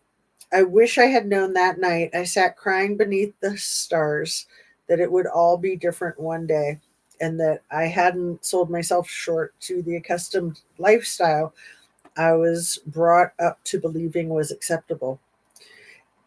It was this night my very soul was about to cosmically collide with the man I was always meant for, the man my heart already belonged to and would know from the instant we met. This night would be the first day to the beginning of my new life to come. I blushed my cheeks and put on my mascara before me, and my girlfriend headed out to hit the town. We were dressed to kill and looking for something to do when we ran into a few of our old classmates at one of our favorite drinking spots. They were meeting up for some drinks before a Muay Thai kickboxing tournament. It sounded like fun when they invited us along to watch it with them. The massive crowd lined the street where the fight was being held, and once I got inside the arena, it was push and shove to try to find a spot to watch from. The friends that we were hanging out with were meeting up with another group of guys that were training for the kickboxing tournaments that we were watching. Then it happened. It was the first moment I laid eyes on the man that I would love for the rest of my life. I wasn't expecting the most amazing time of my life to happen right there and then, but it did, and I would never be the same again. Destiny fell right smack into my lap, and there was no stopping it. It wasn't just his smoldering appeal that was obvious at first sight. It was the entire package of mannerisms and chivalry that made him stand out of the crowd. Stepping right out of the pages of the fairy tales I used to read, he was nothing like I had ever come to know before. Sorry. Let me choke on nothing. Choke on my own spit.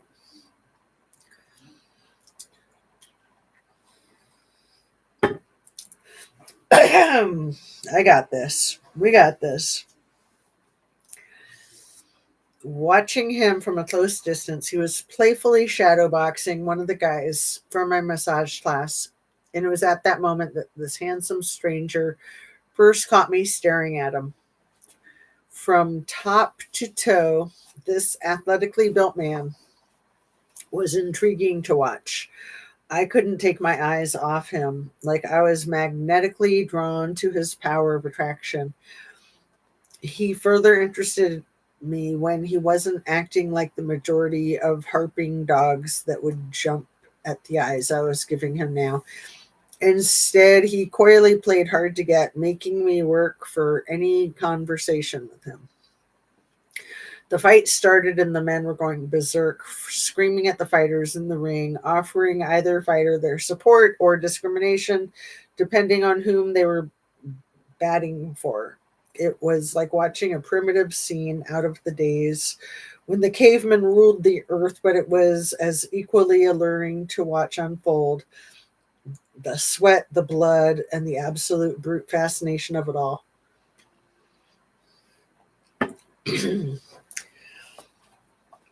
After the fight and all of the men revved up from the fight, I suggested that we all head to the pizza joint in front of the Princess Hotel where I was staying for a late night snack. I made it my goal to make myself known to this appealing stranger. In the tuk tuk on the way there, I made sure I sat next to Robbie. Scooting my knees closer and closer to him on the short ride, he continued his chase by moving further away from me. A game of cat and mouse that I loved. When he answered back the array of my questions, he had the cutest Aussie accent that drove me absolutely wild. Gradually, we got to know each other better over a pie of pepperoni pizza and 2 cans of Coke. To me, he might as well have been the only other person in the restaurant. He knew he had my undivided attention, and I think he liked it. There was no one like him that I had ever met before, and I knew that there was no other who could make me feel the way that I felt at the first sight of him. Being charming and suave was all an accidental front. It was easy to read him. Immediately, it wasn't hard to see his sweet side, holding the door and pulling out my chair at the restaurant. I was already smitten. Smitten kitten. After pizza, he walked me across the street to my hotel where we made plans to meet up again. There was no kiss goodnight or anything like that. No, he was too polite for that. He wanted to prove himself different, and different he was, walking through the hotel's revolving doors. I watched as he walked away, and when he was finally out of sight, I sung my way up to my room. Floating on cloud nine, I was free falling into a deep pit of love. The next day, I attended my class as usual, but not able to concentrate like I normally did. Too excited about when I'd be seeing Robbie that night again. As I walked out of class that afternoon, even the teacher noticed a difference in my performance and asked me if I was feeling well. On top of the world, actually, I smiled back at the old instructor, and it wasn't far from the exact truth either. I hadn't felt the churning of butterflies in my stomach and the constant thoughts of anything else like this before. My girlfriend and I got a tuk tuk back together as we usually did after school, and I couldn't shut up about the night before. She was laughing at my girlishness, telling me that anyone who just met me would think I had never been let out before.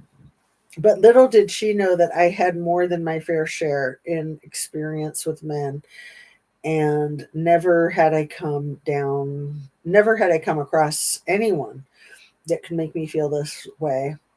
And what spun me out even more was that it was such an instant attraction.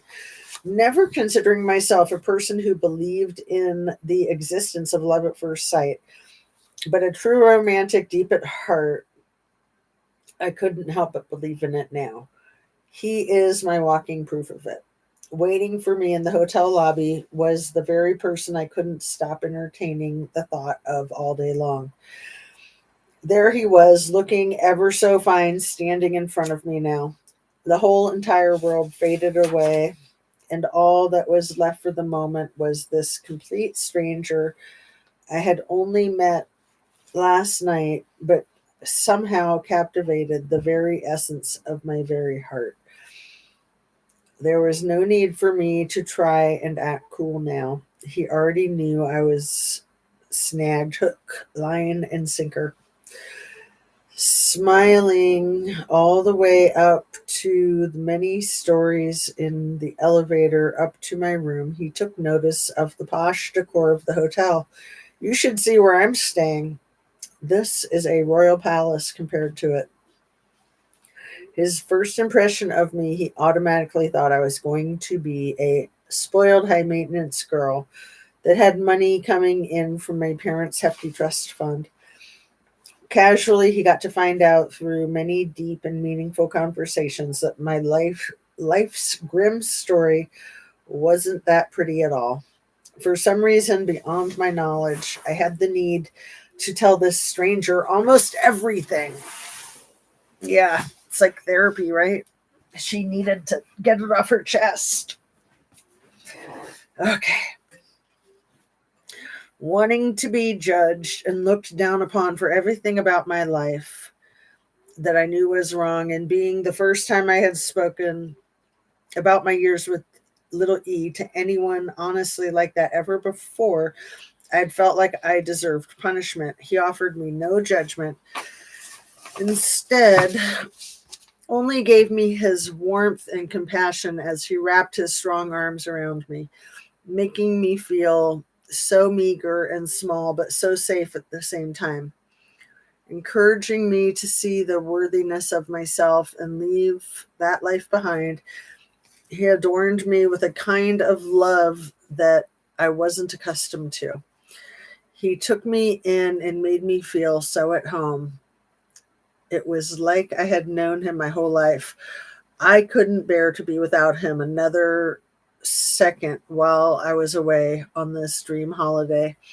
When he wasn't training for Muay Thai tournaments and I wasn't in school, nobody would ever see us, too enveloped in each other in my hotel room to care about anything else, which is why I asked him to come stay at my hotel with me, seeing he was never at his own anyway.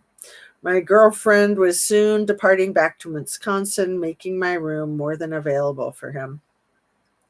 Enchanted by his words and tender touch, the way he made love to me was, again, like nothing I had experienced before, even down to after sex. Oh, this is really bad, Annabise. This is nasty. Are you ready? I don't like this at all. This was hard for me to read. It's hard for me to read now. Even down to after sex, as I had been routinely instructed by little E to get up for a warm washcloth to clean his genitals afterwards. He refused it, telling me I was no longer a slave and he didn't want me acting like one. He'd just rather lay down together afterwards and repeat our sweet nothings with many adjoining kisses. I think that cleaning up thing is such a gross act of dominance and humiliation. Like, there's no need for that. Like, I've never heard of anybody like that. Like, that is just like twisting the knife after already stabbing you with it, in my opinion. That's just brutal psychological torture. And, that was just par for the course with that MF. Don't you think? Ugh. Okay. On our third night together with nothing but bed sheets between us, we spent all night looking into each other's eyes, sharing such an undeniable passion for one another. In the deepest caverns of my heart, I knew this man would give me what I had never experienced before, true love. We were still laying in each other's arms when the orange and pink sunrise began to rise slowly through the peaks of my room's windows, enticing me to come feel the freshness of the morning's chill. Only the bed sheets were still wrapped around my body as I went to the balcony. It was overlooking the city in a valley surrounded by mountaintops. My thoughts began to rampage through my head, and I knew this could only be a dream for me. It was getting serious now, too serious for the life that I led back home. As if he sensed my anxiety, Robbie walked up behind me and wrapped his strong arms around my waistline, gently kissing my neckline and pausing with his ever so thoughtful stares, and gave me the exact opening that I needed to expel my thoughts. Back home, as you already know, I'm going back to someone else. It's my job. And as much as I really like you, excuse me, this guy that I kind of see is going to expect me to be putting him first. I'm so sorry to say after to say of this wait I'm so sorry to say all of this after such a wonderful few days we've spent together. But you need to know this thing happening between us can't get any more serious than what we have for now. I am so sorry. I looked down to the floor with nothing else I could say to alter his perception of me now that I had told him the truth, and it never dawned on me that he wouldn't be out the door before I could even finish my sentence. But he continued to surprise me with his efforts to make me believe we were more than just friends with a summer crush. You see, your problem is you don't see what I am looking at right here in front of me. A beautiful girl who is completely lost in a game that she has no control over. Get out of it now. Take my hand and follow me back to my home in Australia. I heard what he had said, but I found it hard to comprehend what he was actually talking about. What? I asked him with a look of confusion on my face. You're nobody's property. You can do this. Marry me. His statements got more and more profound as he went on. Repeating the question, he got on one knee and proposed again. Jenna, I am in love with you and want to spend the rest of my life making you happy. Please don't go back to him. I know that I am the only one for you, and I will always treat you right. He paused for another second and repeated his question. Jenna, will you please marry me? My hands fell into my face after that, and without even letting myself think through the answer, I let my heart do all of the talking. Looking back up at him, I said, yes. I almost shouted the answer at him as if saying it louder would give the word more meaning. Wanting to believe him and everything that he was saying felt like a vacation from all the suffering and loneliness that I had endured over a lifetime of abuse and degradation. But knowing what you want and getting it are two different things that rarely went hand in hand. Remember that Sheryl Crow song? Getting what you want. Wait, getting what you want, wanting what you have. Something like that. Up on the sun. It was a way of psychological torture for sure. Yeah, right. It's not like, oh, somebody needs to clean me up. I don't know how to do it myself. I mean, it's so disgusting and degrading. It's like, why not have them wipe your butt, you freak? Seriously, it's like the exact same thing. Like he's not capable himself. So gross. Such a effing baby. And no offense to babies, right? That's not fair to the babies. Okay, where was I? Um, My hands fell into my face after that, and without even letting myself think through the answer. Oh, okay, I read that part. Looking back at him, I said yes, almost shouting it. Wanting to believe him, and everything he was saying felt like a vacation from all the suffering and loneliness I had endured over a lifetime of abuse and degradation. But knowing what you want and getting it are two different things that rarely went hand in hand, or so I thought. That's right where I was.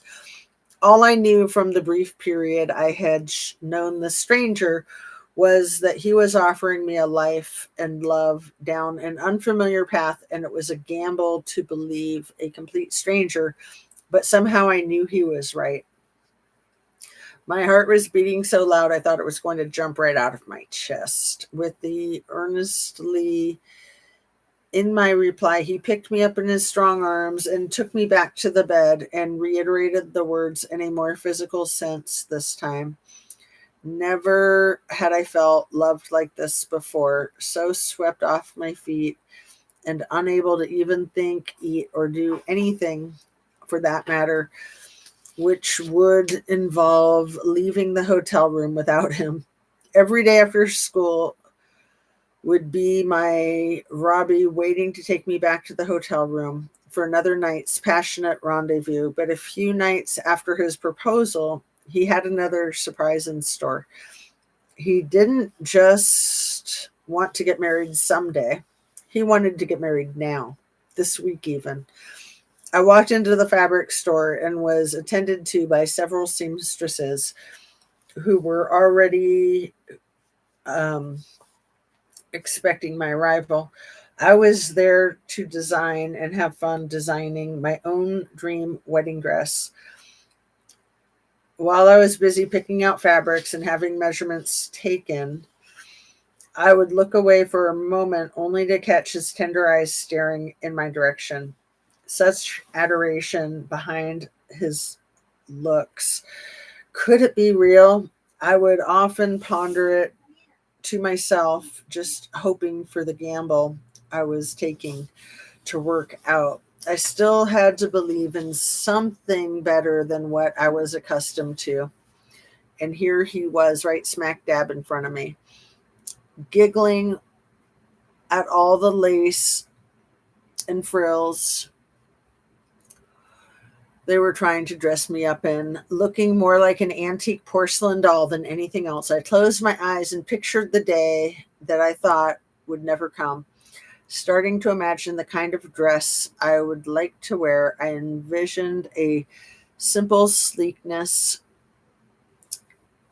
a complimentary figure hugging gown with a small train, but long enough to distinct it as an actual wedding dress. After we settled on what we were going to wear for the big day, we would next have to decide where we would hold the ceremony. Not before celebrating the entire week beforehand, though. We started our honeymoon early, celebrating every night, spending our time between my hotel room and sending our heads spinning on the dance floor at many different clubs. Only with each other in sight, the dance floor was ours. We were out to give each other something to remember each night by. I whispered all of the things I couldn't wait to do to him once we got back to the hotel room, and watching him heat up the dance floor, I was never able to get enough of him driving me crazy. Like a thirst I was unable to quench. His lips were like a fountain of deep springs that I could never reach the bottom of. A little different from when she went dancing with the prince, huh? Just a scotch different. Man, 5 hours. I just can't believe this marathon. Got 12 pages to go, I think. 12 and a half. Mm-hmm. Um, 7 days, exactly a week after his proposal, I sat on my bed in distress, contemplating what I would say to the man who I was about to call. There is no nice way to go about it.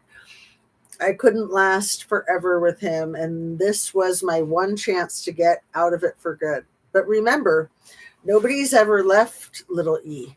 Nobody. And lived to tell about it, right? Um,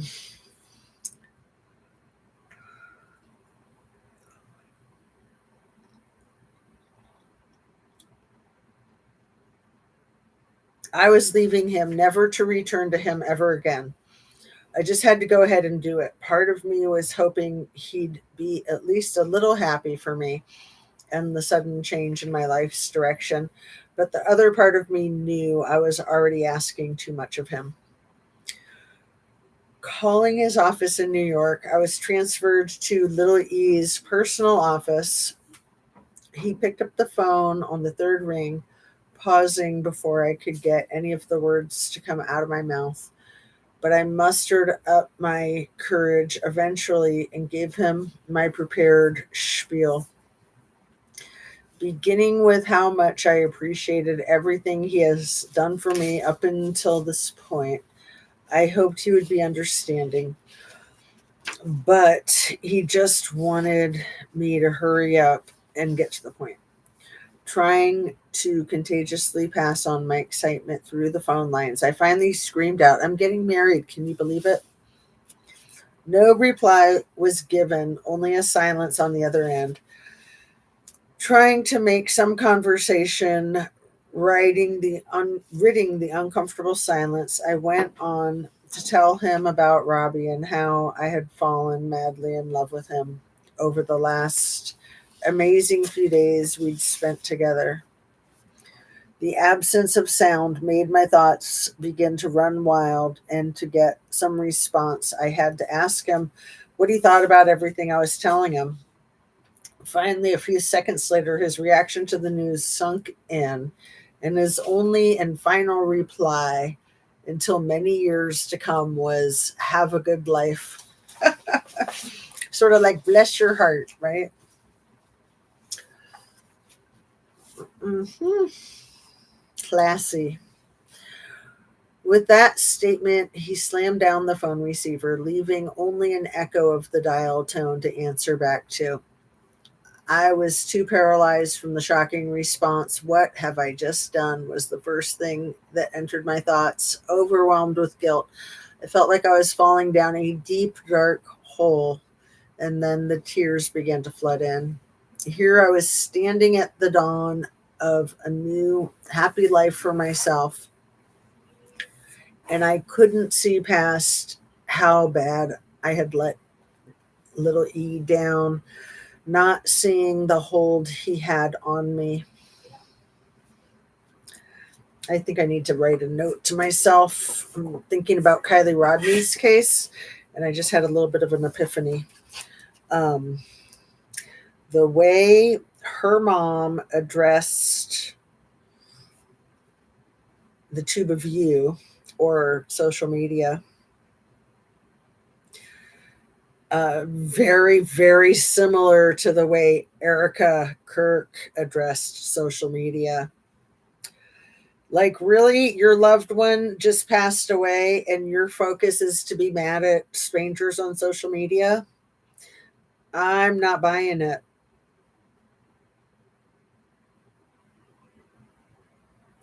I think it's all lies. Don't you think so, Annabise?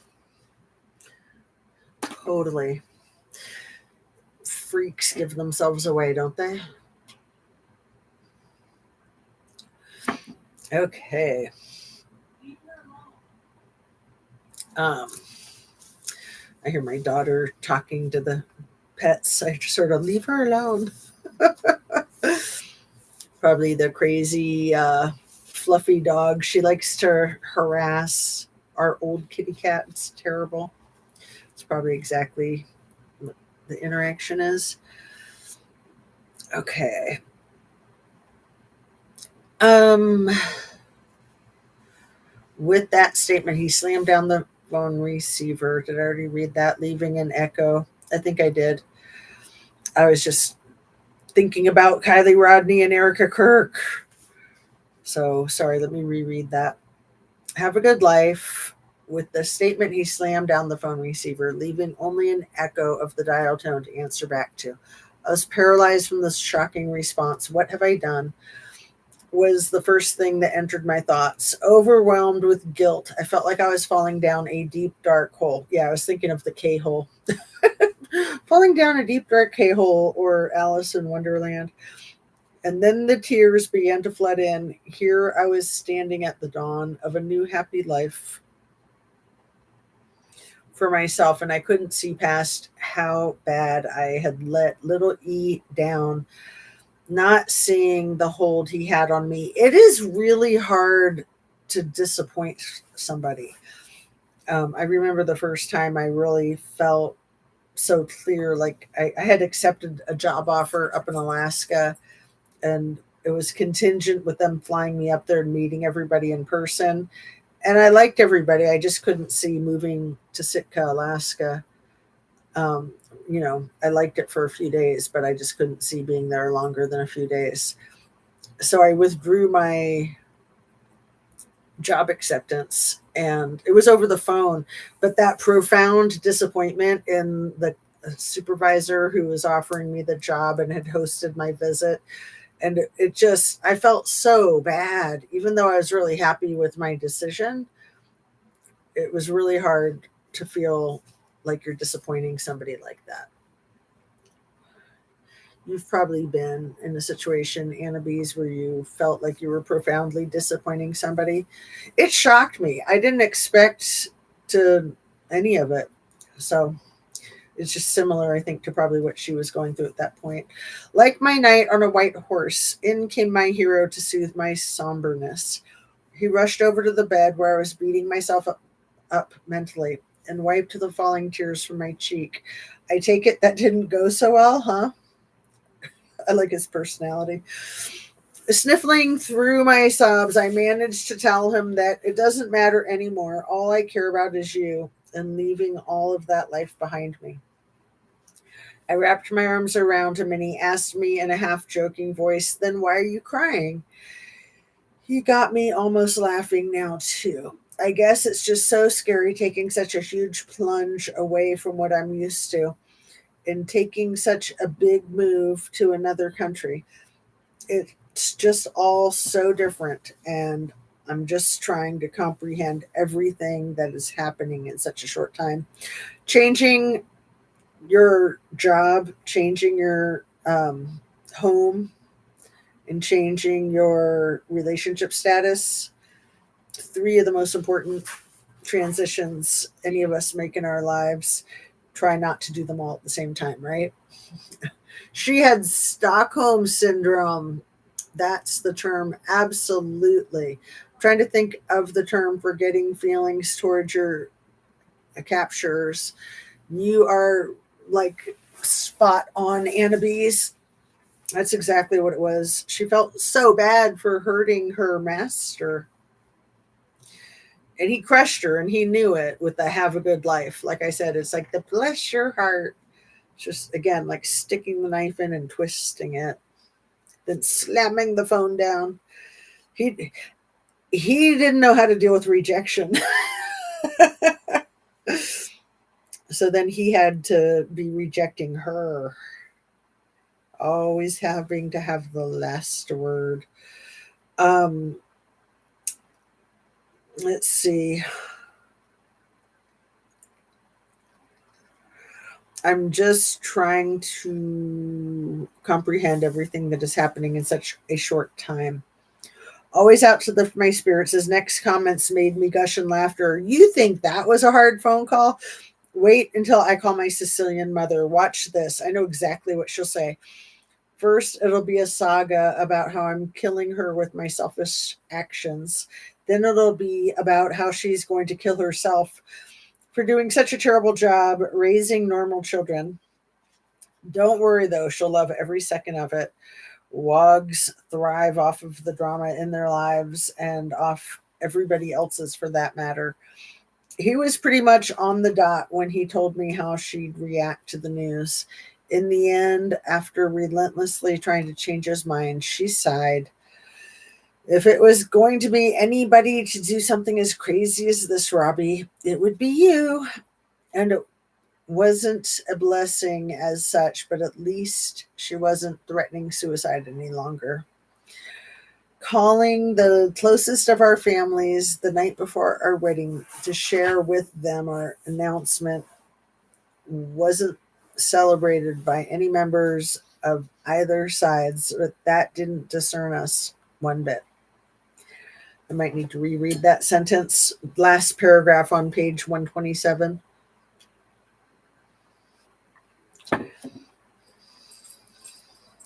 We're about to hit that final straightaway. I feel like 2 more pages and then we're on the final straightaway, the last 10 pages. Nobody's in here. I think that's Coco at the door. Calling the closest of our families the night before our wedding to share with them our announcement wasn't celebrated by any members of either sides, but that didn't concern us one bit. My parents took it well, considering their only daughter was marrying a foreign man that they didn't know from the next guy on the street. And to top it off, I was moving to Australia permanently. When I asked my dad many years later why he didn't put up a fight, he just simply replied that nobody expected it to last very long. Fair enough, I thought. I don't think anyone did at first, even us at our toughest times. We were a rare attribute these days in the numb era we have all been accustomed to living in, turning nothing into something, which I had also come to realize was the most precious gift in life, love. Falling asleep was easy to do in his arms that night. I laid my head on top of his chest, listening to the drum of his beating heart. I had never felt like I was more at home than ever before in my life. He pulled me gently closer to him, letting me know he was there for me, even when the lights went out and the thoughts would usually creep in. Amazing how he knew what I needed without even asking for it. Wishing for something like this my whole life, I thought I was being such a fool in so many ways, but I was so wrong. The way his pretty eyes looked at me with such an understanding and compassionate sincerity made me want to trust his words and believe the love that he was offering me was indeed real. Okay, I'm going to get up and open the door for Coco and take one last bathroom break. And then when I come back, we've got 11 pages. Woohoo! So I'll be 1 sec.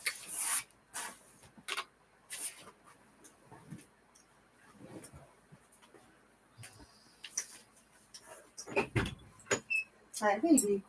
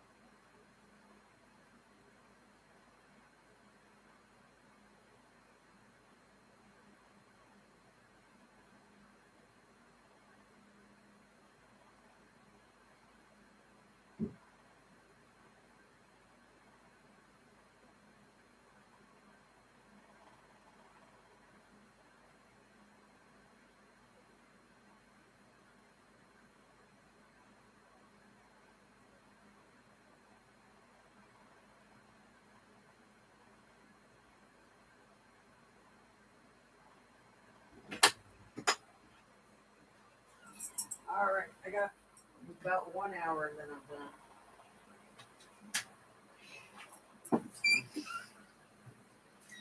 You come on in. Come on in. Are you coming in? Come on in. Come on.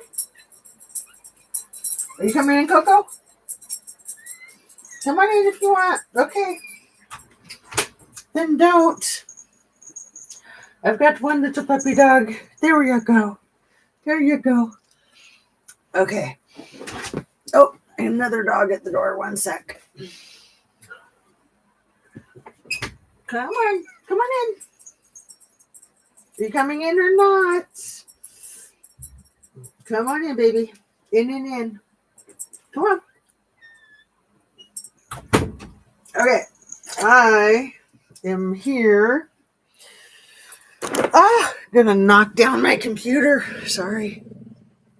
Let's see. Oh, the monsters are growling at each other. Do you hear that? Hey, my goodness. Somebody's got to leave. You guys can't be like that. Get out. No. Out. Oh my God. What the world? Bad dogs. Okay. Oh. Okay, let's see. Sorry for bonking things. That doggies, you guys heard that? That was bad. And I grabbed a blanket because, yeah, it's getting chilly. So let's cuddle up and finish this storybook, right? Not exactly a storybook, but got a big old blanket. I'll probably get overheated. But here we are, 5 hours, 20 minutes.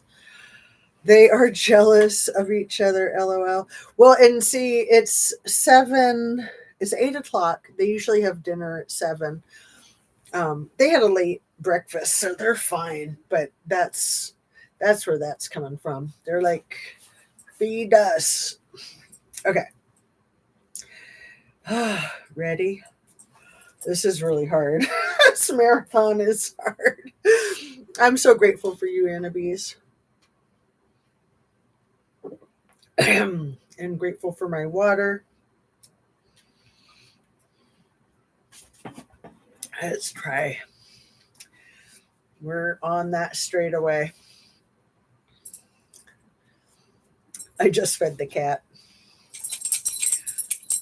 I could ask my daughter to feed them, but she's not into stuff like that. I'll just do it when I'm done. Let's see. Where was I? The end of the first paragraph. I'll read that last sentence. The way his pretty eyes looked at me with such an understanding and compassionate sincerity made me want to trust his words and believe the love that he was offering me was real indeed. Almost sounds like lyrics from a song, doesn't it? Was indeed real. The next morning, Robbie was up and out of bed early to pick up our tailored wedding suits and dresses for a big day at Doi Sept Temple. I know I need dinner too. Mm-hmm. His best friend from high school days that he was traveling with him from Australia met him in the hotel lobby at 7 o'clock. He was going to be joining us for the wedding as Robbie's best man. He still hadn't been able to find black shoes to go with the suit. So after he dropped off my dress back to me, he was off again to try and find himself a pair of decent looking ones. Overjoyed with excitement, I was thrilled from the second I kissed Robbie goodbye for the last time before we were officially married. Looking in the same mirror only a week ago, I was now a different person. I felt like I was plunging into a bottomless abyss. Here I go, I thought to myself as I plunged out the door, letting the butterflies in my stomach carry me all the way to my nearly husband. I had to go to the beautician's that morning for my pre-wedding makeup and dressing. The ladies who were doing my hair and face at the salon did a great job making me feel so beautiful for my special occasion that every girl dreams about their whole entire life. Requesting simplicity at best, not wanting to go overboard with all of the wedding apparel. They tied my long hair up into a knot, ar- around, wrapping around it a veil of flowers made up of baby's breath and small yellow and purple budding flowers. I couldn't have dreamt it up better myself. And when I met my husband to be at the bottom of the mountain, he stood before me speechless. "You look so beautiful," were his first words that his mouth formed, almost whispering them. He took my hand and we walked into the sky lift together. Beside, no, behind us followed an interpreter that Robbie hired to translate the Buddhist monk's ceremony speech for us English only speakers. And then his best friend, who only moments before gave him the best man speech about being the last chance to walk away from this and not get married to a girl he hardly knew. But my Robbie wouldn't hear a word of it. He already made up his mind the instant he proposed, and I said yes. "I was born to be with this girl," he told his mate. "All right, then, let's go do this then." Once he knew Robbie was sure in his decision, he was more than ecstatic for him. We were slowly lifted up to the tremendous mountainside, surrounded by the floral green carpet of mossy grass that covered the earthly skyscraper and falling fog. It was like being carried to heaven or the closest thing to it, taking my eyes off the scenery and catching him adoringly staring at me again. I welled up with unstoppable tears. "I am so lucky. Is this really happening?" He squeezed my hands and replied back, "You're the one, you're the only one for me. I love you," relieving the anxiety written all over my tear stained face. So cute. Um, yes. Let's see.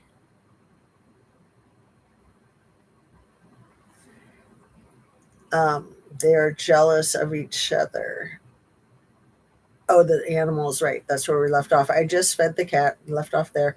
You're welcome. You're a warrior. You're a warrior, girl. Yes, it does. I'm surprised little E didn't stop paying for the hotel room. I know. And I'm sure that's what made him really mad was that, he was paying for everything and then she was cutting him loose. Ungrateful. I mean, she earned it, but still, it's all about him from his perspective, right? Um, let's see. Chapter 22. We are at the top of page 129. Final stretch, girl. Getting out of the carriage, we were greeted by good fortune from the gods above. A sun shower cascaded over us when we advanced into the holy temple. My tears of joy dried, and my happiness was glowing for all to see. The many visitors to the temple stopped and took photos of the passing bride and groom. No other foreigners had ever been married there, and certainly anyone wearing traditional Western wedding attire. Such a sight had never been seen behind these religious walls. We became a permanent icon at the temple. The ceremony was done in the Buddhist customs according to their ancestral accordance and translated for us in our own language. Both Robbie and I were anointed with a blessing from the monk with a splash of water and seven sacramental bracelets, each one representing another meaning to the longevity of our union together. We signed our names in the Buddhist wedding registry of Doi Sept Temple and officially became Mr. and Mrs. Roberts, at least officially in our hearts. Like I don't know if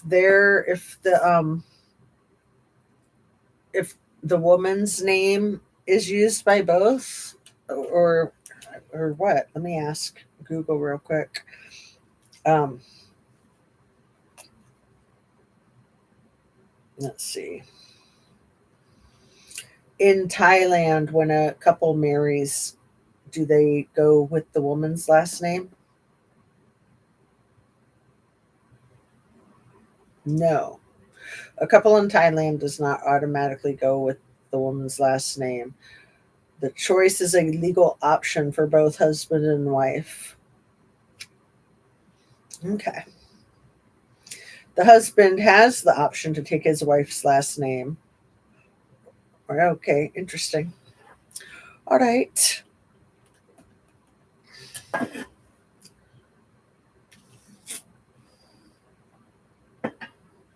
I'm running out of water too. If I need to, I have a tic tac. Um,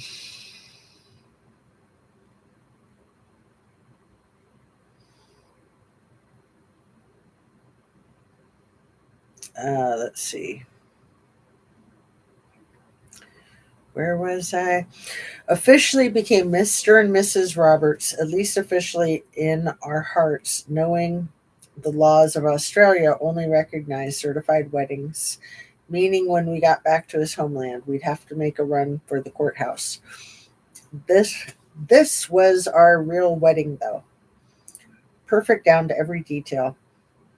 Walking up to the highest point of the temple, to the balcony hanging over the edge of a cliffside overlooking the city of Chiang Mai, we knew we had found the perfect spot to recite our vows of love to each other, providing everything for me and more than I could have ever asked for. His vows were to love me unconditionally until death do we part, shelter me from all the cruelty of the world that I was so accustomed to, and to be like the bear because the bear never forgets. Tears once again streamed down my eyes as he made this moment unforgettable, wiping the mascara fading underneath my eyelids. While giggling at my embarrassment, I took his hands back into mine again and gave him the vows that were the sacred, prepared words from my heart. My ears were thundering the sound of a million horses' hooves descending downhill, and my heart was beating so fast my words barely trembled out of my mouth. When I began to tell him how much he had changed my whole life around and how I would dedicate my entire being to loving him and only him until I blew my final breath.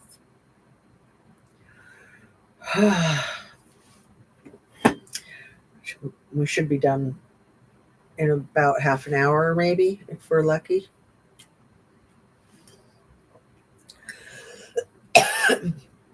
Maybe a little bit more than that.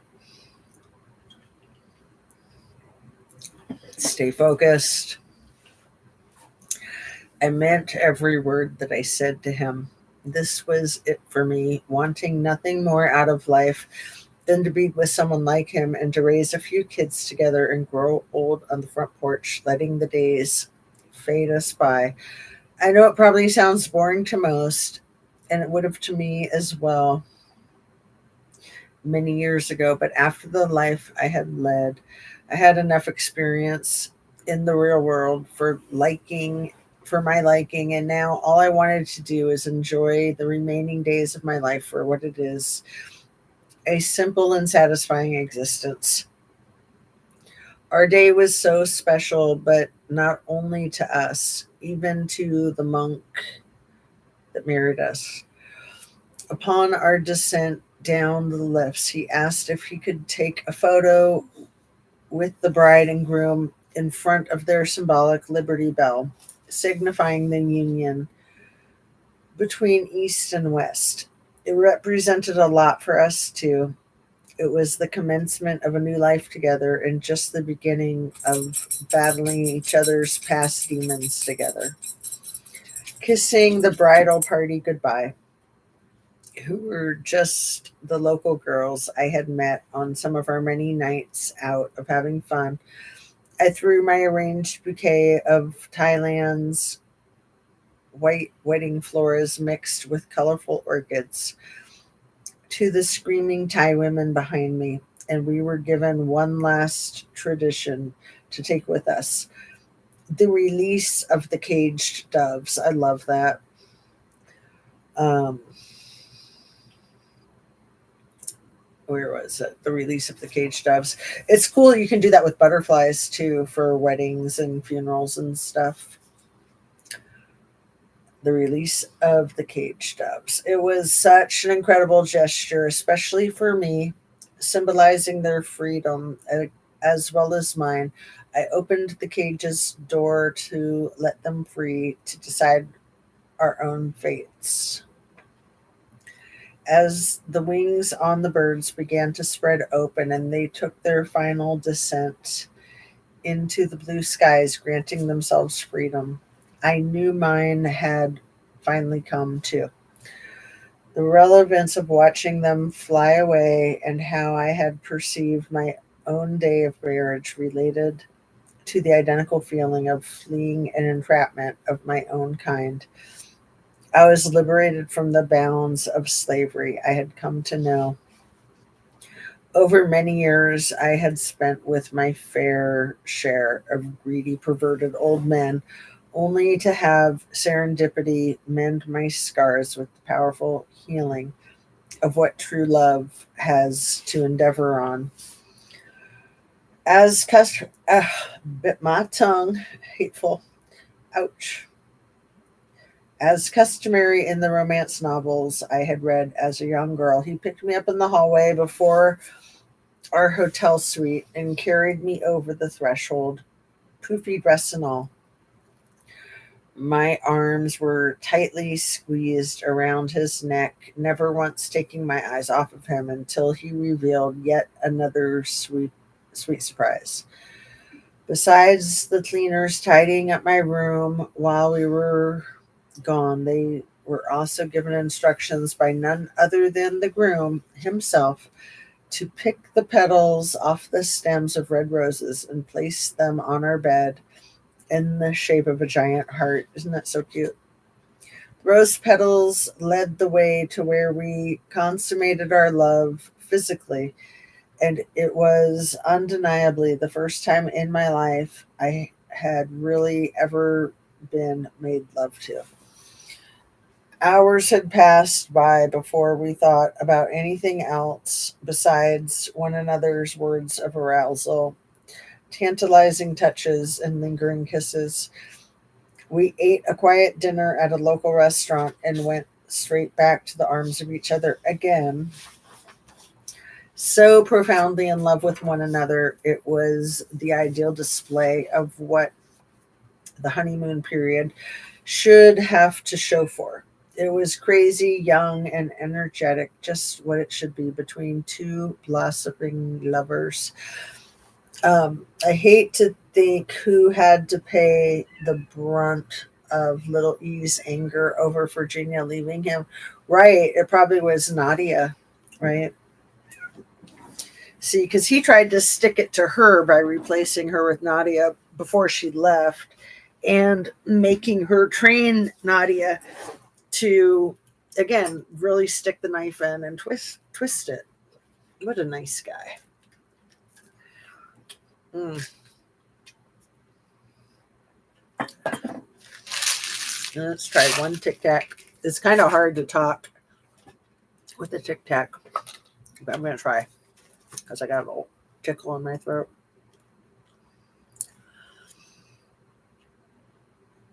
Mm.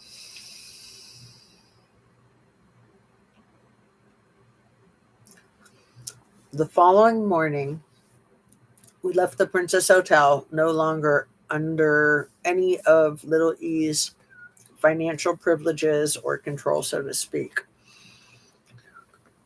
Continuing our love spree in another dwelling of our own accord. 3 days later, when we finally showed our faces for the first time since checking in downstairs in the new hotel lobby, besides to request fresh sheets and towels, the entire staff of the hotel had a good laugh at our expenditure. From their reaction, it must have been nice to see a couple so affectionately fond of each other. Now we wanted to have another type of fun. Robbie had visited a tourist agent by himself before we got hitched to book a honeymoon itinerary for us to explore Thailand and beyond together. Another surprise he had in store for me. We left early in the morning and joined the crowded bus for our journey beyond the border of Thailand to a village in the war torn nation of Laos. When we got through the extremely armored visa office 8 hours off the beaten path, we then had to cross a flooding river from a recent heavy downpour of rain in a slim banana boat that looked like it could barely handle our weight, let alone the excess of my luggage that Robbie was so kind to trek around the world for me. Too funny. Symbolic, right?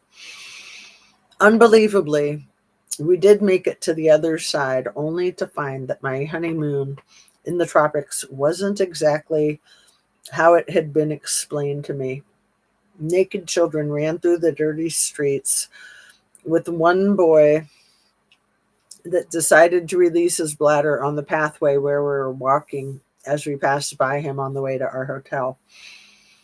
My doubts of his choice in destinations became apparent after that sight. Robbie was getting hungry. After we hadn't eaten the entire duration of the trip, and being such a rugged man, he could digest just about anything. Deciding to stop on the side of the road, he ordered some kind of seafood dish. Daring, I thought, settling for some toast and jam. Something safer, I thought. Then I saw the lady behind the counter dip some plates into a dirty bucket full of dirty water and then rinse in another bucket of water that didn't look as bad as the previous mud drenched one, and then further proceeded to put my toast and his food on top of them, serving it to us in clear view. I just couldn't bring myself to even fathom it. I can't eat that, I mouthed in a hushed voice, trying to quietly make my point clear, but was made public with his loudmouth outburst of "Why not? Looks fine to me. You have to try to eat something you haven't eaten all day." I know it was just his caring side that was trying to force me to stop, was trying to force me. And to top it off, he is Sicilian and they're all about eating. So it was our first debate. And now we were officially married, with the many more marital conflicts to subsequently follow. Two headstrong, stubborn people, both with the right intentions, but still recovering from old wounds. It was only natural and important that we fought just as much as we made passionate love together, countlessly proving to one another the true intentions of each other's love, but sometimes in not so seemingly actions. Finally arriving at the hotel, it was like a scene out of a horror flick. I'm thinking Rocky Horror Picture Show. We were shown up to the room that looked like someone had been brutally unalived in. The sheets were torn apart and the bed was stained with blood from some poor helpless victim. Nearly vomiting at the pure sight of the room and the stench that accompanied it, I was now tearing at the thought of even staying here for a single moment longer. No way, I told my husband, and from the tone in his voice, he knew I was serious. Not that I was not denying the fact that I had never been an outback type of girl. I was fine with that impression. I'm no snob, but give me the simple luxuries of a clean bed and a shower. Then I'll make myself at home. But this was just the epitome of filth and even possibly an act of a horrendous event. But who knows? The lady who showed us the room seemed fine with it, passing it off as a hooker on her period. Why a hooker? Why not just a person on her period? In some ways, that was even worse. Yuck. Okay, Robbie, it's time to go now. We were headed back down the hill, back to the passport center, declaring our passage back into Thailand, considering us a risk due to the short time we spent crossing the border and back. The officials held us at gunpoint, while others rummaged through our luggage for rugs or whatnot. Finding nothing, of course, they released us and stamped our passports, making us good for another 3 months if we wanted. We were thankful for escaping with our lives alone, although we had nothing to hide, but still an endearing experience, nonetheless, in the first days of our honeymoon of all days. Chapter 23. Arriving in Koh Samui for finally a bit of relaxation in the tropics. It was my idea of how a holiday should be: sunny and warm and clean. Well, clean enough. We lived it up like kings for the next 6 weeks, making it an ideal way for two strangers to properly get acquainted. Dancing into the wee hours of the night and making love in the blistering heat of the sunny days, we discovered everything on that island, mostly being each other. We made friends of all sorts, mostly travelers, but everyone the same in being taken aback by our fairy tale romance. With our captivated eyes never straying too far from one another, anyone could easily see the strong chemistry between us. Trying to find the woman in me wasn't difficult, as I took to the bounds of marriage with such ease. No longer a girl, I loved the idea of being a wife and belonging to a husband like Robbie. Marriage was bliss for the duration of our honeymoon, until we had to ride coach on our way to Bangkok airport to fly out to Australia. Chatting away with always so much to say to each other, we watched a movie and finally got comfortable leaning up against each other's pillows. We both fell asleep on the long ride, and when we woke up to the sound of the bus's brakes coming to a halt, we initially realized my purse and Robbie's wallet with all of our money and cards in it was missing. Stranded in the city of Bangkok was frightening enough as it was, but to make matters worse, a lady looking in her mid-70s, oh, this is crazy, scrawny and hunched over from an obvious lack of nutrition, lifted up her skirt to a passerby with a she-male hanging off his arm and began smacking her vajayjay, blaring out, "Look, no cock, kitty kitty, only 5 baht," repeating herself many times over. The man just walked on past as she sat back down on the curb, waiting for the next alluring customer. Robbie and I shook our heads in disgust and disbelief. Things could really be that bad for someone. I would know best, as it wasn't far off the life little E had been training me up for. Completely broke at 2 o'clock in the morning, and with no one to call for help, I panicked right away. Robbie rubbed my back in his tired eyes, trying to make the situation better. Luckily, we had made friends with some really nice people from the resort on the island who gave us about 2,000 baht when they saw how devastated Robbie and I were. Just enough money to rent a really cheap room for the night at a backpackers hostel and pay for a taxi to the airport the following day. We were saved. Early the next morning, we were off in private planes since Robbie's ticket was pre-booked and no available seats left for me to join him. Meant we would be landing in Australia separately. Fortunately, We had found a corresponding flight that arrived within the same hour of each other, but I would have to make a stop over to the Philippines. The lengthy hours of the duration on the flight seemed to stretch on with only the thoughts of the journey ahead of me. I couldn't wait to get back to my husband's loving arms. The trip was going well, sleeping the majority of the flight until I had to change plans in the Philippines. After the plane landed and before any passenger was allowed to get off, we were handed a declaration statement that informed us that if we were carrying any rugs or weaponry, we would be arrested and face charges with death as the ultimate penalty. Not that I had anything to worry about, but what a thought to willingly sign over your life. I got the chills handing over my signed declaration and traveling documents to the customs officer. Obtaining my passport, he additionally asked to see my departing ticket. No problem, I thought.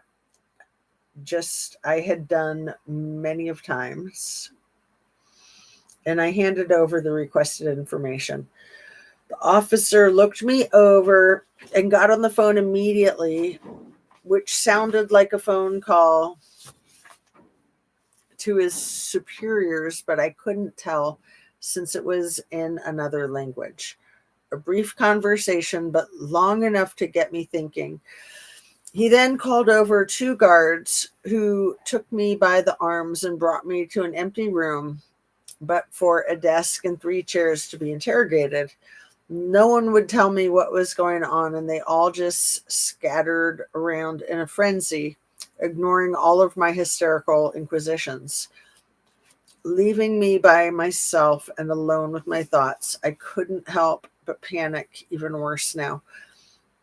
This was a total bombshell of confusion on my part. What had I done wrong? Minutes later, a large framed woman in a green uniform entered the room with the guards from before, and I sat down across from me with a stern look in her eyes. She placed my documents on the desk in between us, not saying a word to me.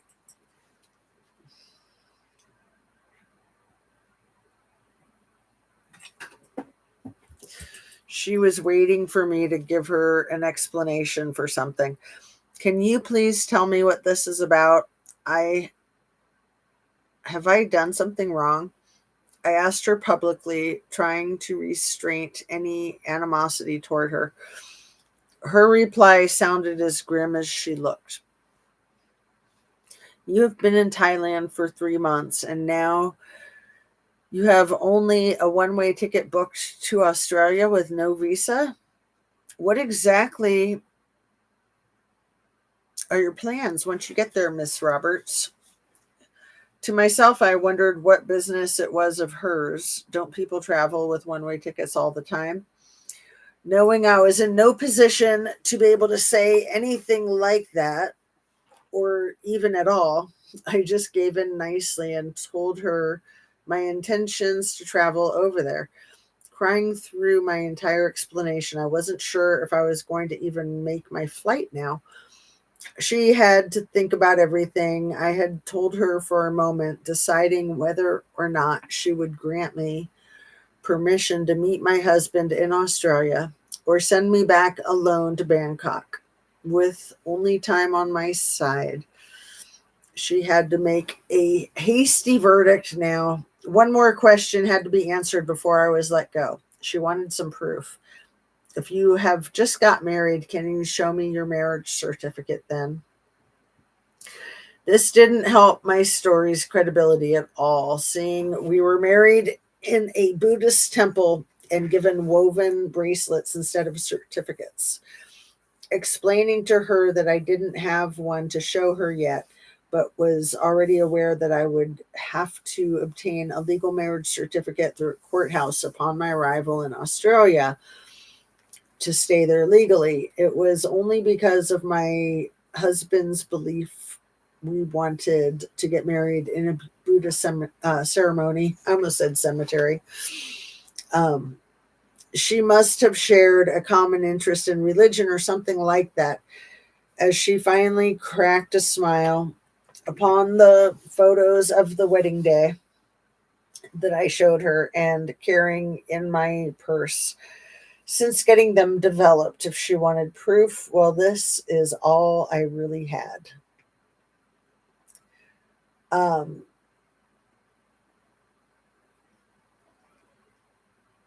let's see. I hate to think who had to pay the brunt of Little E's anger, right? I read that one. Why did her husband let her take the flight that she had to change planes? Um, I think it was just kind of like the only choice, because he already had his ticket, and this is after 9/11, because this is 2002, so you couldn't like interchange your tickets, trade tickets. Because yeah, she landed before he landed. Um, so we're so close. 5 pages. Um,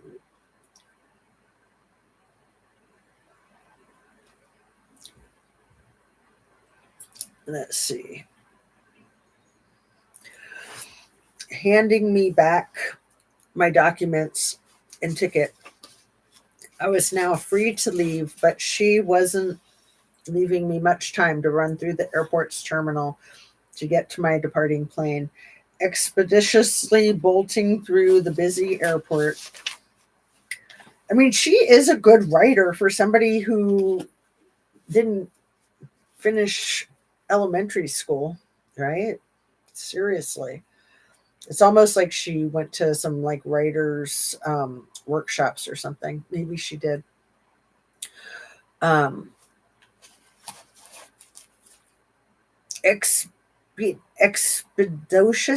expedient,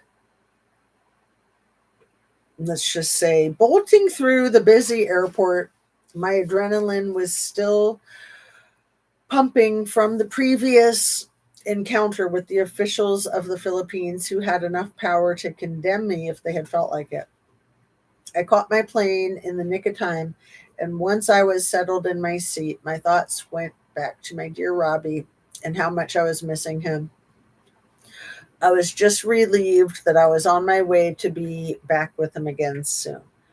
Looking out the window, I could see the red earth beneath me. Oh, that's cool, because yeah, Australia is like red dirt. Oh, I see. Yes, she is. Um, that is really cool. See the red dirt beneath me. As I landed for the last time, I took notice of the first steps. I I walked off the plane and onto new soil for the first time. I had so much to be looking forward to in my new homeland. In my heart, I knew this was all I ever wanted. This was going to be my heaven, my haven. There was another surprise in store for me when two elder strangers walked up to me and asked my name. Are you Jenna? Nodding at their question, they gave me their first names and wrapped their arms around my neck. My new mother in law said, My new mother in law then said, We are Robbie's parents. We wanted to be the first ones who welcomed you to Australia and into our family.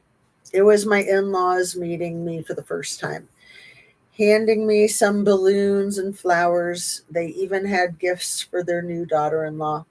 While waiting for Robbie's plane to arrive, we all chatted about many things like the flight over from Thailand and the scare at the previous airport in the Philippines. I asked them how they knew whom to look for. Sorry, I got to scratch my scalp. My father in law laughed, saying recognizing me was easy from Robbie's detailed description.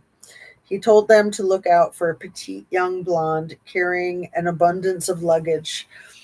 laughing together over a few more brief conversations of getting to know each other better. They seemed relieved to finally meet me compared how stressed she sounded in the conversations I overheard Robbie having with her while in Thailand.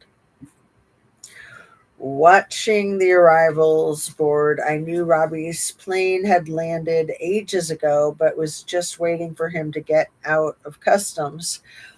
It didn't bother me anyhow. I was enjoying getting with his parents for the first time. Um, accompanied. Yeah, it like threw me. I'm like, wait, that's not the word she meant. Oh, sorry for bunking that. Uh, let's see. Not that it matters much, but just to keep it. What is this? That's my water. I can use that. Okay. Accompanied. There we go. I was enjoying getting accompanied with his parents for the first time. Eventually I saw my husband walking down the runway behind the gates. I just couldn't wait a second longer. I ducked underneath the gates and ran all the way up the runway to jump excitedly into his arms. I wrapped my arms and legs around him, holding onto him for dear life. I just missed him so much. I knew I would never let him go. Theoretically speaking, that is. And I have never have nearly a decade later. So she wrote this in around 2011 then. Chapter 24. Over the near decade we spent together, Robbie and I have shared the common highs and lows that every determined marriage endures. It has taken a lot of hard work and doesn't come without its flaws, but no matter what, it is just perfect for the two of us. He helped me how to remember to smile again, and life has slowly began to sort itself out.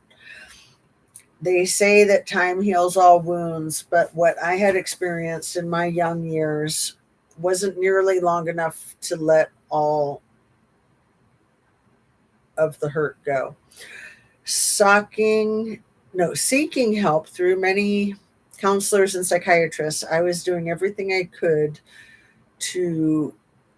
could do to deal with the scars and all the pain I left behind, completely off of any pharmaceuticals since the last day of our honeymoon, and healing my heart with love instead of hate. Our marriage is my foundation, and Robbie is my solid rock. We have to be for one another, putting the bonds of our union through the ringers and back. As neither of us expected my past life eventually to come back and haunt me after so long. Our blissful life came to a sudden halt one day when we were out visiting my in laws at their nearby house on just another plain afternoon. There was a knock on the front door, and my father in law got up from watching TV on the couch to answer it. He rushed back quickly, coming into the dining room where I was feeding my 19 months and 5 months old boys at the table. So that would mean,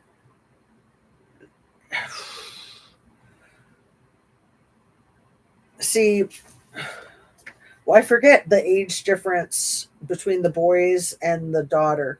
The daughter was 15 when Virginia passed away. And then I thought the boys were like 19 and 18. There's only about a year difference between the boys, but if they'd been married for about 10 years, let's say, so this would have been about um, 2012, which was about 13 years ago. So yeah, I'd say add 14 or 15 to the 19 months and the 5 months. So yeah, that sounds about right. So maybe they aren't that much older than the 15-year-old when she passed away. Um, maybe about 17, and maybe they were just like 18, 17, and 15 months old when they passed away. But I think they were all under, I think they were all minors. So maybe like 17, 16, and 15. Maybe there's um, that close in order. It says so in Nobody's Girl, but if you try to look up the ages of the kids, of course, it's kind of like secretive. Um, she jumped ahead pretty fast. Yeah. Yeah, she did. Because although, yeah, maybe she jumped ahead and then went back a little bit. I mean, that'd be pretty cool if they waited 8 years before having kids since they got married so quick. That'd be very smart. And yeah, because they'd been together when she passed away. It had been what, 22 years? So yeah, they waited a few years. That's good. Just to give themselves time to get used to being married to each other. Um, let's see, where was I? Feeding my 19 months and 5-month old boys at the table, he blurted out, "Jenna, there are 3 police officers at the door asking for you by the name of Virginia Roberts." I asked my mother in law to stay with the babies to find out what it was all about. I didn't even think it had anything to do with little E at first, and wasn't even worried when I opened the door to offer them to come inside to talk.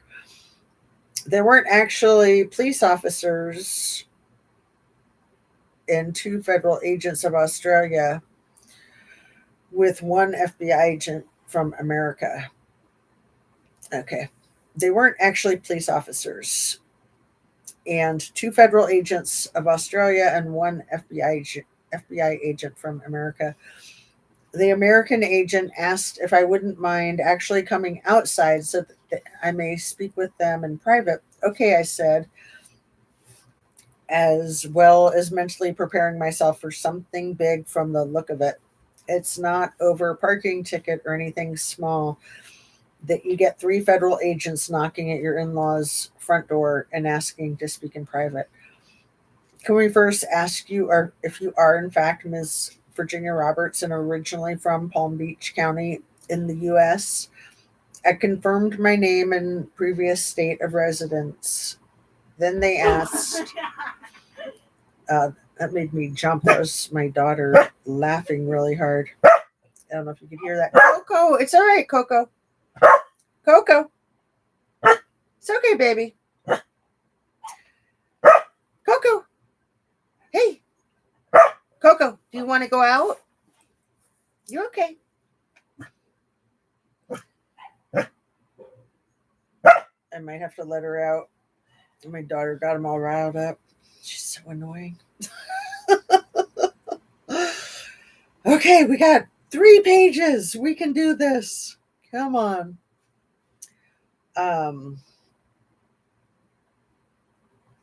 May we see some identification, please?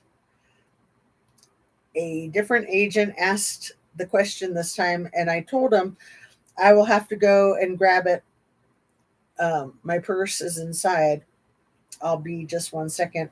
Robbie was standing on the other side of the door trying to figure out what they were doing here talking to me. And when I rushed through it to grab my purse and saw him standing there looking puzzled, I told him I had no idea what this was about yet, but not to worry. Everything was going to be just fine. Take a deep breath and slowly exhaling outwards, I opened the door to find out exactly what the agents wanted to talk about. So now, page 137 looks like this. It's okay though. I got it. It printed over. So I just need to go to the part where it's like the 2 pages and find 137. Let's see. Hopefully that's not too hard. I don't think it will be. No, everything has to be hard, right? OMG. Oh, it's in here. It's in this little pile. Okay. We got this. Because, yeah, these were the first few pages. And 137. Yay. What a freaking mess. Here I've been so careful. We got it. We got it. So 137. And I'm going to try to keep anything from going nuts. I'm going to keep clipping these together so that I don't.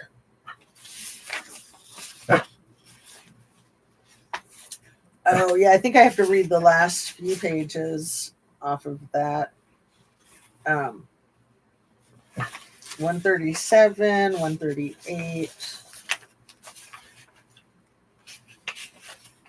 Where's 139? That's so funny. I don't have 139. Give me a break. I mean, I have it. Don't worry. I've got it. But I've got. Are they just like stuck together? I'm starting to see double. So I got the 137, 138. They're double printed, but I've got them on the smaller print. So we might just have to do that for the last 3. And again, like I said, I don't want things to get all effing crazy, but they will because they're just determined to go bananas, right? Where is that 139? That's just weird. I'm just perplexed. There's 85. That is so weird. I'll figure it out later after we read these last 3 pages. Yeah, so close to the end, and then it goes all nuts. Okay. Like I said, not to worry. I have it on the smaller print. Just freaking ridiculous. Man, why does life have to be like that, Annabise? Can you riddle me this? Why does everything have to be so ridiculous?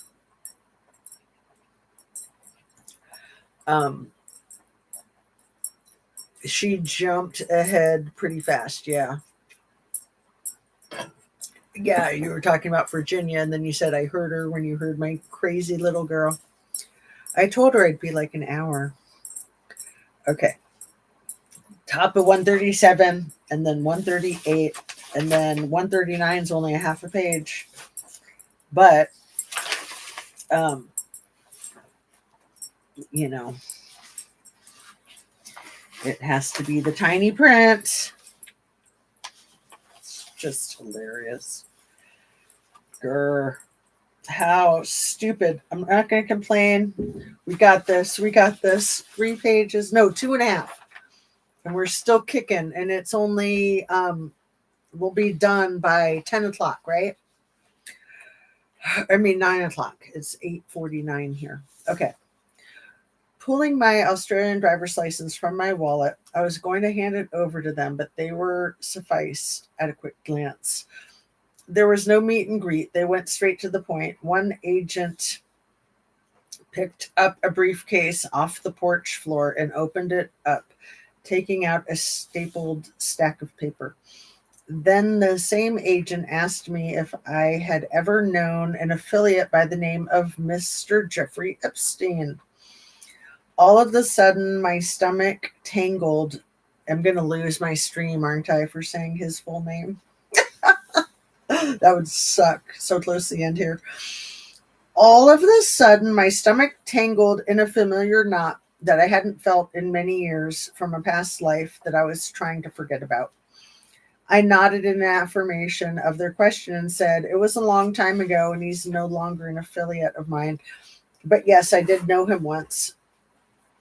It was shameful enough to think about, let alone talk about with them for the first time since I had started my life over, since I had started my entire life over. His next response left me nothing short of speechless. The United States Attorney's Office for the District of Florida was giving me a notification of being an identified victim. Jeffrey was finally caught for his atrocious acts of perversion on girls who were barely old enough to even comprehend the birds and the bees, so to speak. So, yeah, that'd be like 12 and 13. On June 30th, 2008, Jeffrey Epstein pleaded guilty for procurement of minors to engage in and solicitation of prostitution. More than a dozen girls had been named as victims of Jeffrey's federal offenses, and without ever stepping a day in court, he was granted a plea bargain consenting to charges that named him a registered pedo for only two of the minor girls, getting away with even serving only 12 of the sentenced 18 months behind bars, be that in the evening alone, and in the morning he was released during the day. Restricted to the confinement of his lavish mansion in Palm Beach, only to be with his original sex slaves from over 10 years ago, Nadia Marcinkova and Sarah Kellen, and knowing Jeffrey all too well, they wouldn't be the only ones there while he was pulling his laughing stint of retribution. Even at nighttime, the girls were still allowed to visit him, accounting to nearly 70 times while serving his time in incarceration.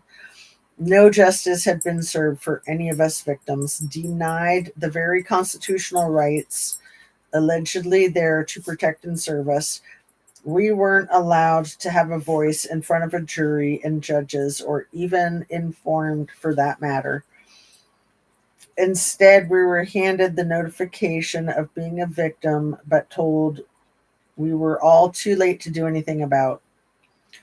To make matters worse, part of that plea bargain was that we had the option to sue him with the lawyers he provided for us. And conveniently enough, I found out later they were also his lawyer's old friends from the college days. So it was his lawyer's old friends from the college days. Since he didn't really go to college, I think he did a little bit, but he dropped out. I felt my knees go weak, and the anxiety churning in my stomach was now making me feel sick. Taking a bundle of paperwork from the agent, who was now handing it over to me, I had to excuse myself before my legs actually buckled. Closing the door behind me, I couldn't even find the words to tell my husband what was going on. Let's see.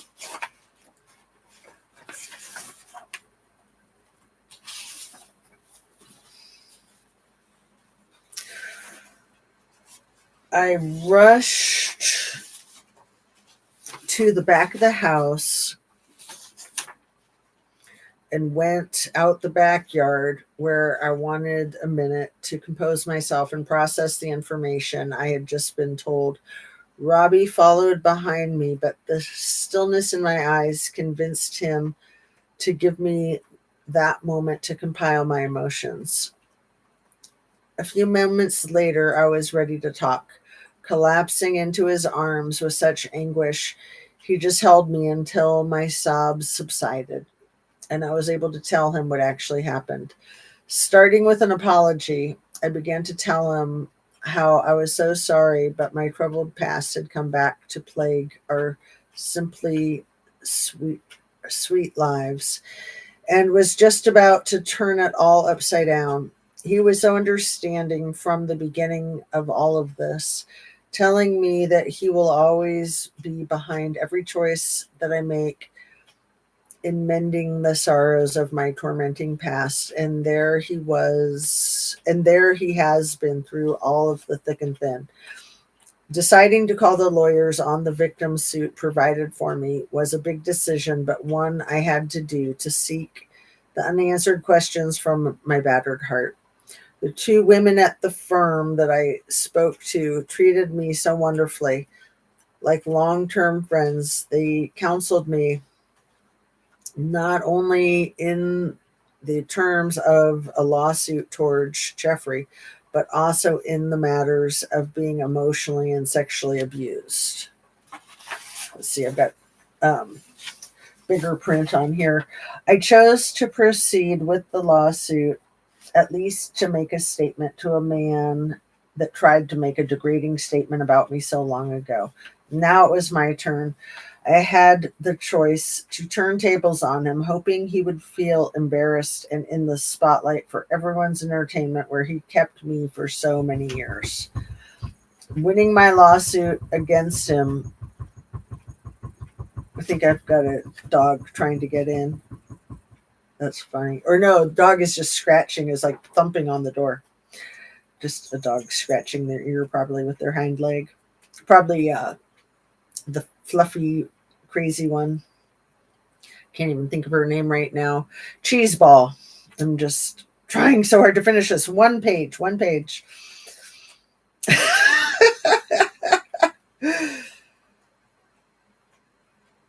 The spotlight for everyone's entertainment where he kept me for so many years. Winning my lawsuit against him was not enough to heal old wounds. I never got a chance to stand up in front of a jury and tell them how much pain I had endured and still endure throughout my many nightmares I face when darkness hits and the silence of the sleeping household fills my head with pictures of reliving my past with him or the others he sent me to. Or did I even get to hear him confess his guilt and suffer the way I did, locked in confinement for many years? No.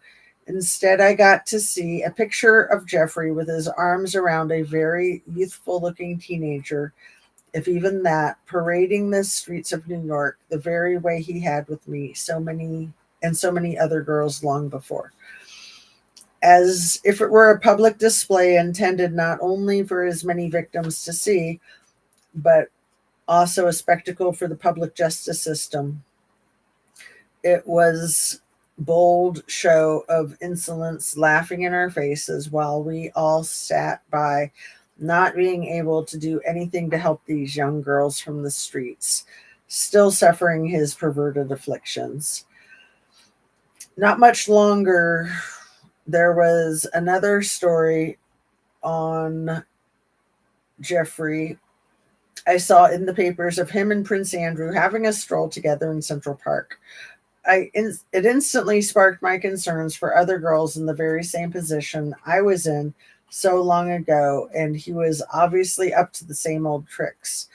I had to do something now, not being able to sit by any longer with the knowledge of being able to help out in some way. I had to tell my story, no matter how shameful it was to even speak about. This is why she wrote this. Putting my shame aside, I had to derive every bit of courage I could sustain, and now I'm ready to tell it. The hardest lesson I had failed at learning until later on in my life became my strength, the belief in my inner voice and the ability to speak up. I do have a voice, and now the world is going to hear it in my whispered cries for justice. Swept away by the surge of media with one phone call, I sent Jeffrey's publicist into a frenzy. Not to mention the release of the photos showing the first night that Prince Andrew and I shared together that I so happened to unveil for the public to see. I spent too much of my life going out of my mind waiting for the rescue that never came until it was too late, and then the scars were already embedded deeply within. Thankfully, I am now free from the struggles that nearly destroyed the love inside of my heart. I only wish it could be the same for the other victims, not just of Jeffrey's inflictions, but every person who has ever suffered at the hands of another. I'm here to tell you from my own experience that the moon is yours if that's what you want. All you have to do is stand up and take it. If some girl off the streets of Florida, like me, can stand up against the tyrants that run the deep pockets of our world, then anyone can. Just like I needed to believe that someone stood up for me once, like Robbie did long ago, I now stand up for us, for all of us girls, the ones who are still on the streets and think they don't deserve better, or it's an unachievable dream to be entitled to more out of life, for all of the beautiful girls who don't see beyond their outside appearance, for all of the girls still trapped in enslavement and unable to get out of the abuse that holds them down. But most of all, I stand up for every girl's belief in love because it is the very savior of my spirit and soul. The end. It's funny, it says written and illustrated by Virginia Roberts, but I didn't get to see any pictures. I'd love to see the pictures. I'll have to Google for that. Ugh, are you still stuck in an ad, Annabes? That was 10 minutes ago, 12 minutes ago. I'm sorry. What a way to end, huh? But I didn't run out of water. Woohoo! We did it, girl. Only 6.5 hours. Crazy. Wow, no, I'm out. So that video, I'm going to link up in the description, the hysteria, this fucking guy about Pam Bondi is so funny. They just dropped it yesterday. Anna Bees. I'm going to link it right now while we're still on. Just because I don't want to forget.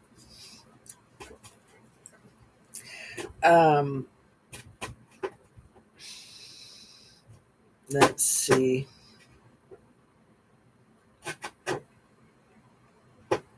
But first, I got to look at who's DMX because somebody just sent me a text that DMX was murdered.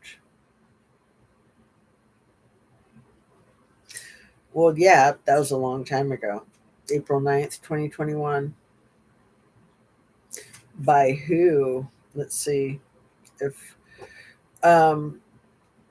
because of Tupac and all of that. Anyway.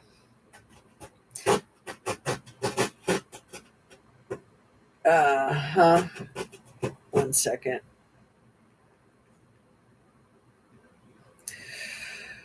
So, trying to link up the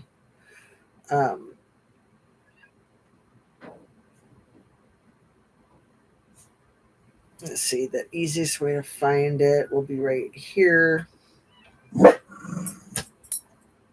The Bratty Brown Noser is the title of it. And so we were going to give this to our son. Stop with your stupid volume ad. Skip, share, copy link, and then go to my YouTube page, to my video that we're in right now. Edit, excuse me, and link. Let's see, I'm going to put the name of the, what's the name of their channel? Hysteria. And then there's the link, paste. Woohoo, I did it. Aren't I so cool that I can do that while I'm on my live? All right, save. So the link is there for that hysteria video that is so good. I think it's about 45 minutes. DMX was a rapper. Yeah, I don't know if it was just determined that it was murder, but yeah, in 2021, so like April 2021, so almost 5 years ago, 4.5 years ago. So many, especially among rappers, die very young in supposed wrong place, wrong time shootings, and also drug overdoses. And P. Diddy. It's like P. Diddy, I think, took a lot of them out so that he could be the star. And in my opinion, and I think it's a common opinion, um, B might have done that too with like uh Aaliyah, and was it Kathy White, who might have been the mother of Blue, might have been Jay-Z's um, mistress, and who else? Let me see. I'm just going to ask AI. Especially since they didn't sign with Jay Z's company. Oh, yeah. I was learning about this when I was doing some deep dives on P. Diddy and R. Kelly and Aaliyah, and it's crazy. Who are the rap female artists that some people believe Beyonce and Jay Z had rubbed out? Um, so there's a really cool rapper artist named MIA. Um,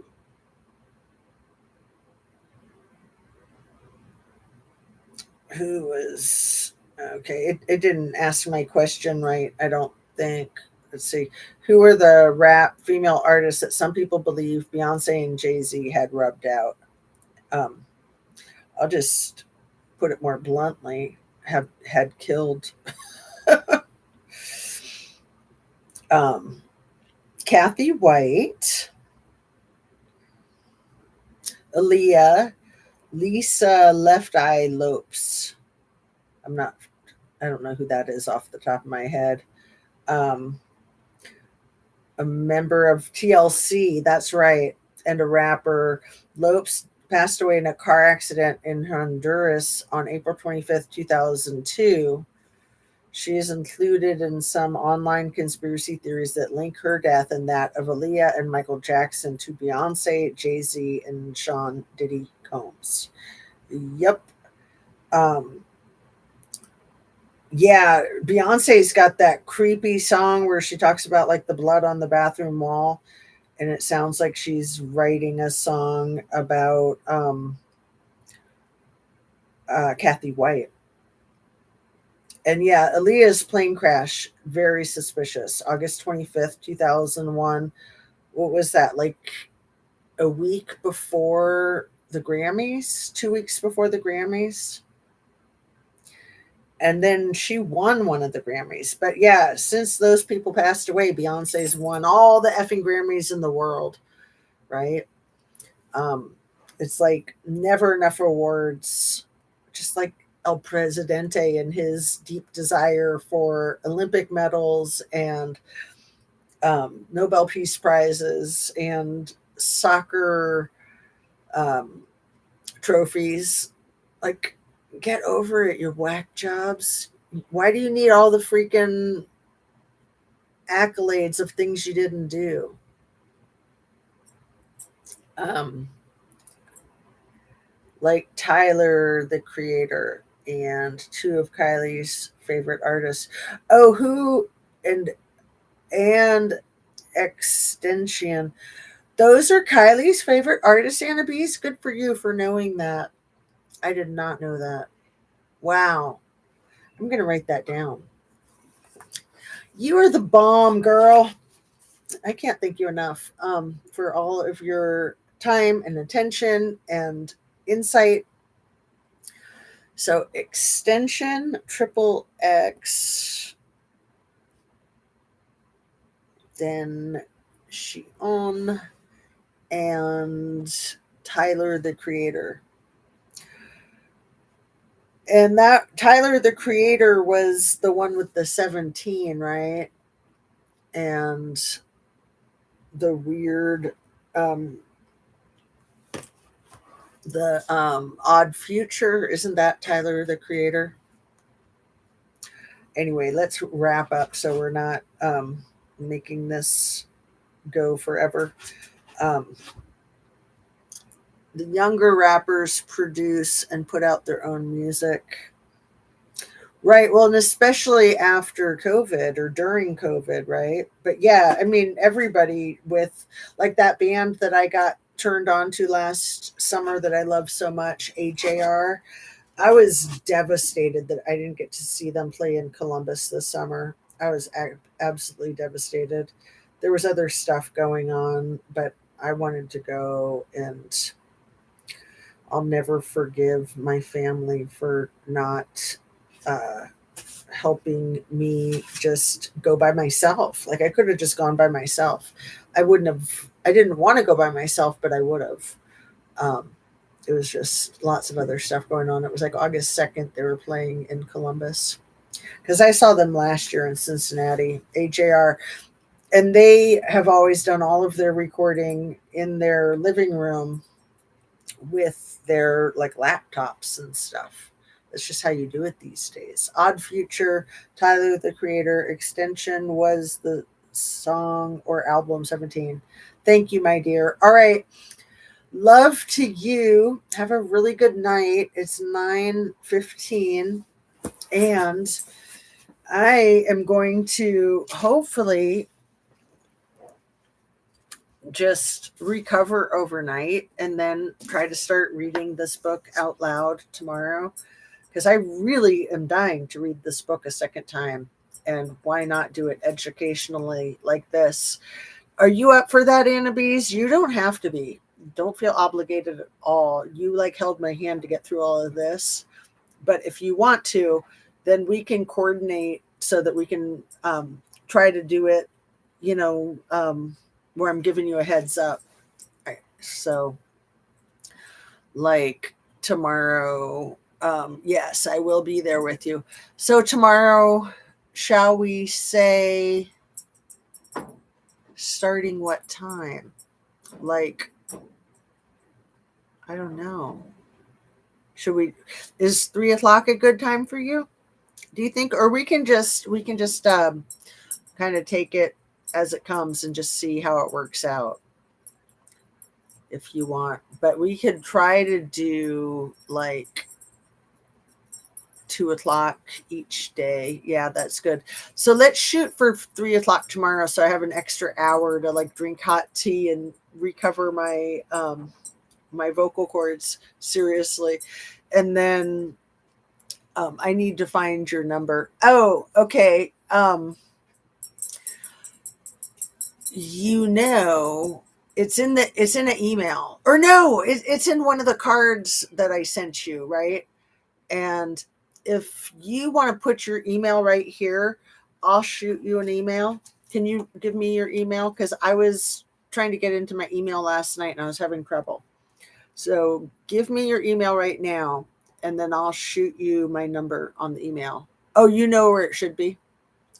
But give me your email anyway if you want. You don't have to, because then it's public, but we can delete it. If you think you know where it is, we'll just leave it at that. Okay, so we'll shoot for 3 o'clock tomorrow, my dear. All right, love you. Have a good night. I gotta let the kitty cat in. It's freezing outside, and I hear kitty cat like banging on the screen. Eat your protein, drink your water, rest your vocal cords. Not you, but me, right? Okay, good night.